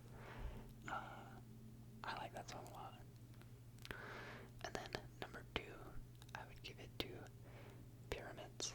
Pyramids, the longest song on Channel Orange with the 2 sides. The like Cleopatra side, and then she's working at the Pyramids tonight. I think that Pyramids and Nights, they're both like magnum opus. They're both like, you see this album, this is the best song on that album. And so I don't want to really give Nights a spot on here like that, just because like everyone knows Nights, everyone knows how good Nights is. I feel like most people also do know how good Pyramids is, where they're both long songs, but they're exceptional with a great beat switch, great first half, great second half. And then, yeah, my next 2 would be the ones where I have memories tied to it. Chanel is the one that got me into his music, and then In My Room, I really like that song. And then, though it's not a good memory, it does have a strong memory attached to it. I'd say those are my favorite Frank Ocean songs. And, yeah, but he's got a lot of nice music. And I think that he does do more creative things with his, like, vocals, like biking. I mentioned earlier, Chance the Rapper on The Big Day, what he tries to do on that song, it fails miserably. But I think what Frank Ocean does on biking, it works. It really works. You hear it, and he's like scanning on the song, but it's enjoyable. It kind of gets you more connected to the song. It's like I'm ready to scat with him. That sounds weird, but Chance the Rapper, on the other hand, he is like spazzing on The Big Day, on the song The Big Day, and I'm more like looking at him with judgment. That's how it feels when I listen to those 2 songs. And yeah, so that concludes number 4 on my top most streamed artists of the last 5 years. Alright, now we have finally made it into the top 3, and coming in third with 2,236 streams, or roughly one song every 19.6 hours for the last 5 years, we have Kid Cudi. And Kid Cudi, I think he is like the most foundational artist on this list when it comes to how my taste in music has developed in terms of the one that paved the way. I think Kid Cudi is monumental, really like a life-altering musician for me. I don't know how much I got into it earlier, but I was not allowed to listen to rap music growing up. My dad hates rap music. Not even to put it like softly, he hates rap music. There's something about the speed at which they talk, and I guess the nature of a lot of the lyrics, where he thinks all rap music has to be fundamentally bad. You know, parents will be against video games because they think it causes violence. My dad feels exactly like that about rap music. He thinks that all rap music is like rubbish and garbage, and it's just bad for people to consume. So his band from my house, he would not play it. He did not allow explicit music, really. He thought that the radio should have a PG-13 filter where anyone says a bad word should be cut out. Anyone, even if they're not saying bad words, if they're talking about explicit themes, it should be cut out. And my stepmom is white. She grew up in America, so she grew up with some like rap music, some rap artists that she liked. But she wasn't allowed to play any of it. Anything that was kind of crude or explicit, not allowed to be played at all in her household. And so there was this one time where we went camping, and my dad, for certain things, I guess by like Indian standards, he is kind of chill. He is kind of laid back. He has been divorced. He has married a white woman. So by Indian traditional standards, yeah, he's breaking a lot of rules. But by American standards, I do think that he's still in the like stuck-up category in some ways, and music is definitely one of the ways. And so one of his best friends for the longest time was kind of like the anti-him. He's a guy who was like, I think probably showed him how to have like fun in the silly things of life. This is a guy who is extremely inappropriate and kind of like he had the exact energy of a fun uncle, or like a bad a bad influence uncle, where he drank, he probably smoked way before it was legal, and he was always like making jokes, dirty jokes. And I remember going to his house once, and he had this magnet that was like a topless magnet. It had like a topless woman, and a magnetic t-shirt that you could like take off of her. And I remember him like going to take off the shirt to show me, and my dad was like, no. And so imagine your dad is like this super stuck-up guy, and then he has that as his best friend, a guy who's like the exact opposite. And so one time we went camping with him, and my dad, as I mentioned, he likes like slow acoustic music, a lot of like John Mayer, Jack Johnson. He liked Adele, and then other stuff is like Indian music, Bollywood. Not as much Bollywood, but even in like Hindi songs and Indian music, he likes the oldie stuff. Like when he was young, he would get made fun of for how old and slow the songs he was listening to were. Imagine like spoken word poetry. Imagine he's listening to that in Hindi. That's his cup of tea. And I know when we were on that camping trip, at some point, my stepmom, she handed the speaker to my dad's friend, and it was like, here, you've dealt with a lot. I think it's finally time for you to play your music. And I got excited, because it was like, oh, shoot, I'm gonna get to hear some songs I don't get to hear. And the first song that he played was Pursuit of Happiness by Kid Cudi. And my stepmom was trying to like vet him on the song. I was like, hey, are there any bad words on the song, by the way? Because like she wants to make sure he doesn't get in trouble. And he's like, I don't know. And I was just like listening in on the conversation, and I was like, yeah, they say the F word in the song. And she was like, they do. And I was like, I don't know, I'm just guessing. And then funnily enough, they dropped the F word exactly once in that song, and with that, it just stuck.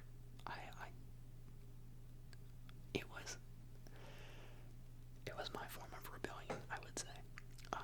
Early on, hearing that song stuck with me, because I was like, this is a song that I know my dad will not like, but I can listen to it in secret.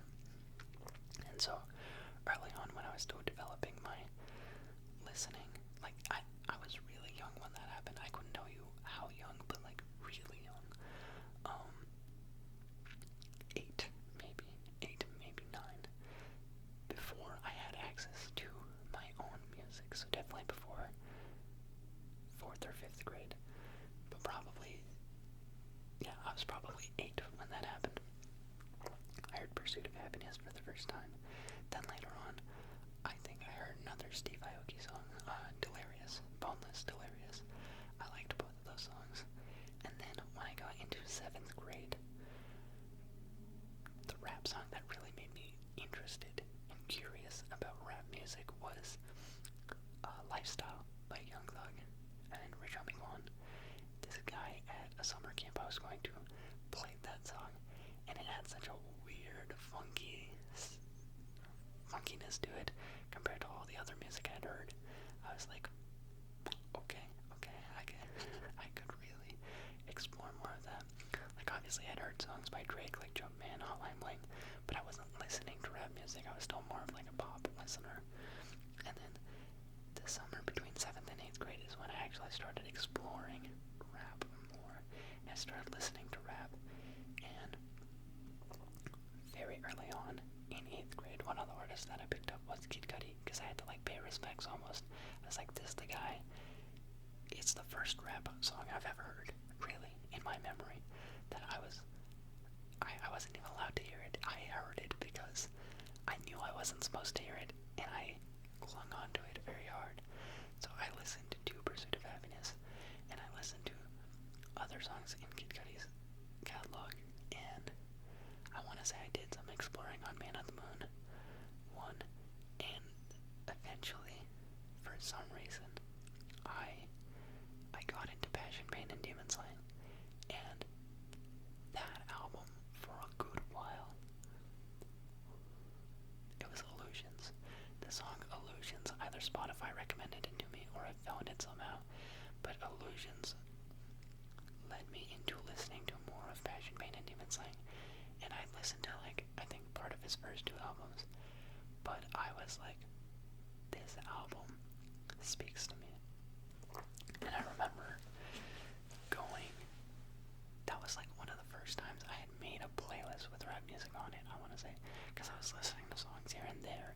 I would play them, I would cue them, but I wasn't really making playlists with rap songs. But when I went to India, my family used to go to India every 2 years before the pandemic, in like Christmas time. Okay, I went at the end of 2019. I went before that, so the trip before that, at the end of 2017, when I was in freshman year of high school. So I went through like first semester of freshman year of high school. That trip to India, I had only like one playlist downloaded, and a lot of it was Passion, Pain, and Demon Slaying. And I had a couple other songs on there, like Do Re Mi by Black Bear, and Heads Will Roll by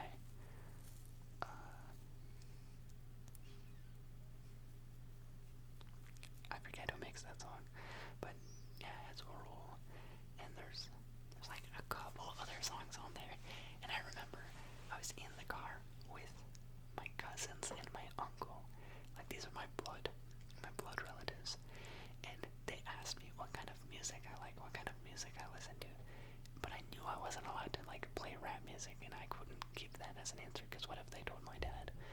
So I had to go through like the 5 songs on my phone that were not rap music and try and play them.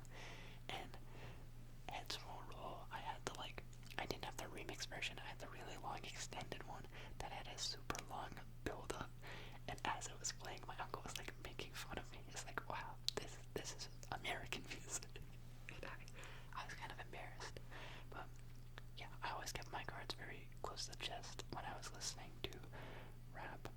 And Kid Cudi was a guy that, like, not only was he the first artist that I listened to, but then he was the first one I went back to intentionally, and I really got into his stuff. And then I stayed listening to his albums. I was there for Kids See Ghosts when that came out. I was there for I was really hyped for Intergalactic, because Kid Cudi on Twitter had been hyping up Intergalactic for some time, and I was going to come out with this TV show, and it's going to be this musical experience, and I was like so looking forward to it. And then all of a sudden, he surprise released Man on the Moon Volume 3, when everyone was anticipating Intergalactic, and so it came as a big shock. But Man on the Moon Volume 3, I think, was like a fantastic album. I wasn't expecting it. That wasn't the song that wasn't the album I was looking forward to.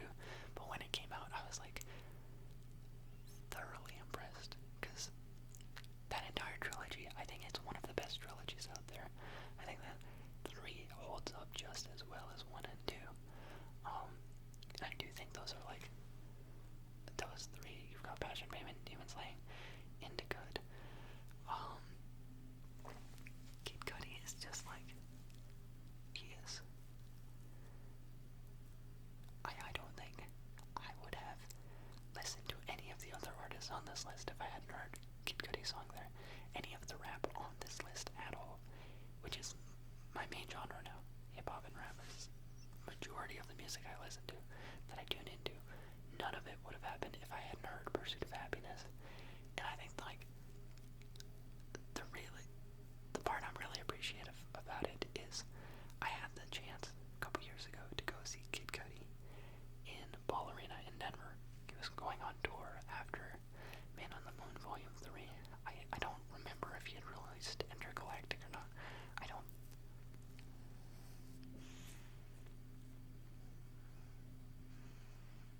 don't remember, but I remember Intergalactic being kind of disappointing.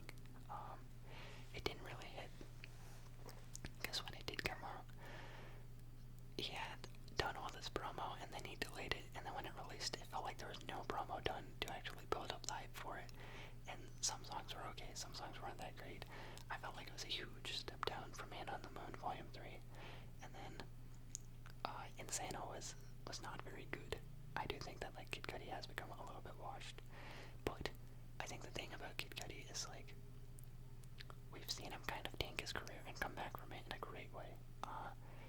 He had an amazing debut album with Man on the Moon, the first one, and then you have Man on the Moon 2. I think both are very strong. And then Indica, I also think is pretty good. Satellite Flight, he starts to get more into, like, a weird scene music-wise.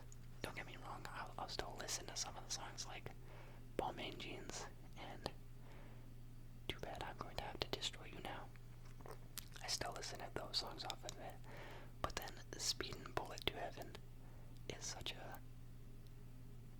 No. It's such a hard pass for me. I know they're like Kid Cudi loyalists, Kid Cudi absolute truthers who will swear by the fact that Speed and Bullet to Heaven is not that bad of an album, and that is where I disagree. I've tried listening to the album. It is not for me. Not for me in the slightest of means. So he did take his career from, like, a point of, like, really good to a point of, like, what is this? What is this shit? And then he turned it back around. Right after that, he goes to rehab. He gets all that help. He makes Passion Payment and Demon Slayin', and he has so much, like, Andre 3000 help on that album, and it's really good. And then after that, you've got Reborn. He's really good. Man on the Moon Volume 3, really good. And I think he's started to slip again with Intergalactic and Insano. I think his mind really isn't into music anymore like the way it used to be. He is much more focused on his acting now and all those other projects. And I think that's cool. I'm happy for him. I hope that he is doing well. Really, above all, I hope that he finds fulfillment in what he's doing. The music is, whatever it is, he has put out a lot of good music, and there's more than enough to enjoy. But, like, going back to a couple years ago when I got to see him, I want to say it was after my freshman year of college, the summer after my freshman year of college, he was touring, and I got to see him, and he is one of my, like, all-time greats. He is one of the guys where, like, Kid Cudi is up there. I have a tremendous amount of respect for Kid Cudi. And so to be able to go to his show, see all of his, like, biggest hits get played, you've got, like, Day and Night, Pursuit of Happiness, to see that live, to see, like, Memories, Ghost. Ghost was surprisingly good, because Ghost has such a, like, weird mosquito bite type beat to it, but Ghost was really good to see live. Mr. Rager, Just What I Am, and then a bunch of songs on his latest album at that point, which had been Volume 3. He played September 16th, which I was really looking forward to and happy that he played. I think he played Tequila Shots and She Knows This. It was really cool. It was really cool, and I'm so happy I got to see him. That was definitely a bucket list item of mine. And not only did I get to see him, but my school, I go to school in California, they do this spring concert every year, and last year, their spring concert, the person they brought out, it was Steve Aoki, and Steve Aoki is actually alumni of the college that I go to, and Pursuit of Happiness, but then all these years later, once again, I got to see Steve Aoki play Pursuit of Happiness remix at my school, and so it was like, it's kind of just like a full circle moment. It was very cool to be able to see that song live, not once but twice.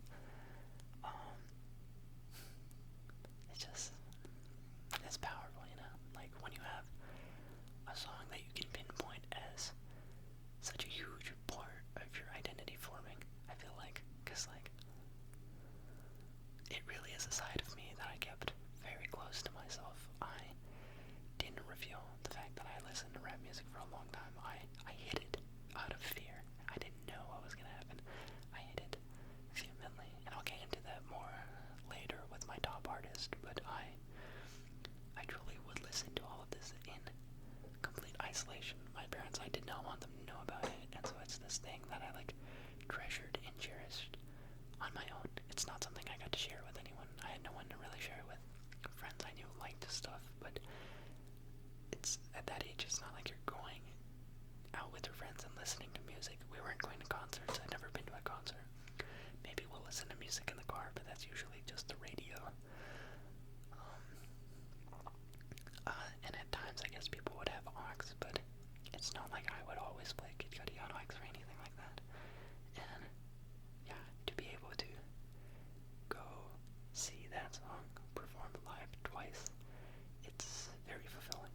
I just feel like it was both times such a great moment, and part of me feels like kind of completed, you know, one of those things where it's like, this is someone I consider a legend. They have made music that I find very meaningful and very impactful to developing into the person I am today. And so to have the opportunity to see them while they're still alive and well and performing, for me to be able to go and enjoy and hear their music live, and no, like, I'll have that memory forever now. I have a couple videos, but I'll have the memory of that concert forever, and it will always mean a lot that I got to go see him live. I'm just very happy that got to happen. And yeah, as far as future music, I don't know. I don't really hold on to that much hope for the future of Kid Cudi's music. I think that Insano kind of shows that he's kind of all over the place. I was looking forward to the Scott's album, but I think he confirmed earlier this year that the Scott's album will not be happening, and that's a shame, but it makes sense. And yeah, I'm at peace. I think seeing him live, I really don't need more. I am perfectly happy with the amount of songs that he has made and what he has done this far, and the experience that I've had with him. I think that he is a legend. He is absolutely a legend, and top 3 in my books of not only in the last 5 years, but like just artists I will be forever appreciative of for bringing me to where I am today. And yeah, as far as his albums go, as I mentioned, there's a lot that I really like. I like Man on the Moon Volume 1 a lot, Man on the Moon Volume 2, Volume 3, and Passion Pain and Demon's Land. When I was in high school, I think I liked Passion Pain and Demon's Land the most, but I think I checked out his other works more since then. And I would say, like, in terms of like all-time classic albums, you have to give that to Man on the Moon, the first one. It's every song on there is great.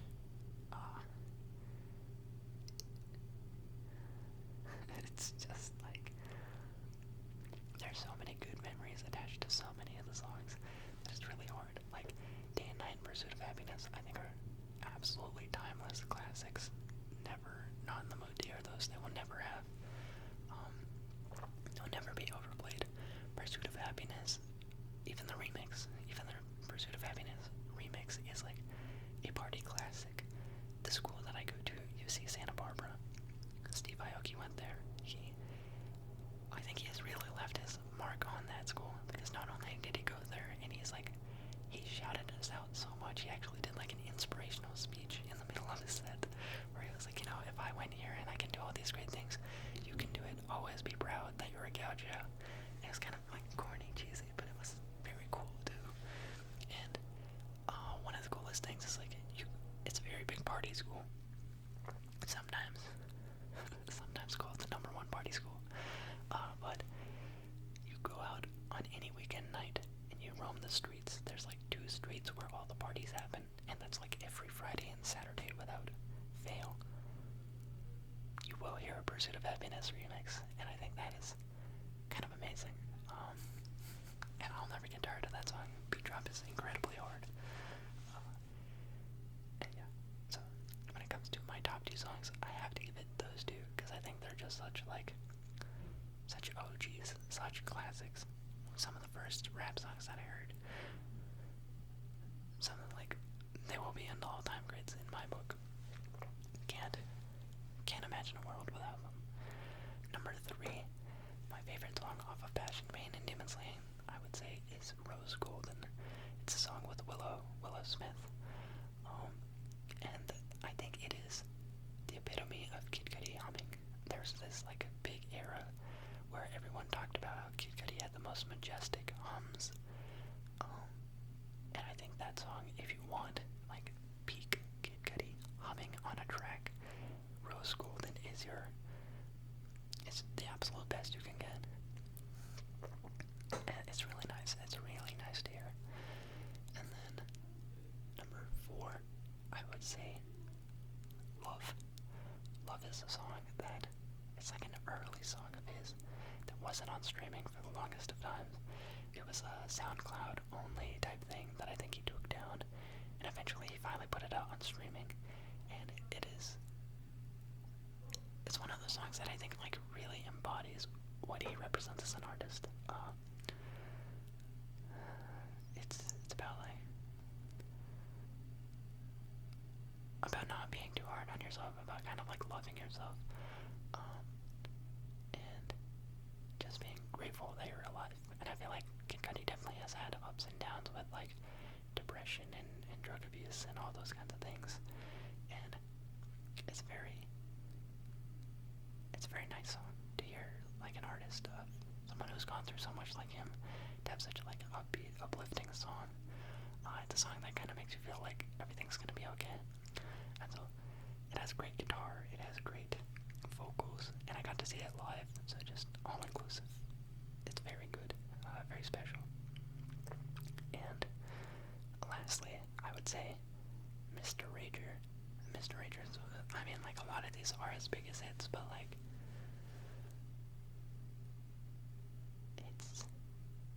it's just so good. It's so good at invoking the emotions that it does. It's one of those where I'll listen to the song and I'll always get goosebumps. You know it's coming just with like the initial like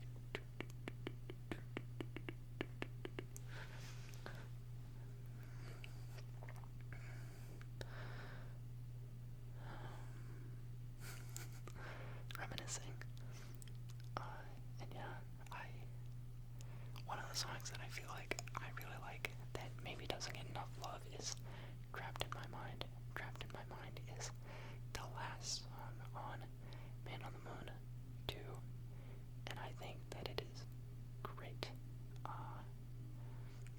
I often find myself wanting to listen to that song, because I think these are all like big classics of his, big great songs. But one of the like more niche songs that I think is really good, and I find myself listening to it a lot, is Trapped in My Mind. It has a little bit of humming. It's got I just really like the way that he delivers. His voice and his delivery is really nice. I don't think of him as like really like a rapper. He's kind of like a rap singer. I don't know.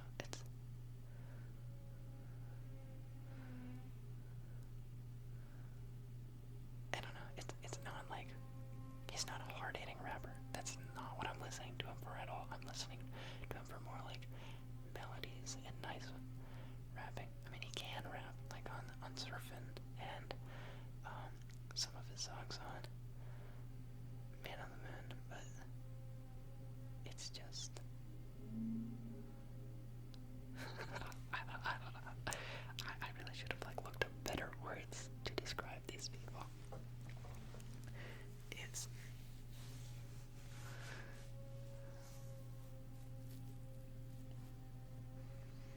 he just makes good music. Kid Cudi makes good music.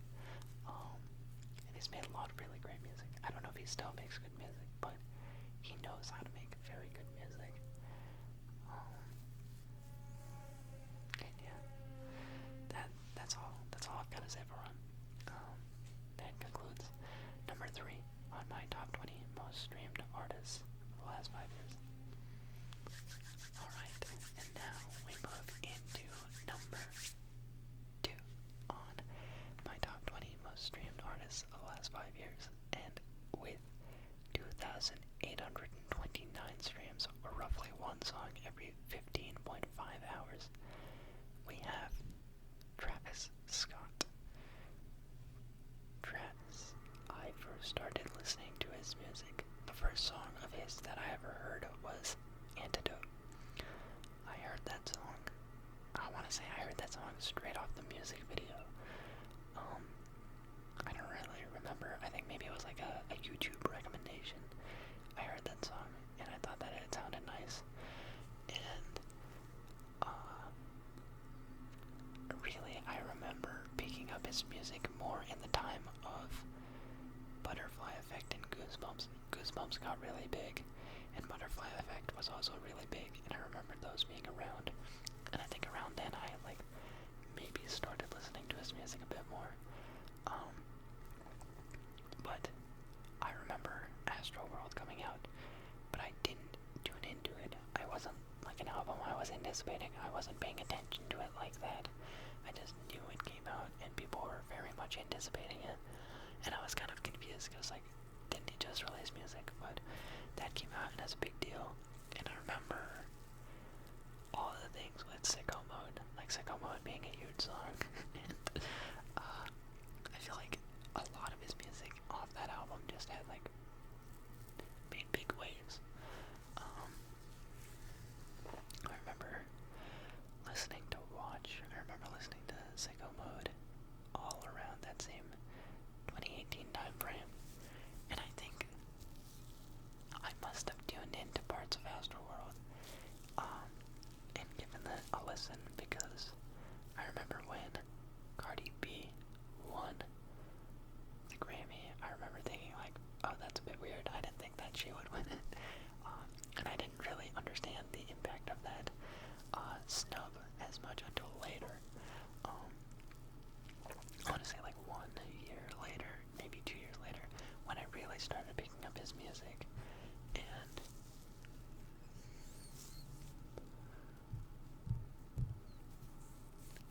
I don't really know if there was a particular person who put me on him. I think I just knew about his stuff in association. I think a lot of people that listen to my top artists listen to him as well. And so I went through the ranks of Travis Scott's music, and I think when it comes to an early discography, from Rodeo to Birds to Astroworld, Travis Scott probably has one of the strongest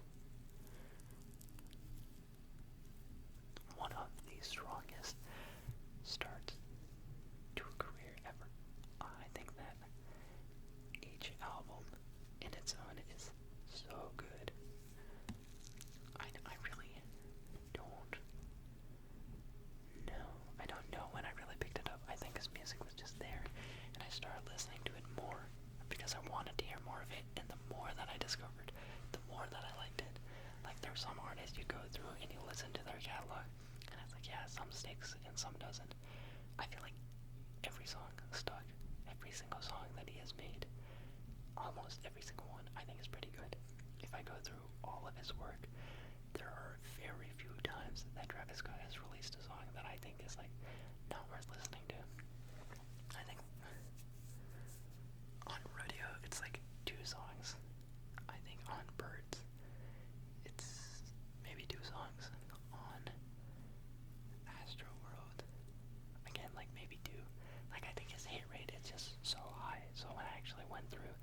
started listening to his work more in, I want to say it was high school, at some point in high school, after 9th grade, I got more into his stuff. It kind of blends in, because I started listening to a lot more rap and a lot more of my top artists, and I think that Travis, while I was listening to him more, I didn't realize how much more I was listening to him because I wasn't paying attention to it. But I do think that, like, he has mostly good songs. Everything that Travis has released is real quality, and I think it's an awful shame that he, for both Astroworld and for Utopia, did not get rewarded award-wise for it, because I do think in both years he had the most, like, impactful, influential, in both in numbers and just in, like, general number of people you see singing the songs and talking about the songs.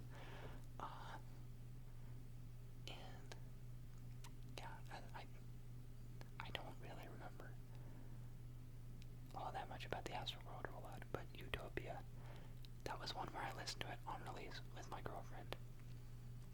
We were both on FaceTime, and I was very excited for it, and we listened to the entire thing, and it was a hidden features one, which is always fun. You release and you hide all the features, so as you're listening to the songs, you have to try and guess who's on each song. And I remember being super hype about it because, like, one, it's fun, I get to try and figure these out. I get to listen to the songs, see how I feel about it. But the other thing was, like, that was an album where I got, like, 85% of the features on point. The one with Sway Lee and with The Weeknd was very funny, because at one point I was like, oh, it kind of sounds like Sway Lee, and I was like, oh, maybe I was wrong, maybe that's not Sway Lee, and I didn't realize that it was two different people. So at both times I got it right. Like, I knew that The Weeknd was on a song. I think my girlfriend pointed out that The Weeknd was on one of the songs, and I didn't clock it as much. But some of the features on that album, like,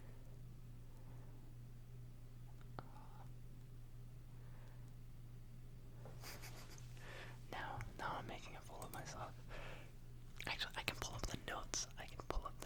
Because what I do is, in the last few years, if there's an album I really want to listen to, I will take notes. I will sit down, listen to the whole thing end to end, and I will make notes, like live listening notes, and I still have them. So let's see, if we take it all the way back to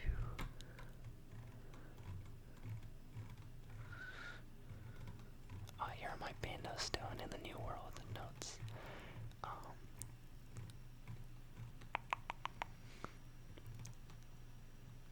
Eternal Sunshine by Ariana Grande. I did not get through that one. I got through like 5 songs, and then the rest of it, I think I didn't actually get through it in like a listening intently type of way. I just heard the rest casually. And then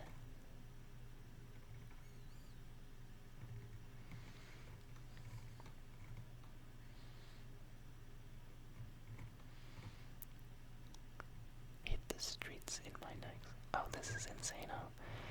Insano. And then here it is. Here is my notes from Utopia. I thought on Modern Jam it was a Pharrell intro. And I thought it was maybe Jaden Smith, so that was wrong. But I guess maybe I didn't have that high of a hit rate on some of these early ones. I thought that My Eyes might have Frank Ocean on it, but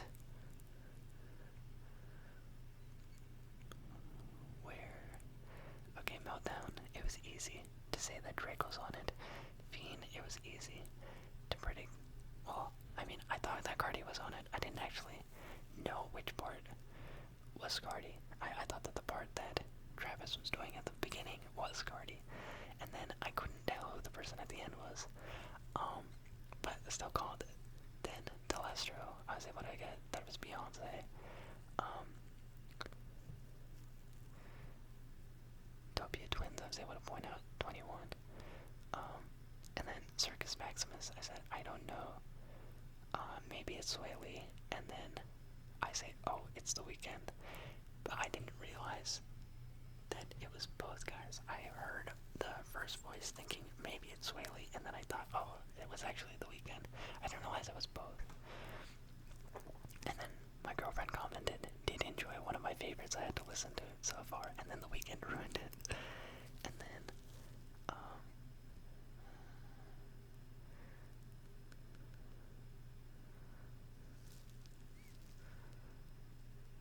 Young Thug, yeah, on Schizo. I was able to figure out West Side Gun because I hate West Side Gun on Lost Forever. I don't like West Side Gun's voice. It really ruins songs for me. Kid Cudi on Love, K-pop with, I think that was a single that already come out with Bad Bunny and The Weeknd. And then Future Sounds with, or not Future Sounds, Telekinesis with Future and SZA. And 21. And then I was able to call James Blake, and I think that was the one where I was most proud of it, because I was like, kind of sounds like James Blake based on the stuff on the Into the Spider-Verse 2 album, and getting that one I felt a lot of pride in. And so, yeah, I did miss on some, like, I thought Pharrell was on the album when he wasn't, and I thought that, I mean, Pharrell did produce on the album, but there was another person who I thought was on the album, and they weren't. Frank Ocean, I got a couple wrong, but nonetheless, I felt pretty proud of my ability to recognize voices when I was doing that listen through, and yeah, that was a hype album review. I was very hyped for it. I liked it. My favorite songs, I'm just gonna go through his entire discography. Like, who cares about the top 5? I'll do the top 5 later. But Travis has so much work that I like. And I don't think I've mentioned this, but I definitely do have like a big playlist for him. I'll get into my playlist in the next artist. Let's see. Let's take it all the way down to what's on streaming. We have Days Before Rodeo just got added, but if we start with Don't Play is great. Mamacita, I like, but I don't think I like as much as other people. Songs on Rodeo that I think hit Pornography, All My Decide, 3500. I don't like Wasted. One of the few songs I don't like. I do not like Wasted featuring Juicy J. 90210, Pray for Love, Nightcrawler, Piss on Your Grave, Antidote, Impossible, Maria I'm Drunk, Flying High, I Can Tell, Apple Pie, I Don't Care for Okay Alright, and then Never Catch Me. So of all the songs on Rodeo and this 16 song album, I think the only misses are Okay Alright and Wasted. Then you've got Whole Lot of Lovin', which is great. A-Team is good. And then we get into Birds. Birds has The Ends, Way Back, Coordinate, Through the Late Night, Beefs in the Trap. I don't like. I cannot do Nav either. Nav's voice is kind of nasally and, quite frankly, Indian. I don't like his delivery. I don't like how he sounds. It sounds like something I could replicate, and I don't like that because I don't think I sound that good. So I'm a little racist. I'm a little bit racist towards Nav. Nav as a producer, very cool. Nav as a rapper, I don't want to hear it. I do not want to hear Nav on a song. And so I don't listen to Beeps in the Trap. SDP Interlude, Sweet Sweet, Outside, Goosebumps, First Take, Pick Up the Phone, Lose, Guidance, Wonderful. Yet again, 14 song album. There's only one song I don't like, and that's because Nav is on it. I think the song that I like that most people don't like on Birds is Guidance. I really like Guidance. It's funny because my A$AP Rocky friend, he hates that song, and I think that it's a lot of fun.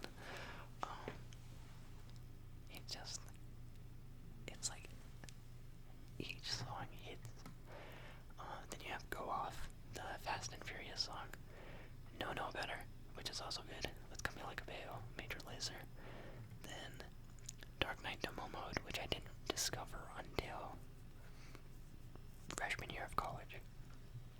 Whereas all this other stuff, I think I was listening to it way before freshman year of college. Before quarantine, probably. And then Honcho Jack Jar Honcho, I have not listened to. Watch. And then with Astro World,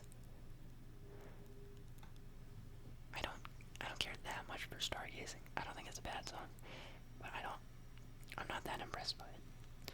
Then Carousel, Sicko Mode, Rest in Peace Screw, Stop Trying to Be God, No Bystanders, Skeletons, Wake Up. 5% Tint. I think it's one of those where it slipped through the cracks, and because I heard it as like that meme audio, you know, the beginning part where it's like that part has been kind of like overplayed. Who's that creeping through my window? I mean, I don't have it saved. I don't think it's a bad song, but I don't actively want to listen to it as much as some of his other songs. And yeah, NC-17. I probably should give that another listen. I can't think of what that sounds like. I don't have it saved. I guess initially I didn't listen to it, so I don't know. I have no recollection of what NC-17 sounds like. But then Astro Thunder, can't say who, what, Butterfly Effect, Houston Fornication, Coffee Bean. And yeah, we're omitting Yosemite. I do remember Yosemite before they turned up the audio on Nav's part. I remember listening to Yosemite and all the memes about like Nav's part on that song. It sounds like he's on one of those kids' microphone. It was so low and so soft. But yeah, I don't really care for Yosemite because Nav's on it.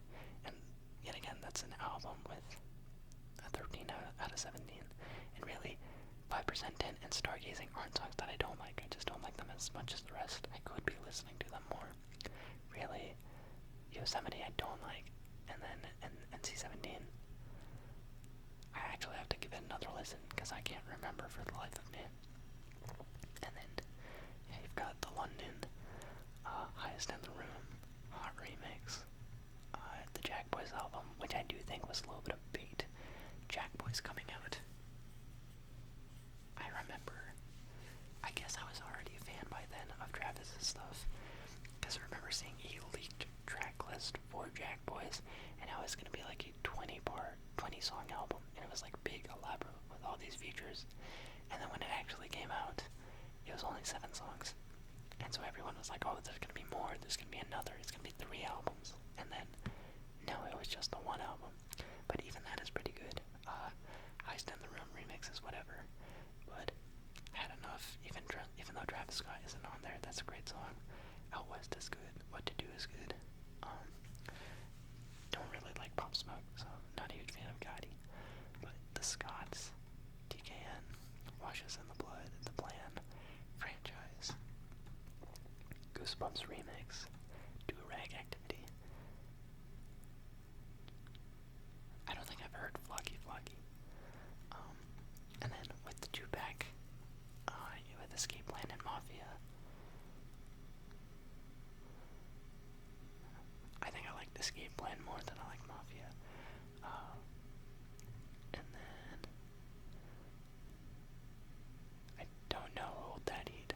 Down in Atlanta, I think is actually really good with Pharrell and Travis.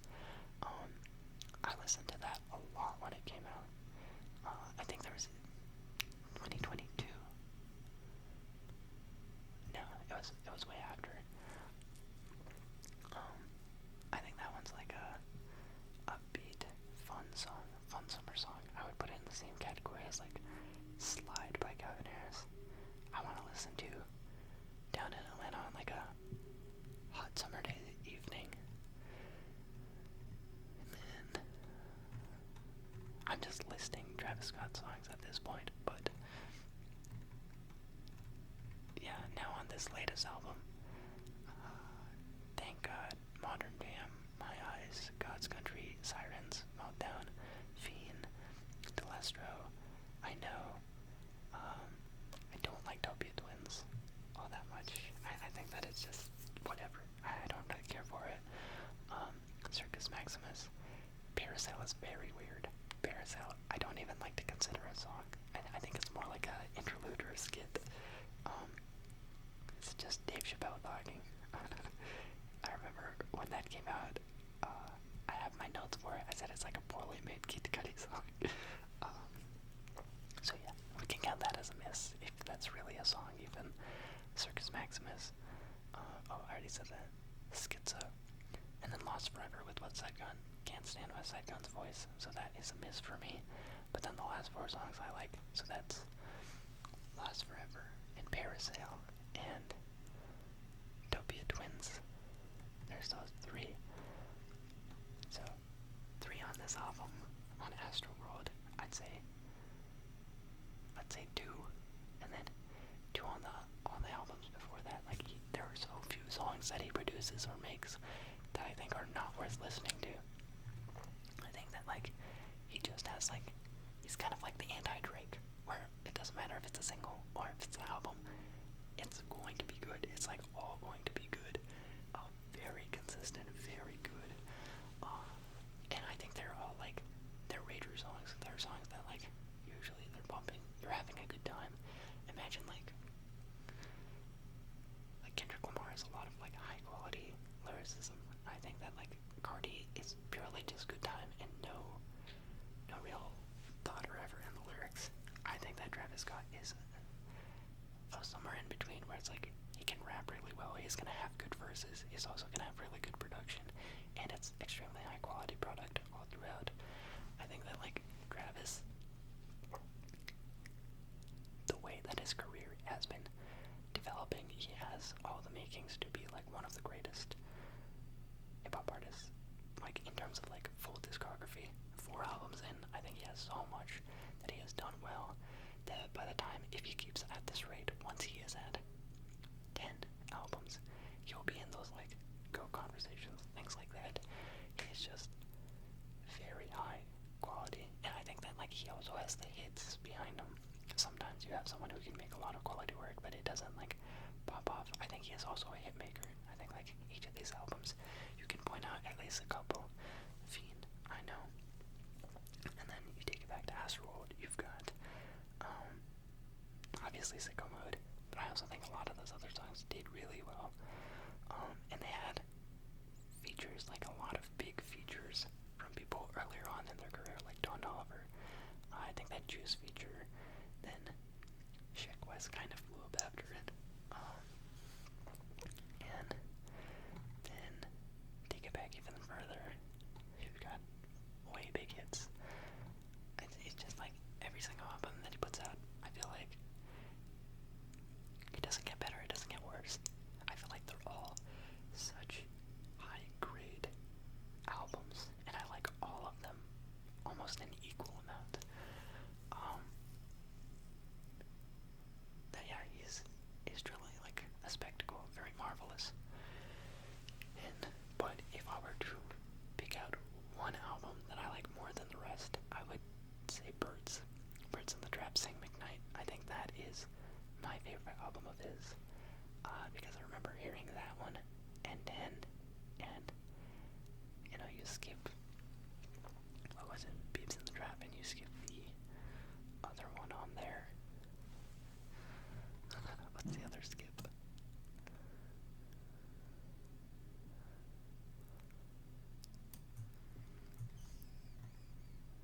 Oh, that's it. It's the one song. Yeah, it's just one song, and the rest of the album hits. That's why I think it's just like, it's so rare. It's so rare to make a 14-song album, and 13 out of the 14 songs are something that you absolutely rock with.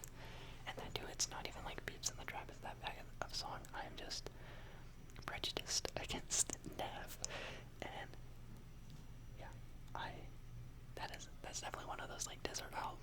I think any one of his albums I could dig on a desert island and I would be very content. But I think Birds is my top choice because it's just, all the songs are really good. And yeah, when it comes to my favorite songs of his, if I were to rank a top 5 of my my favorite Travis Scott songs. Number one, I'm going to give it to SDP Interlude Extended. I think if you have heard this song, you are probably wondering, like every other person who has heard this song, why was this not the version that is out? Because it takes SDP Interlude, has 3 words repeated over and over and over. Not 3 words, three phrases. And it in itself is a banger. I can listen to that and be pretty content. Then you give this song a real verse, a real structure, or it becomes a real song. And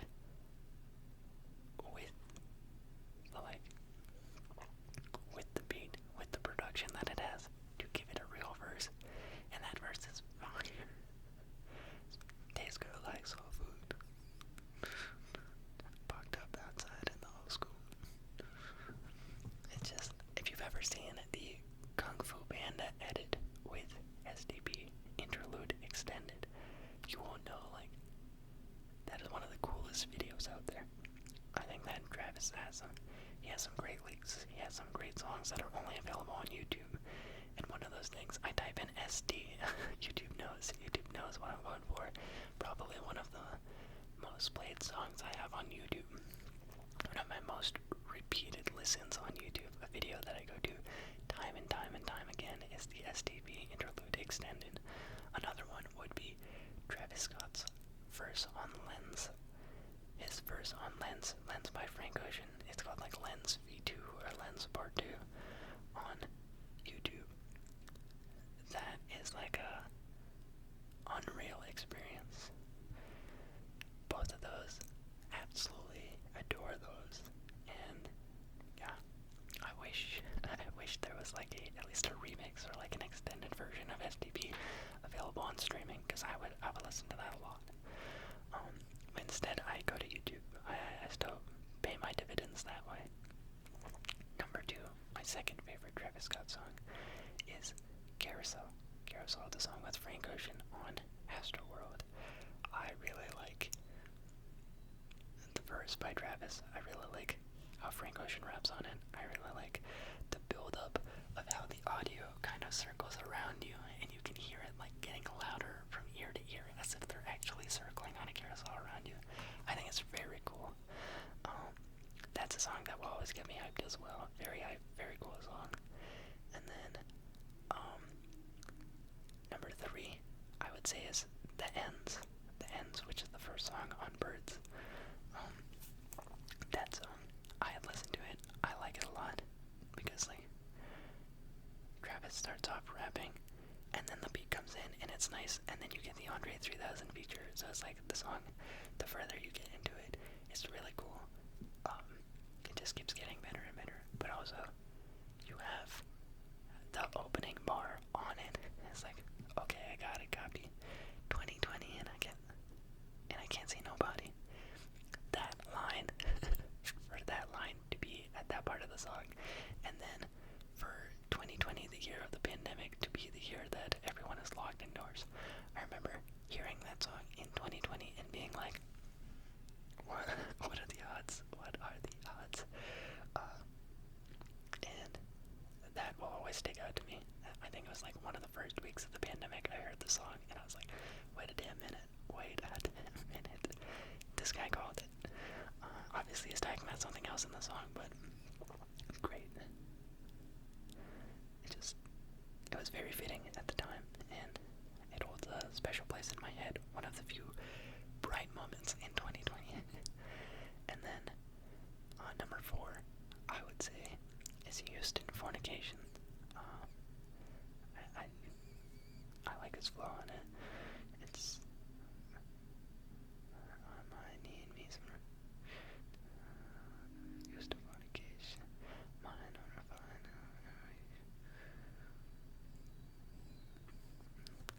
I don't think I know the words to it all that well, but I like the way that he delivers on it, and yeah, his production is top notch always. And number 5, I would give it to a rodeo song. It's kind of a split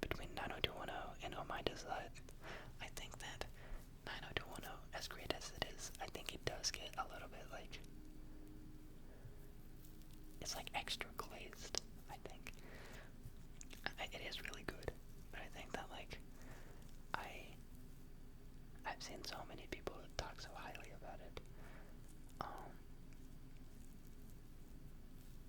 That you can't really put anyone on 90210. Everyone knows that it's great and that it's good. I really, if I'm picking a side for both of these songs, because they both have like a beat switch, I like the first half of 90210 more than I like the second half. That's my pick. And then in Oh My Diss Side, I like the diss side half of it. I like the, like, you know, Quavo's cool and all, but I like when Travis gets to rapping. Or, well, I guess Quavo's even on the diss side of it.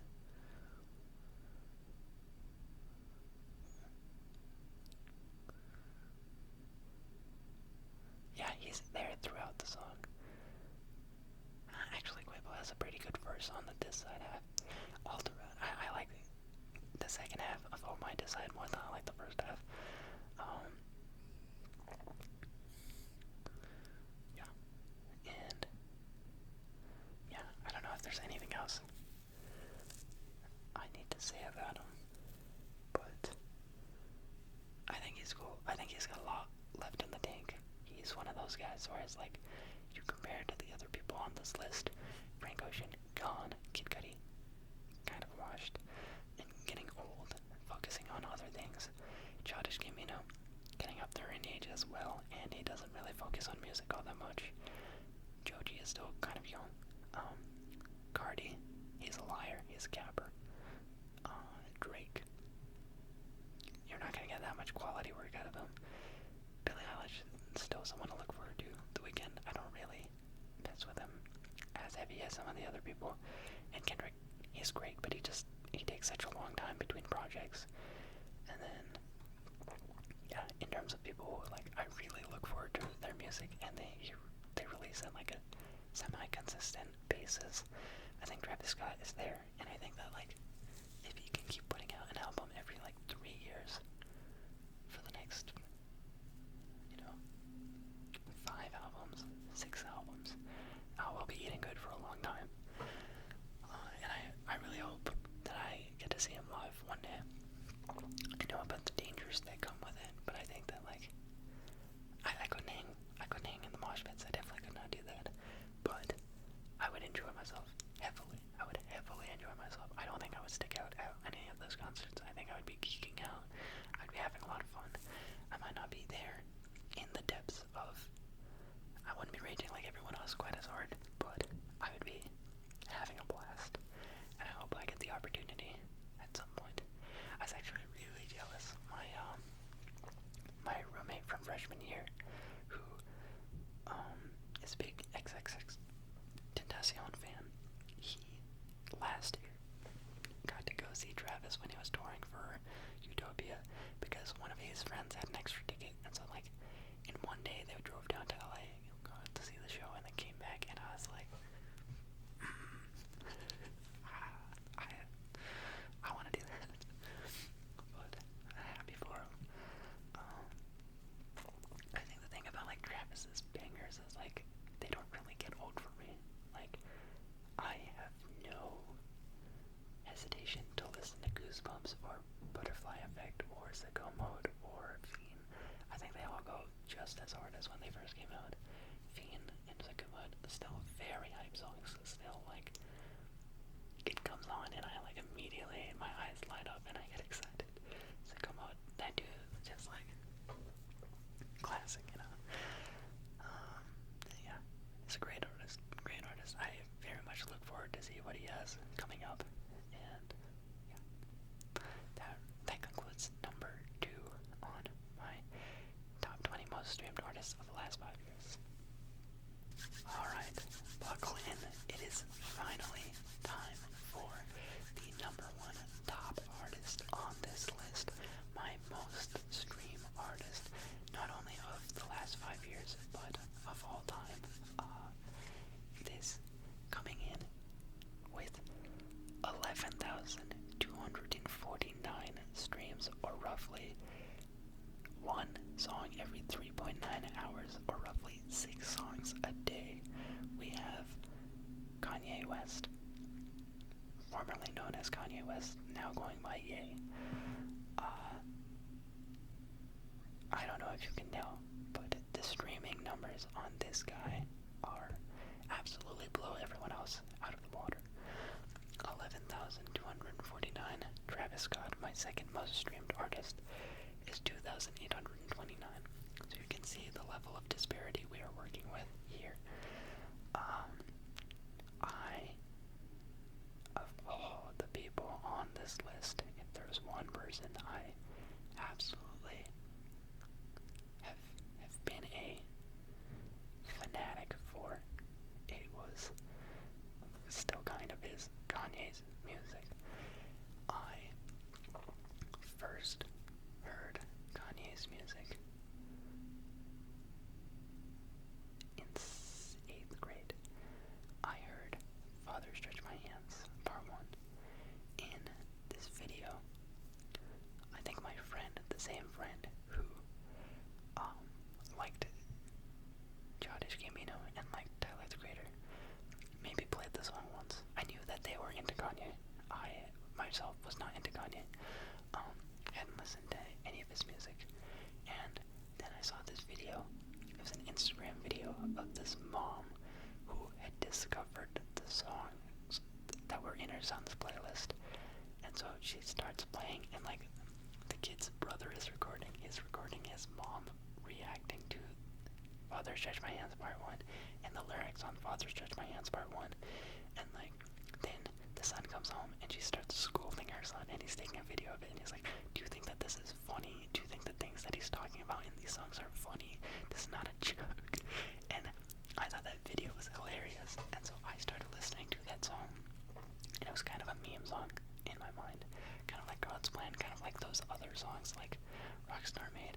Every time I would link up with that friend, which was at least once a week, I would play that song. I would play Father Stretch My Hands Part 1, and I got kind of like obsessed with it. And then I really, my listening to Kanye really took off in freshman year of high school. I was in 9th grade. I went on that trip to India that I mentioned, where I listened to a lot of Kid Cudi, and I hadn't started listening to Kanye yet. Second semester of freshman year, I was in this class, Introduction to Computer Science, and in that class we were given a bunch of free time to work on projects, but like the teacher did not teach. For literal months of that school year, I would sit on my Chromebook and play Tetris while listening to Kanye, and I would manage to get all the work done. He just like didn't teach. He would just let us do whatever for the longest amount of time. And it was in that class that I think I just decided one day to like pick Kanye's albums and start listening to them. And it was like I started with like the This Is Kanye selection on Spotify, and it was really good. It was like, compared to the music I'd been listening to, I heard it and I immediately right off the bat I was like, whoa, his music is killer. It is extremely good. And I started just working my way down his discography from The Life of Pablo all the way down to The College Dropout. I was listening to every single album in album order as I'm in class. So I'm in class playing Tetris, listening to all of his albums, and I was like mystified. And then one of the days when I was in class, I looked something up about him, and I saw the post about the double album, the release, the Cruel Summer, or the Surgical Summer release that was coming up with Kitsy Ghost and Ye, and how they're both slated to release a week apart, June 1st and June 8th. And I was like, whoa, that's kind of cool. And that gave me something to like work towards. So I got like more and more and more invested in his music, and it like I was fascinated. Like, this is a guy, I don't really think of myself as autistic, but I do think that I have tendencies. And one of those tendencies is fixations. I think that like when I'm into something, when I'm really into something, I get ultra fixated on it. And his music was definitely one of those things where like I've been a big Patriots fan for a long time, since that the Super Bowl.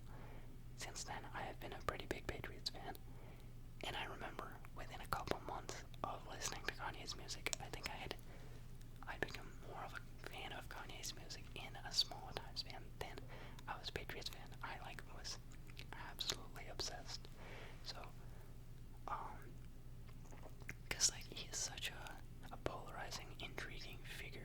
Not only is there him, but there's all of the lore behind him. His musical journey has such a story to it. All these other guys, they come up, they have a story. It's kind of whatever. Kanye's life is kind of like the stuff of Greek mythology, where there's so many ebbs and flows, and it's so well documented, and it's so crazy. And so I got fully into learning about everything that happened with the car accident, where he broke his jaw, and then getting into the early days, when he was making his albums, then the 50 Cent beef with Graduation, and then the death of his mom with 808s and Heartbreaks, and then moving forward into the Taylor Swift and the VMAs. I learned all about that. Learned all about him going to Hawaii, being kind of outcast, coming back out with My Beautiful Dark Twisted Fantasy, how that kind of brought him back into the game, and how he was pissed off, he was turned. Then he wanted to get into fashion. Then he gets into fashion, but they're not giving him respect. So you've got Yeezus, you've got him turned up, trying to enter the fashion world, absolutely turned. At this time, he's also now with Kim, and now he's kind of transitioning into slightly more of a family man. He's getting, it's just he is into fashion. He's fully into fashion at this point, and now he is, he's kind of on. He's a little unstable. He's a little unstable. Then you have his hospitalization and everything they're talking about at the time, and his recollection of all of it is so intriguing. The way that he talks about any interview you've ever seen of his, I got really invested in his life story, and the way that he carried himself in his music, and the way that he talks about things, because he's very controversial. He's very and the thing is he is not afraid to speak his mind. He is not a guy that you can pay to keep quiet. He will at all times say what he is thinking, whether it's right or it's wrong. And at that time, I thought that was so unique. You don't see someone just going out there spewing whatever they have in their head at all times. And some of it really was profound. Some of it was, I thought it was quite profound, the way that he could pinpoint things that he was going to do and set out to do them. He would say something, and then no one would give him the light of day, and he would just work so incredibly hard that he could make it come true. That's what he did with his rap career early on as a producer rapper. He said, I'm gonna go fully into rap. Did it again with all the fashion stuff early Yeezus era. You see all those 2013 interviews, he's they're all so quirky. He's such he's a quirked up black guy. But so fascinating. And I fully fell hard into all of the lore, all of the controversy, everything that he was talking about, all of the TMZ era stuff at that time. This 2018, early 2018, this is when he was making those slavery is a choice type comments. And I think what I picked up while I was reading a lot of what he was saying was Kanye has a lot of very cool and unique thoughts and messaging, but he's a horrible communicator. He will say things in such a poor way that it can get turned and twisted on him immediately. So when he says something that maybe has a good idea behind it, the delivery will be so poor that now it has been taken out of context and he looks like a super mega idiot. And I think that when I was listening to Ye and I was listening to Kids See Ghosts and I was getting into all of these and learning more about him, I found a lot of the good stuff, because Kanye has a lot of really good messaging in his songs and in his demeanor. He'll talk a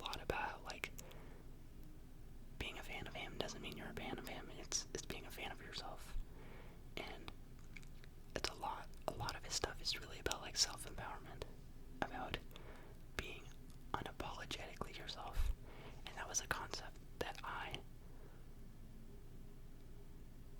really was inspired by. Like, it really taught me how to be comfortable in my own flesh, I would say. I wasn't allowed to listen to rap music. I wasn't allowed to, like, I very much did hide large parts of my life from my parents. And even when I started listening, I had to hide even more, because not only did my dad hate rap music, my dad specifically hated Kanye for some reason. So I was deathly afraid that he would find out. But Kanye, like, unironically, finding his music did change my life. It was so impactful. After finding it, I got super obsessed. So, I didn't even listen to playlists at this time. I'd literally pick an album, hit play, and just listen to the whole thing. And it would be like, one day is graduation, one day it's Jesus, one day it's college dropout, and I'm just going through it day by day. So, that year, 2018, I'm listening to nothing but his music. And I got so obsessed, and so, like, yeah, I was just obsessed. I was so obsessed with the music. I thought it was so great that I needed to do more. I, like, went through his entire catalog, and I learned all of his songs. Every single song that he had made on his albums, all on his singles. I learned them all. Like, I knew all of them, to the point where I was like, I want to interact with his music more, and I don't know how. And I decided the best way for me to do that was by making an Instagram account. I created and ran this Instagram page called Guess the Kanye Song for like a year and a half. It was an Instagram page dedicated to making puzzles based on the lyrics of Kanye songs. So it would be like, first it was just straight up lyrics, but that was like way too easy. And even I myself recognized that was way too easy. Where, like, if I just write like one line from one song, any person that knows his music is going to be able to recognize it. So then I had to get more creative. I started doing emojis. Let me string together a few emojis and let's see if someone can figure out what song this is. So, like, one of the ones that I can remember is on Facts. On the song Facts, there's this one part where Kanye goes, couches, couches, couches, couches, which one should I pick? And so, I would go in order. I would do like one song from the college dropout, one song from late registration. I would maintain the order of his discography when I was doing each puzzle, each like trivia. And for the Life of Pablo one, I did 3 couch emojis, and then that was one that I remember. I would use some where it was like 4 random images all spliced next to each other, and like try and guess based on that. Based on the 4 images, can you guess the song? Based on the meme, those ones really popped off.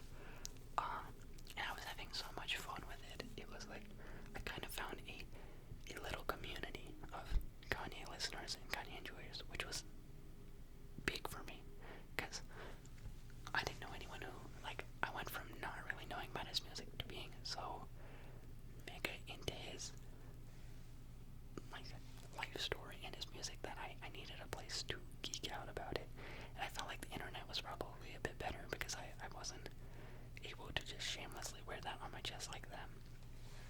And so I got really into the Instagram scene, and there were a couple other creators, Kanye-related creators on Instagram that I kind of befriended. And then through that, I discovered this one page that would post leaked songs, and that really changed everything, because they would post snippets of Kanye songs that I hadn't released, and now this was something that, like, my mind was hyper-focused on it. I was like, oh man, I have already went through everything that he already has released. He has released discography is so good. It is so good. How can I get my hands on even more? So they would post snippets and a little bit of lore behind these songs that have never released. Things like Black Bruce Wayne and God Level. They'd post these like little snippets, and then I think in the comments someone was talking about how like there's a place to talk about things like this.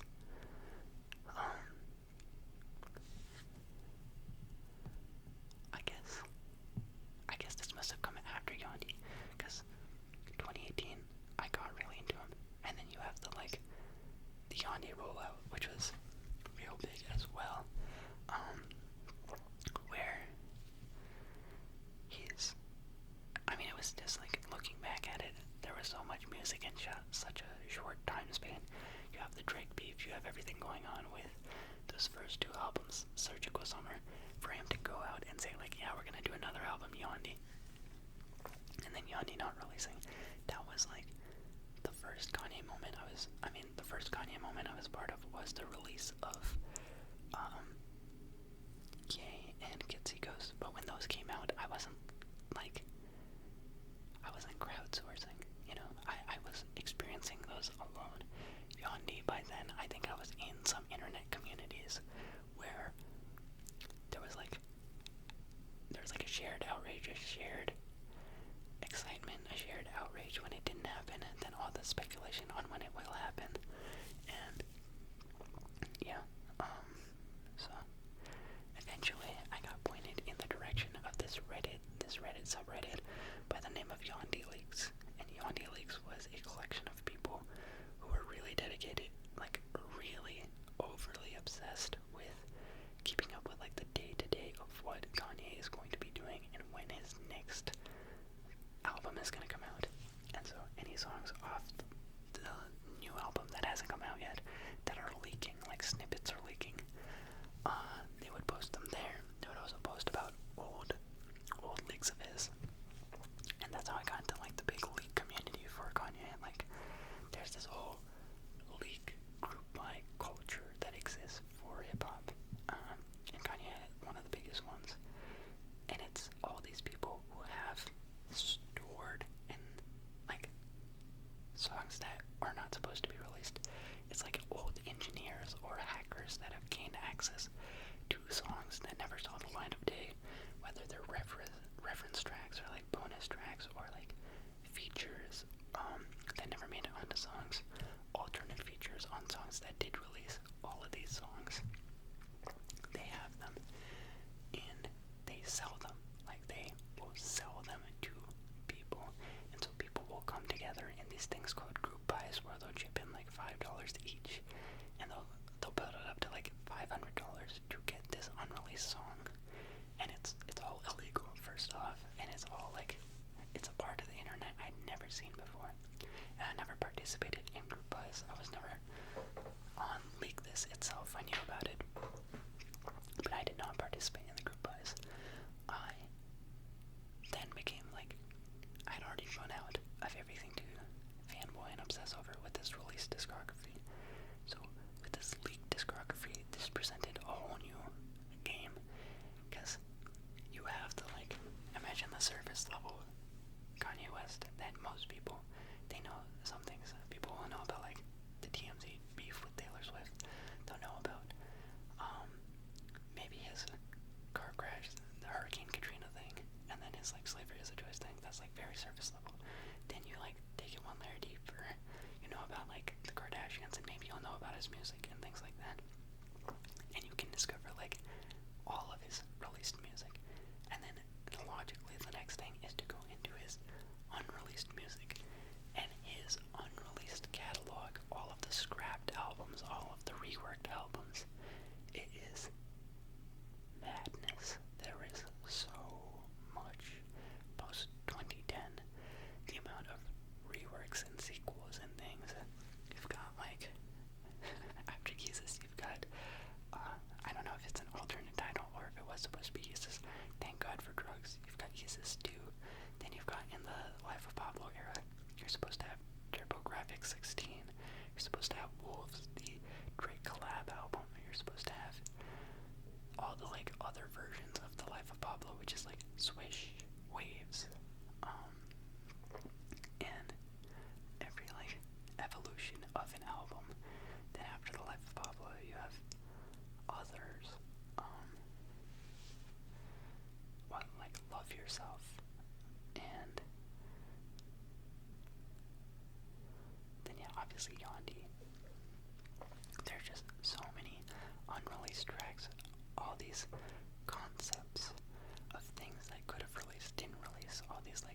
Watch the Throne,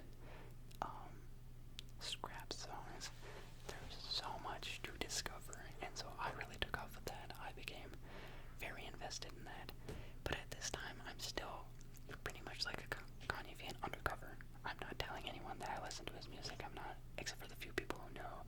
I didn't tell anyone about the Instagram account. I was very much keeping it to myself. And then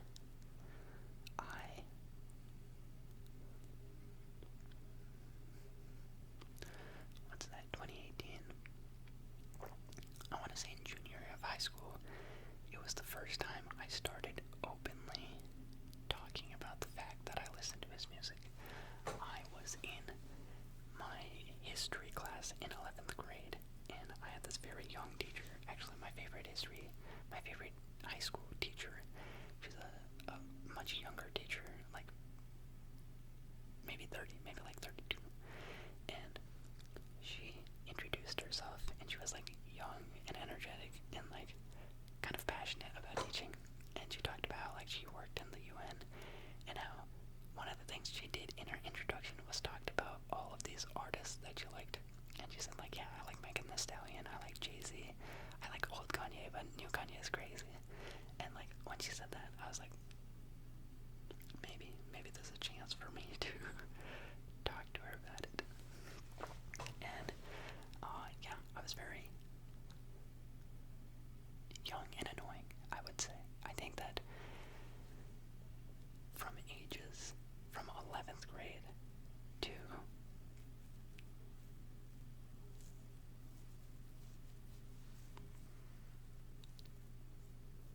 from the start of my junior year,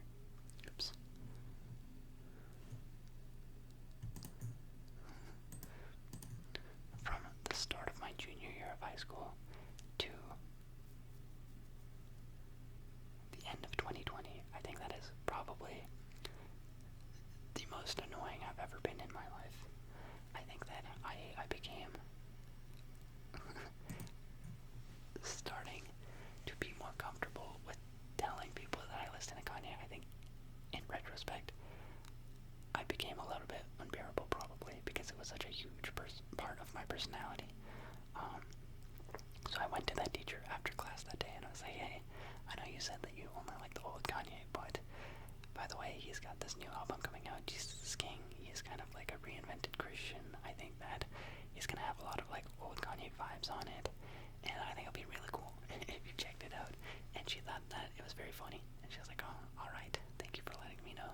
And we had a very friendly relationship. I felt like I could talk to her about those things, and it was funny because like she is a teacher and she is teaching a class, and I, while doing really well in the class, was also turning every single thing that I did kind of into a Kanye focus.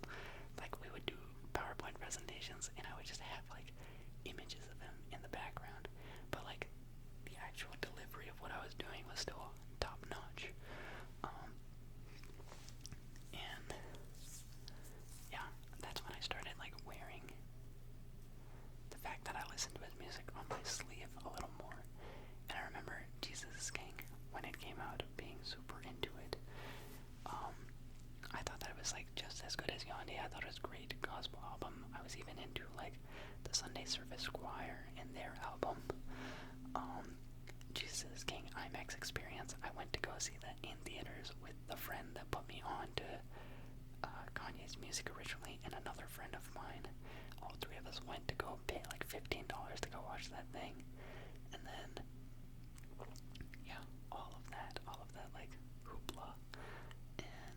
But I was like so obsessed. I was so obsessed that I had literally like, after, now I've discovered a lot of his unreleased stuff. I've discovered extended versions of things.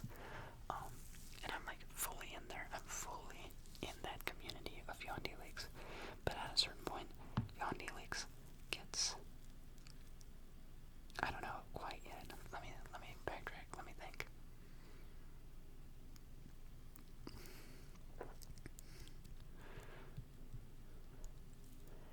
Yeah, the Jesus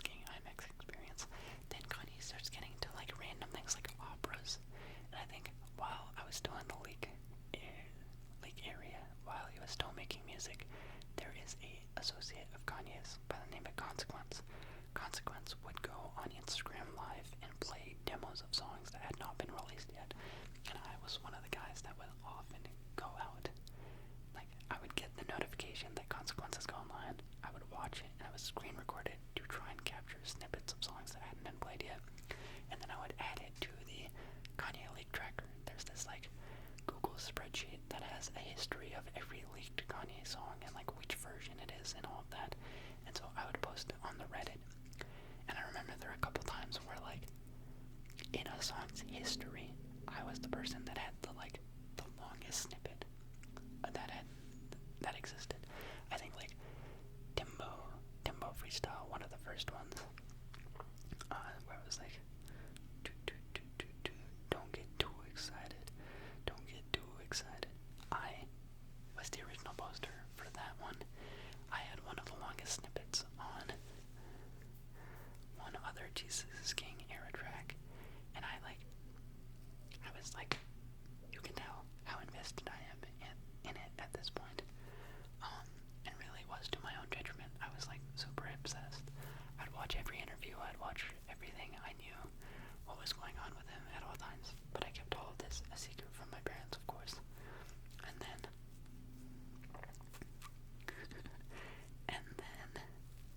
things got kind of bad, I would say, because then COVID hit, and I'm super into Kanye, but I spent a lot of time on the internet during COVID, and Kanye, while he is great, while he is like very inspiring and does promote a lot of good things, I think that he is kind of like an unstable figure.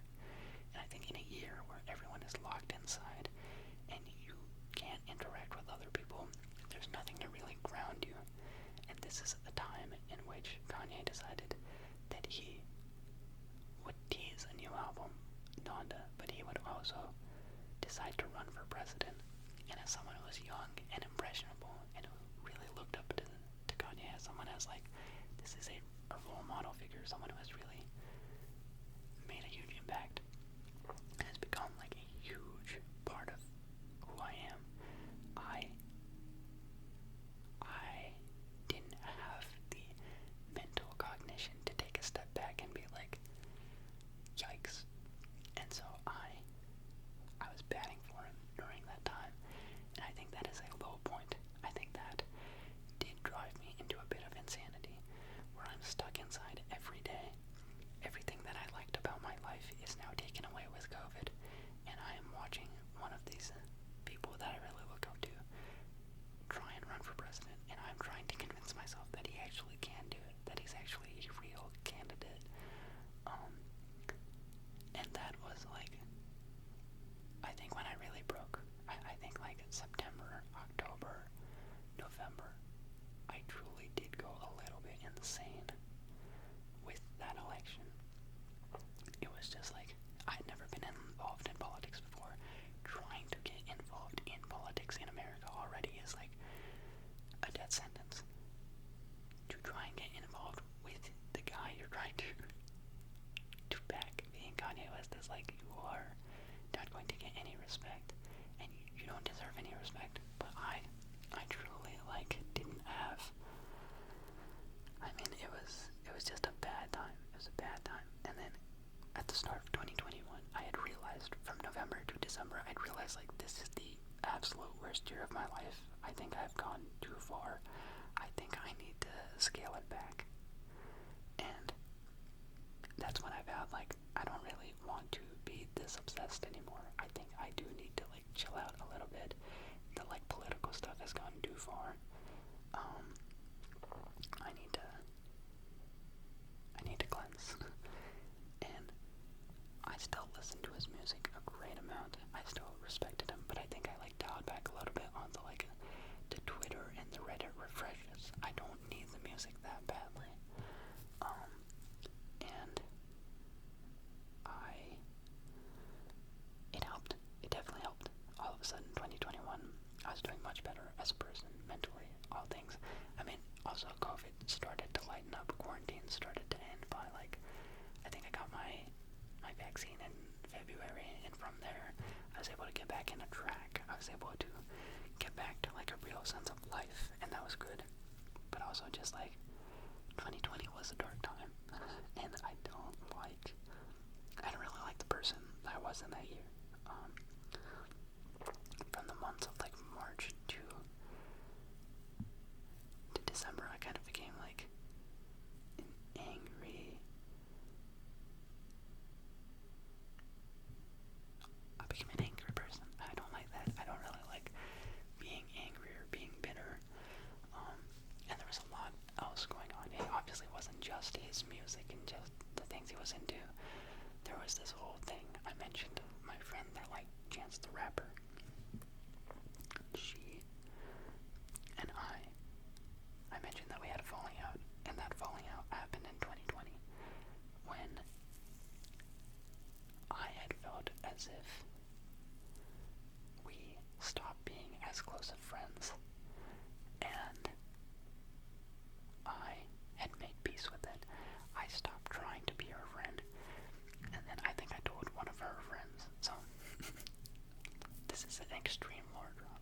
I don't know if I really need to get into it actually, because I didn't really act the best in that situation. But just know I was ailing. I was not doing well. I made a lot of bad decisions, and I felt bad about it. And I think a lot of it was due to how much time I was spending on the internet.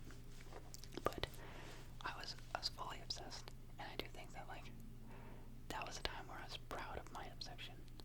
I was too annoying with it. I think like a lot of conversations I really wore on my sleeve the fact of how big of a Kanye West fan I was, and I didn't need to. I was just annoying. I was just being annoying about it for no reason.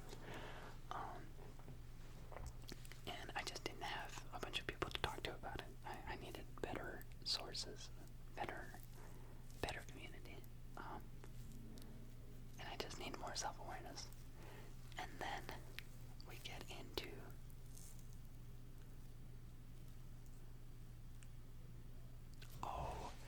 that's why that was also a bad time. This was college application time, and college applications in that year. So I've been working for a long time, working very hard to get into top colleges, things like that. It is finally time to put together my essays. But the thing is, like, at this point, like, Kanye's music is such a big part of my life. It is such a big part of my life that I've kept hidden from my parents. I didn't know how to tell them that I want to write an essay about him. And I wanted to talk about, like, the impact that he has had on my life and how, like, the messaging in his music and his life story has inspired me. Because, like, at the end of the day, let's take away his, like, controversial aspects for a moment, if you can. The true message that he promotes is being unapologetically yourself. There is no one else on this planet that can bring to the table what you bring. You are the only version of you that exists. So why try and fit to a mold? Why would you try and adhere to other people's standards when you are the only person who is uniquely you? And that is not something you should try and hide. That's not something you should try and cover up. And that is something that is great. I think that, like, above all, listening to his music gave me so much self-confidence that I never had. I was extremely shy. I wouldn't say that I, like, disliked myself, but I wouldn't say I was, like, I didn't have high self-esteem at all. And I think the thing that I really appreciated about his music was it taught me to love myself. Because he is kind of an inspirational guy. Like, he is very motivational. The way that he talks about overcoming his adversities, and the way that he talks about everything, like, even in all the situations where he's been wrong prior to 2018. I'm talking about prior 2018 at this point, prior 2020. He accepts his defeats. He rolls with all the punches. He says something like that about Taylor Swift on live TV, and everyone calls him a douchebag, and everyone writes him off. But he still makes great music, and everyone has to, like, accept the fact that he is still around there. And, like, I think I did get into this mind state of thinking, like, he is extremely misunderstood. I think he's a very poor communicator, but I do think that, like, at the end of the day, the amount of hate that he received for some of the things that he said was, like, blown out of proportion. The stuff with Taylor Swift, I don't think is really all that bad. Is it kind of dickish? Yes. But at the end of the day, it's an opinion. There are so many people who have done so many worse things, and they don't get really treated like crap for it. Kanye's not a guy who's really abusive, or an assaulter, or, like, things that are, like, actual crimes, things that are actually that bad. But he has one of the worst reputations of any artist because he speaks his mind unfiltered. And that was kind of a quality that, while it is dangerous, I kind of admired. And it taught me to be more comfortable with being who I am. And I think the problem with it was, you have being unapologetically yourself, and then you have, I guess, ego and overconfidence. And it's hard to draw the line. And I think what happened was, like, he helped build me up, but in consuming so much of his content, so much of what he did in the way that he lived his life, I became over the top. I also became a little too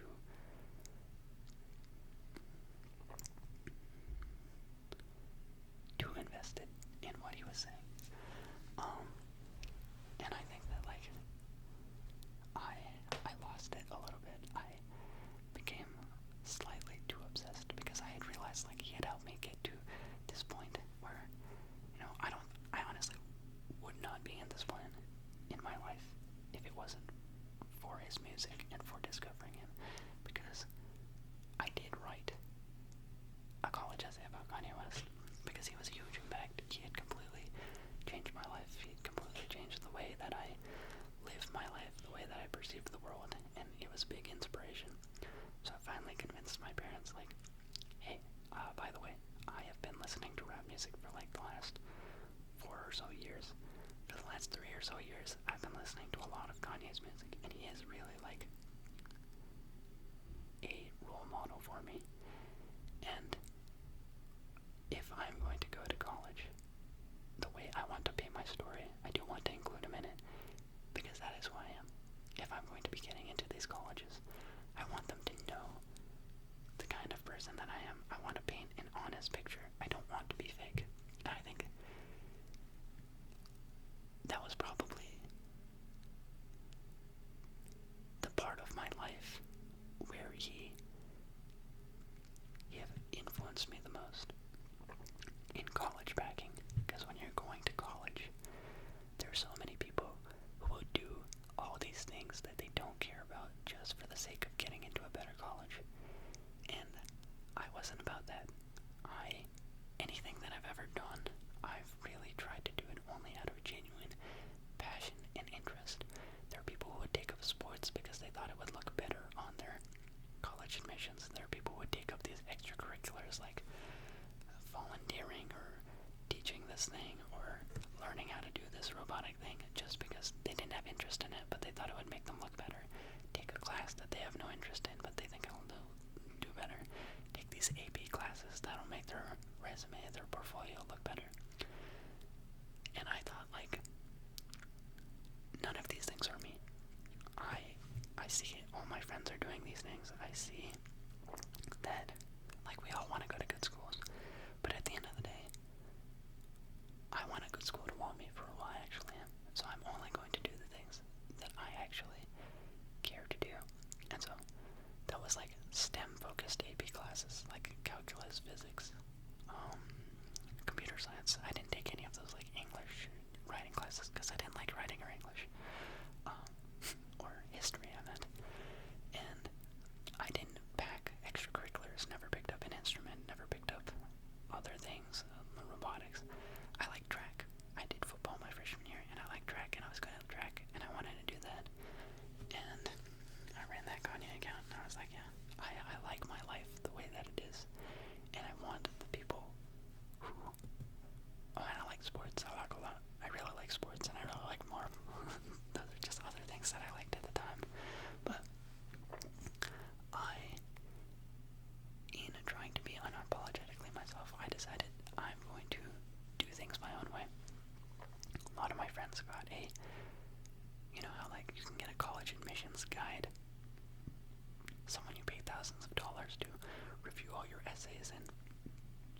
about your safety schools and your reach schools and your target schools.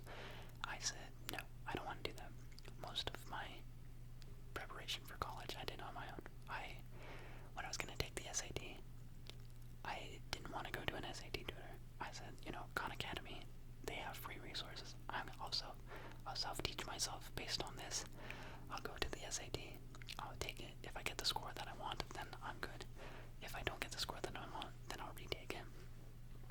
I wanted a 1500 on the SAT. I ended up with a 1490, so it wasn't what I wanted. But I got an 800 on the math section, and I was like, I'll take it for self-taught. I'm good. Perfect on the math is something I can live with, because I really wasn't as good at English and writing, so I was like, yeah, I was gonna lose points there anyways. And so I did that. With college admissions, my parents really urged me. They wanted me to get a college admissions guide, and I was like, no, I'm going to do it myself. I'll write all my own essays. I'll do all the research. I collected every single piece of junk mail that was sent to my house for a year. Every single college that had ever reached out to promote their college, I saved something from them, put it in a bin. When it was time for college admissions, I laid all of them out. I wrote all of them out on a spreadsheet. I looked up their admission rate, what they're best at, their national ranks, and I did my research like that. I trimmed down to a list of 15 colleges, and I thought, okay, these are the colleges I want to apply to.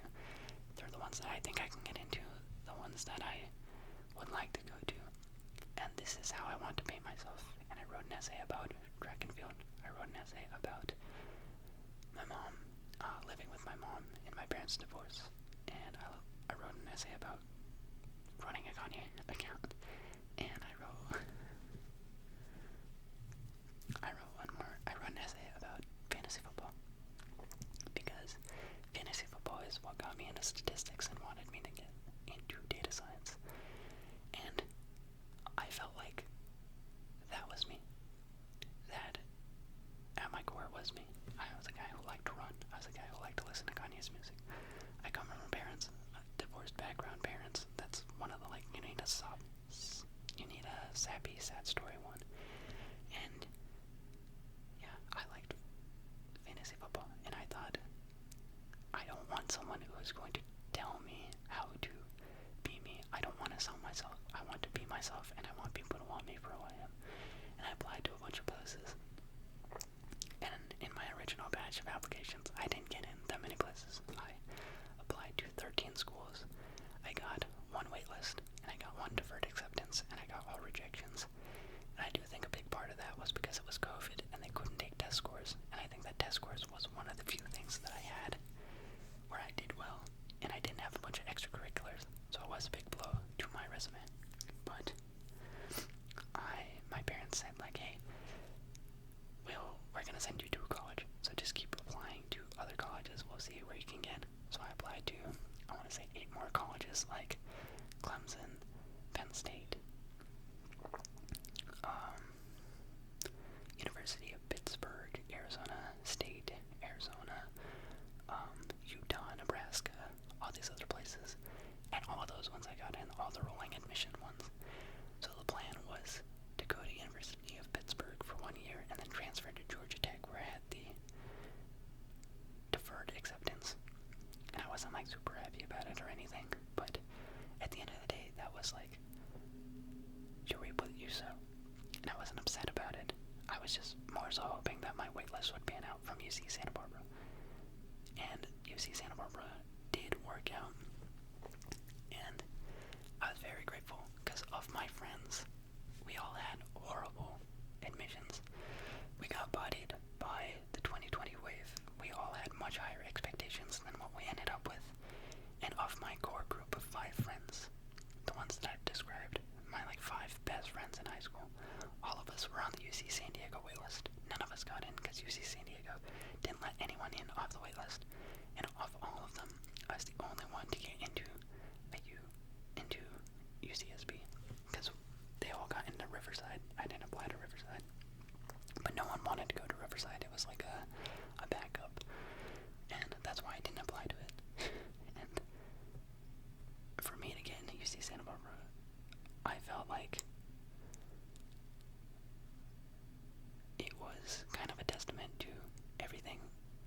that he preaches. If you are yourself, if you're always unapologetically yourself, and you preach only the things that you actually care about, if you're never fake, eventually you will get rewarded. You'll get the results that you deserve. And though I still feel like all of us deserve to do a lot better. I feel like there's no reason I should be in this school and any of my friends shouldn't have. I think they're all decently to greatly smarter than me. And I think that admissions, it was just really bad year for admissions. So I think part of it was luck. But I also think that, like, I don't know. There's no way of knowing what would have done it, what would have tanked their resume, would have propped mine up. I don't know if the Kanye's helped or hurt my case. I'll never know. But at the end of the day, I think listening to his music has taught me how to live kind of a happy life. One with no regrets. Everything that you do should be 100% yourself. And that way you won't regret your choices and your decisions. Because you're leading with you first. You learn how to be comfortable with who you are and put that out into the world. You're not leading with what you think you should be, what others want you to be. You put out into the world the energy of who you are, and you'll end up where you need to be. And you'll make the best of it. At the end of the day, you can only do the best with what you have, and that is really like the life lessons I learned from being a fan of Kanye and listening to his music. And in freshman year of college, Kanye and Drake had a joint album, not a joint album, a joint concert, the Free Larry Hoover concert. Oh, by the way, Donda came out 2021, very hype. That came out, I was mega obsessed, I was jumping for joy. Then that concert comes out, and it's in the middle of finals week. And so I think, oh man, I can't go. It would be really irresponsible if my first finals week in college, I go to LA, and I go to this concert, and then the weekend before finals, I have a final on Thursday. No, I have a final Friday morning, and the concert is Thursday night. And I think to myself, like, you know, Kanye has not been on tour since 2016, since he had his, like, mental breakdown. He is going to have his first concert in 5 years. It is in your backyard. You are a 2-hour drive from Los Angeles. Tickets at this point had dropped. They had dropped from $200 to $40. It's like, this is the opportunity of a lifetime. This is your greatest role model, the person you have looked up to the most of any person. You have the opportunity to see them live for $40. You have to take it. You have to take it, and you will deal with the consequences. And so, I bought the tickets, and on Thursday night, I missed the train, but I took an Uber to Los Angeles, saw the show, and it was one of the best experiences of my life. Just because it was Drake making Kanye's set list, and Drake making his own set list, and he put together a collection of all of Kanye's greatest hits. And this is a guy who, over the last 4 or 5 years of my life, has completely been like my greatest motivator, my greatest source of inspiration. To see him perform live all of the greatest, his biggest, best songs, see them all live, see him actually perform them, it was magical. I don't think there will be really anything like it again. It was a huge moment for me, and that was my first ever concert. For that to be my first ever concert, I don't think anything will ever come close. It was such a unreal experience. I was overjoyed. I actually met a very cool person at that concert, and we talked in the line for like 2 hours. Kanye is notoriously late, so we talked in the venue for like 2 hours. We sat with each other the entire concert. Afterwards, he offered to give me a ride to Union Station, so we went to McDonald's. We sat in the line for a couple hours. We talked, and then we hung out while we ate. Absolutely a wonderful person, and it's just like a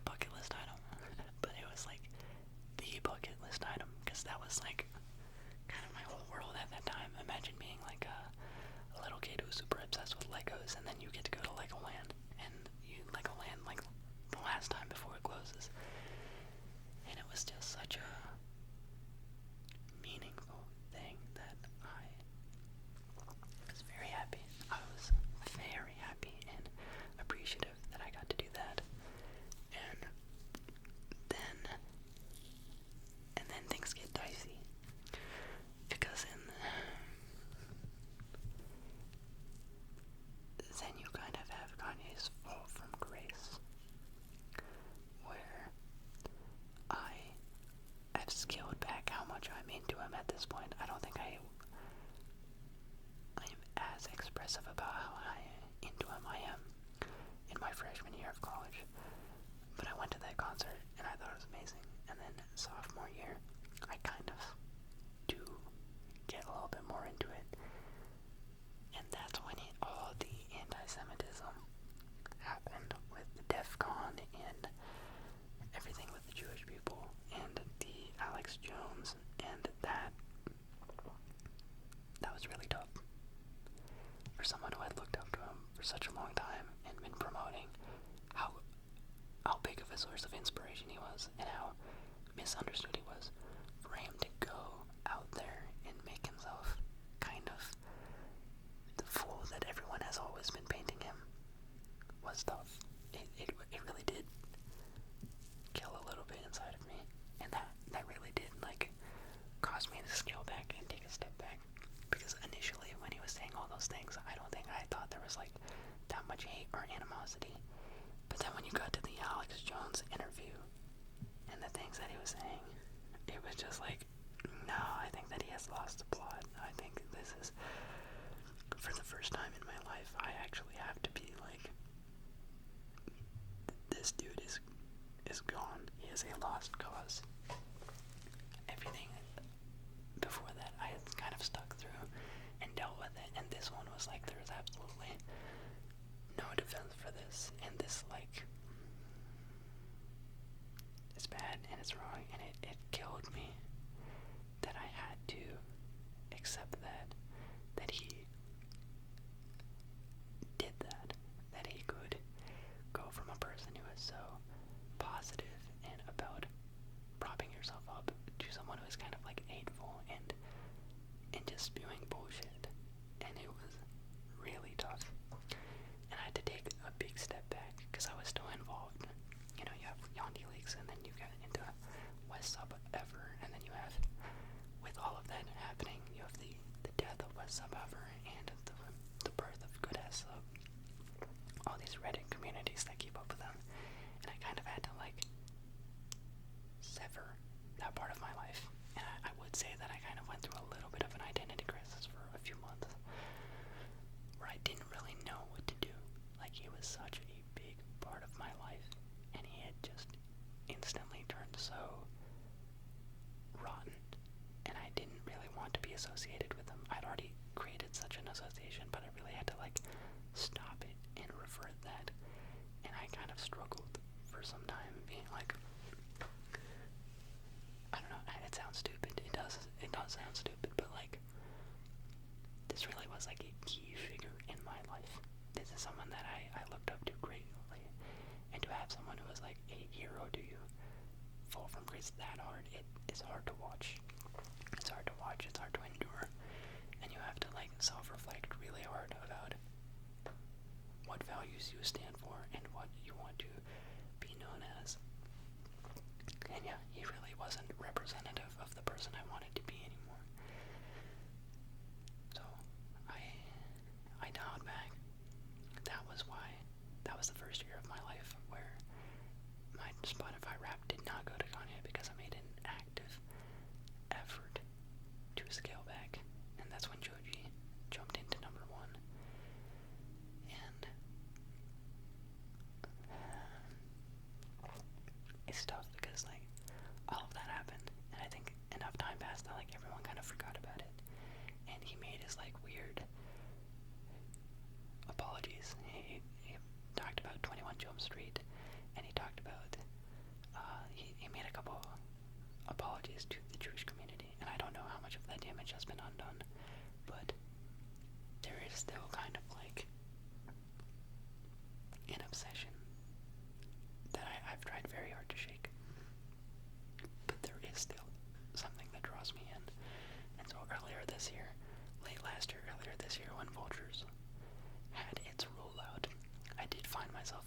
back into old tendencies. I got more back on Reddit to figure out when it was going to come out. And when Vultures 1 came out, the amount of joy that I felt, it's I don't know, it's like kind of gross because you want to not like something.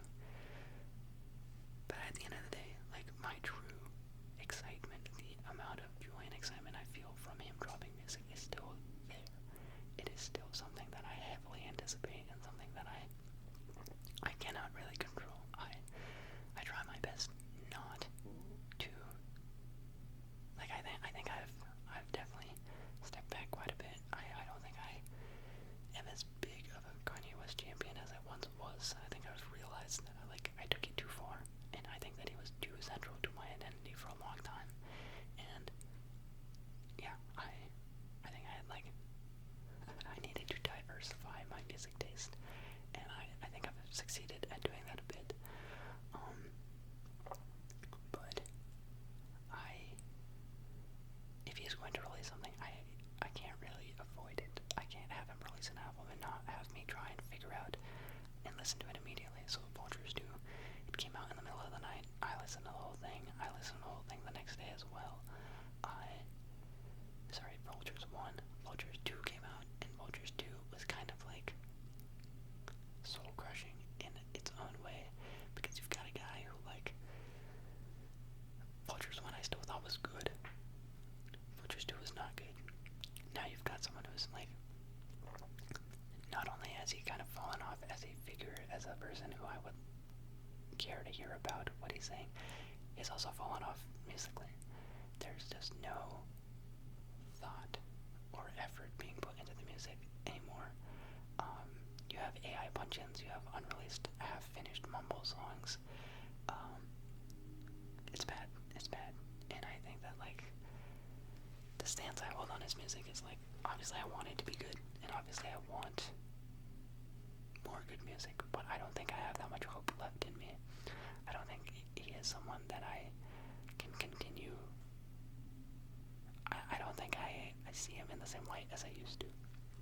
A few years back, I used to hold him in a very high regard. I used to think the world of him, anything that he puts out, whether it be fashion, whether it be music.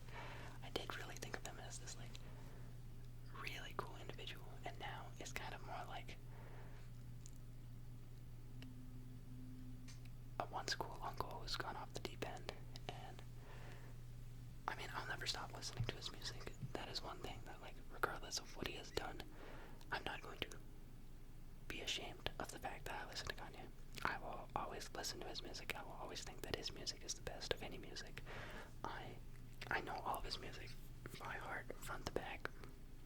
Maybe not every single song, but any song it comes on within the first second of it, I could tell you what song it is. And that is something that, like, that's not really something I want to lose. I think that his music has helped me develop as a person so much. I'll always hold on to it. But, like, it is such a complicated and tumultuous journey that being one of his fans has been. And yeah, there's a lot to reflect on, I feel like, even now. Because it's weird. It's tough. It's tough talking about it. Not talking about it, but it's tough, like,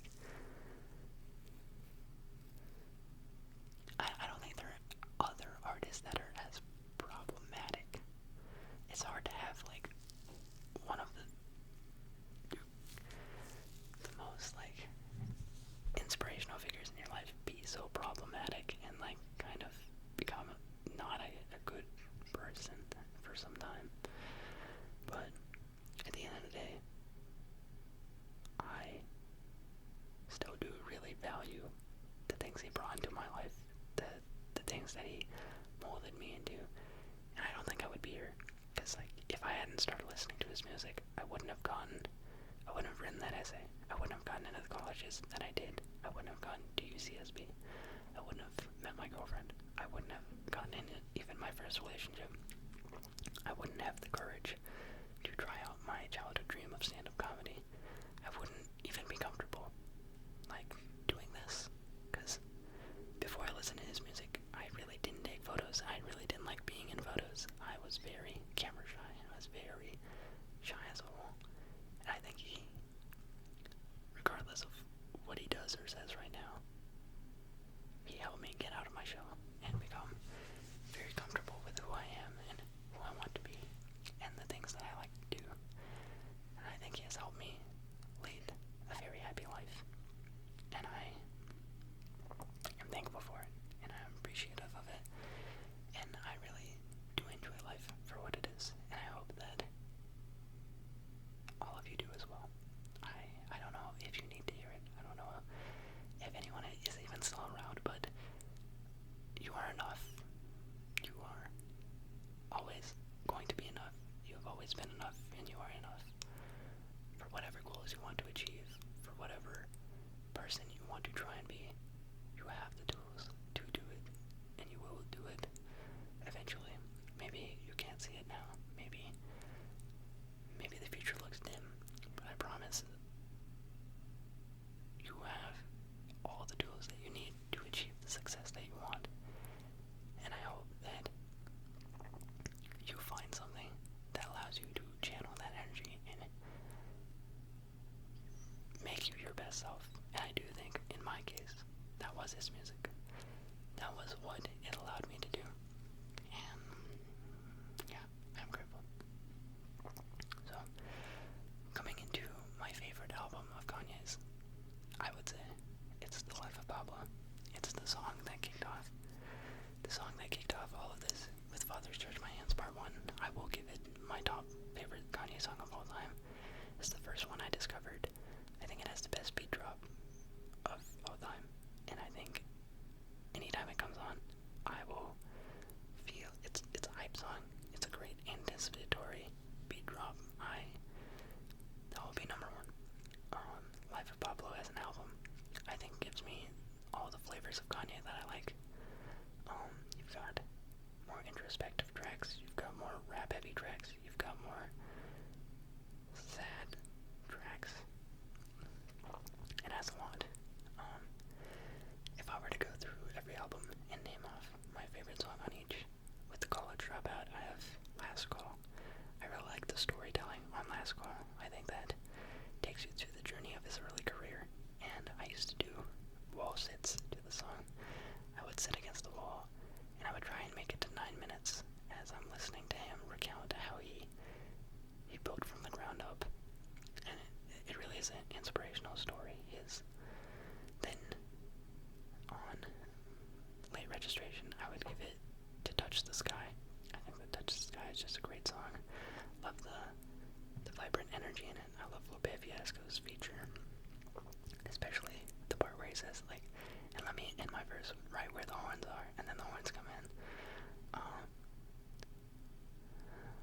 And then on Graduation, I Wonder. I just like the soundscape of it, the more melodious, laid back flow, and the sample flipping. Kanye is an excellent producer. On 808s and Heartbreaks, my favorite is Streetlights. I really adore Streetlights as a song. And I think it is a song that kind of describes, perseverance. It's one where, like, he's singing it at a place of, like, he knows where he wants to be, but he's kind of dwelling on the losses for a moment.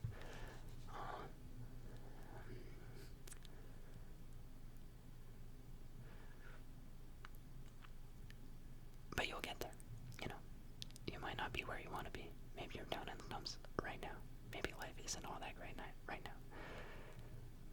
But you will eventually get to where you want to be. And that's what I feel like the song is about. And I think it's very powerful. I really like the Jesus is King IMAX version of Streetlights as well. I think a song that's near and dear to me. Then for My Beautiful Dark Twisted Fantasy, such a grand album, it's hard to pick just one. My my favorite to listen to, I would say, is Devil in a New Dress. I think that it's a beautiful song, in my opinion. I really like the guitar solo, the instrumental, the sample, the way that Kanye raps on it, and Rick Ross's feature. I think it all is very nice. My favorite to rap along to is Gorgeous. I think that Gorgeous is one of Kanye's most lyrically impressive songs, with the three hard-hitting verses, and then you've got Kid Cudi on the hook, and you've got what? Raekwon on the last verse. Then from Yeezus, I would say my favorite is New Slaves. One of the more like Kanye rapping his ass off type songs, where it's like more chaotic and gritty, and then at the end you have the flip to Frank Ocean and the like melodic outro. Gives you everything. And the production on all of these is like bombastic, truly bombastic and nice. And then, as I mentioned, Father's Touched My Hands, but also St. Pablo. I think St. Pablo is another very emotional, very raw song that kind of takes you through his dealings with family and crisis and his like rise to stardom and fame, and even like I'm not religious, but like the way that he talks about his relationship with God is pretty admirable. I feel I wrote a religious studies paper about Kanye's religious experience in my freshman year of college, and it was fun. It was fun. And everything after Life of Pablo, I don't really think I have like a favorite per se. I think that it's all stuff I like and enjoy, but it's not something that I would categorically say like, oh, I have this and I think it's a top song. Kitsy Ghost is pretty nice all throughout. Maybe I would get Reborn, my favorite.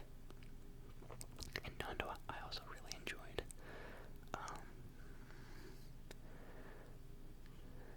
Yeah, maybe No Mistakes on Ye.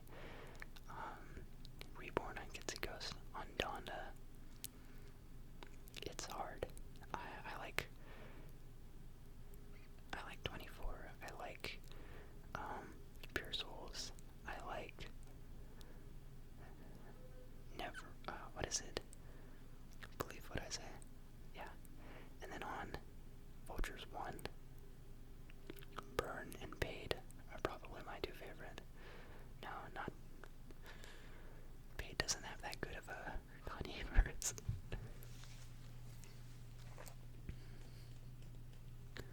I don't think Carnival. There's another song on Vultures 1 where I feel like Kanye does pretty well as both a rapper and a producer.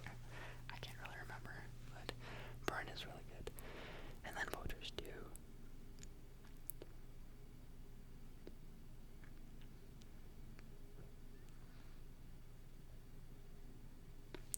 God, It's Hard. I probably like Field Trip the most, but he's not even really on that song. Promotion is pretty solid as well. There's gotta be one more. Anyway, it doesn't really matter. Yeah, this one, I'd imagine is the longest. Yeah, plenty long. I knew that this was gonna be a very rambly one, and it probably is like a glaze fest at times, but I did want to paint a full picture of my top most streamed artist of the last 5 years. I do think that like there is a lot more impact, particularly with him compared to all of the rest of the artists, and I did want to divulge that and really go into it. And yeah, it probably sounds pretty crazy, and yeah, you know, it's a thing. It's a thing that happened. It's a thing that happened in my past that you know, what can you do? Anyway, if you have made it this far into the video, I want to personally thank you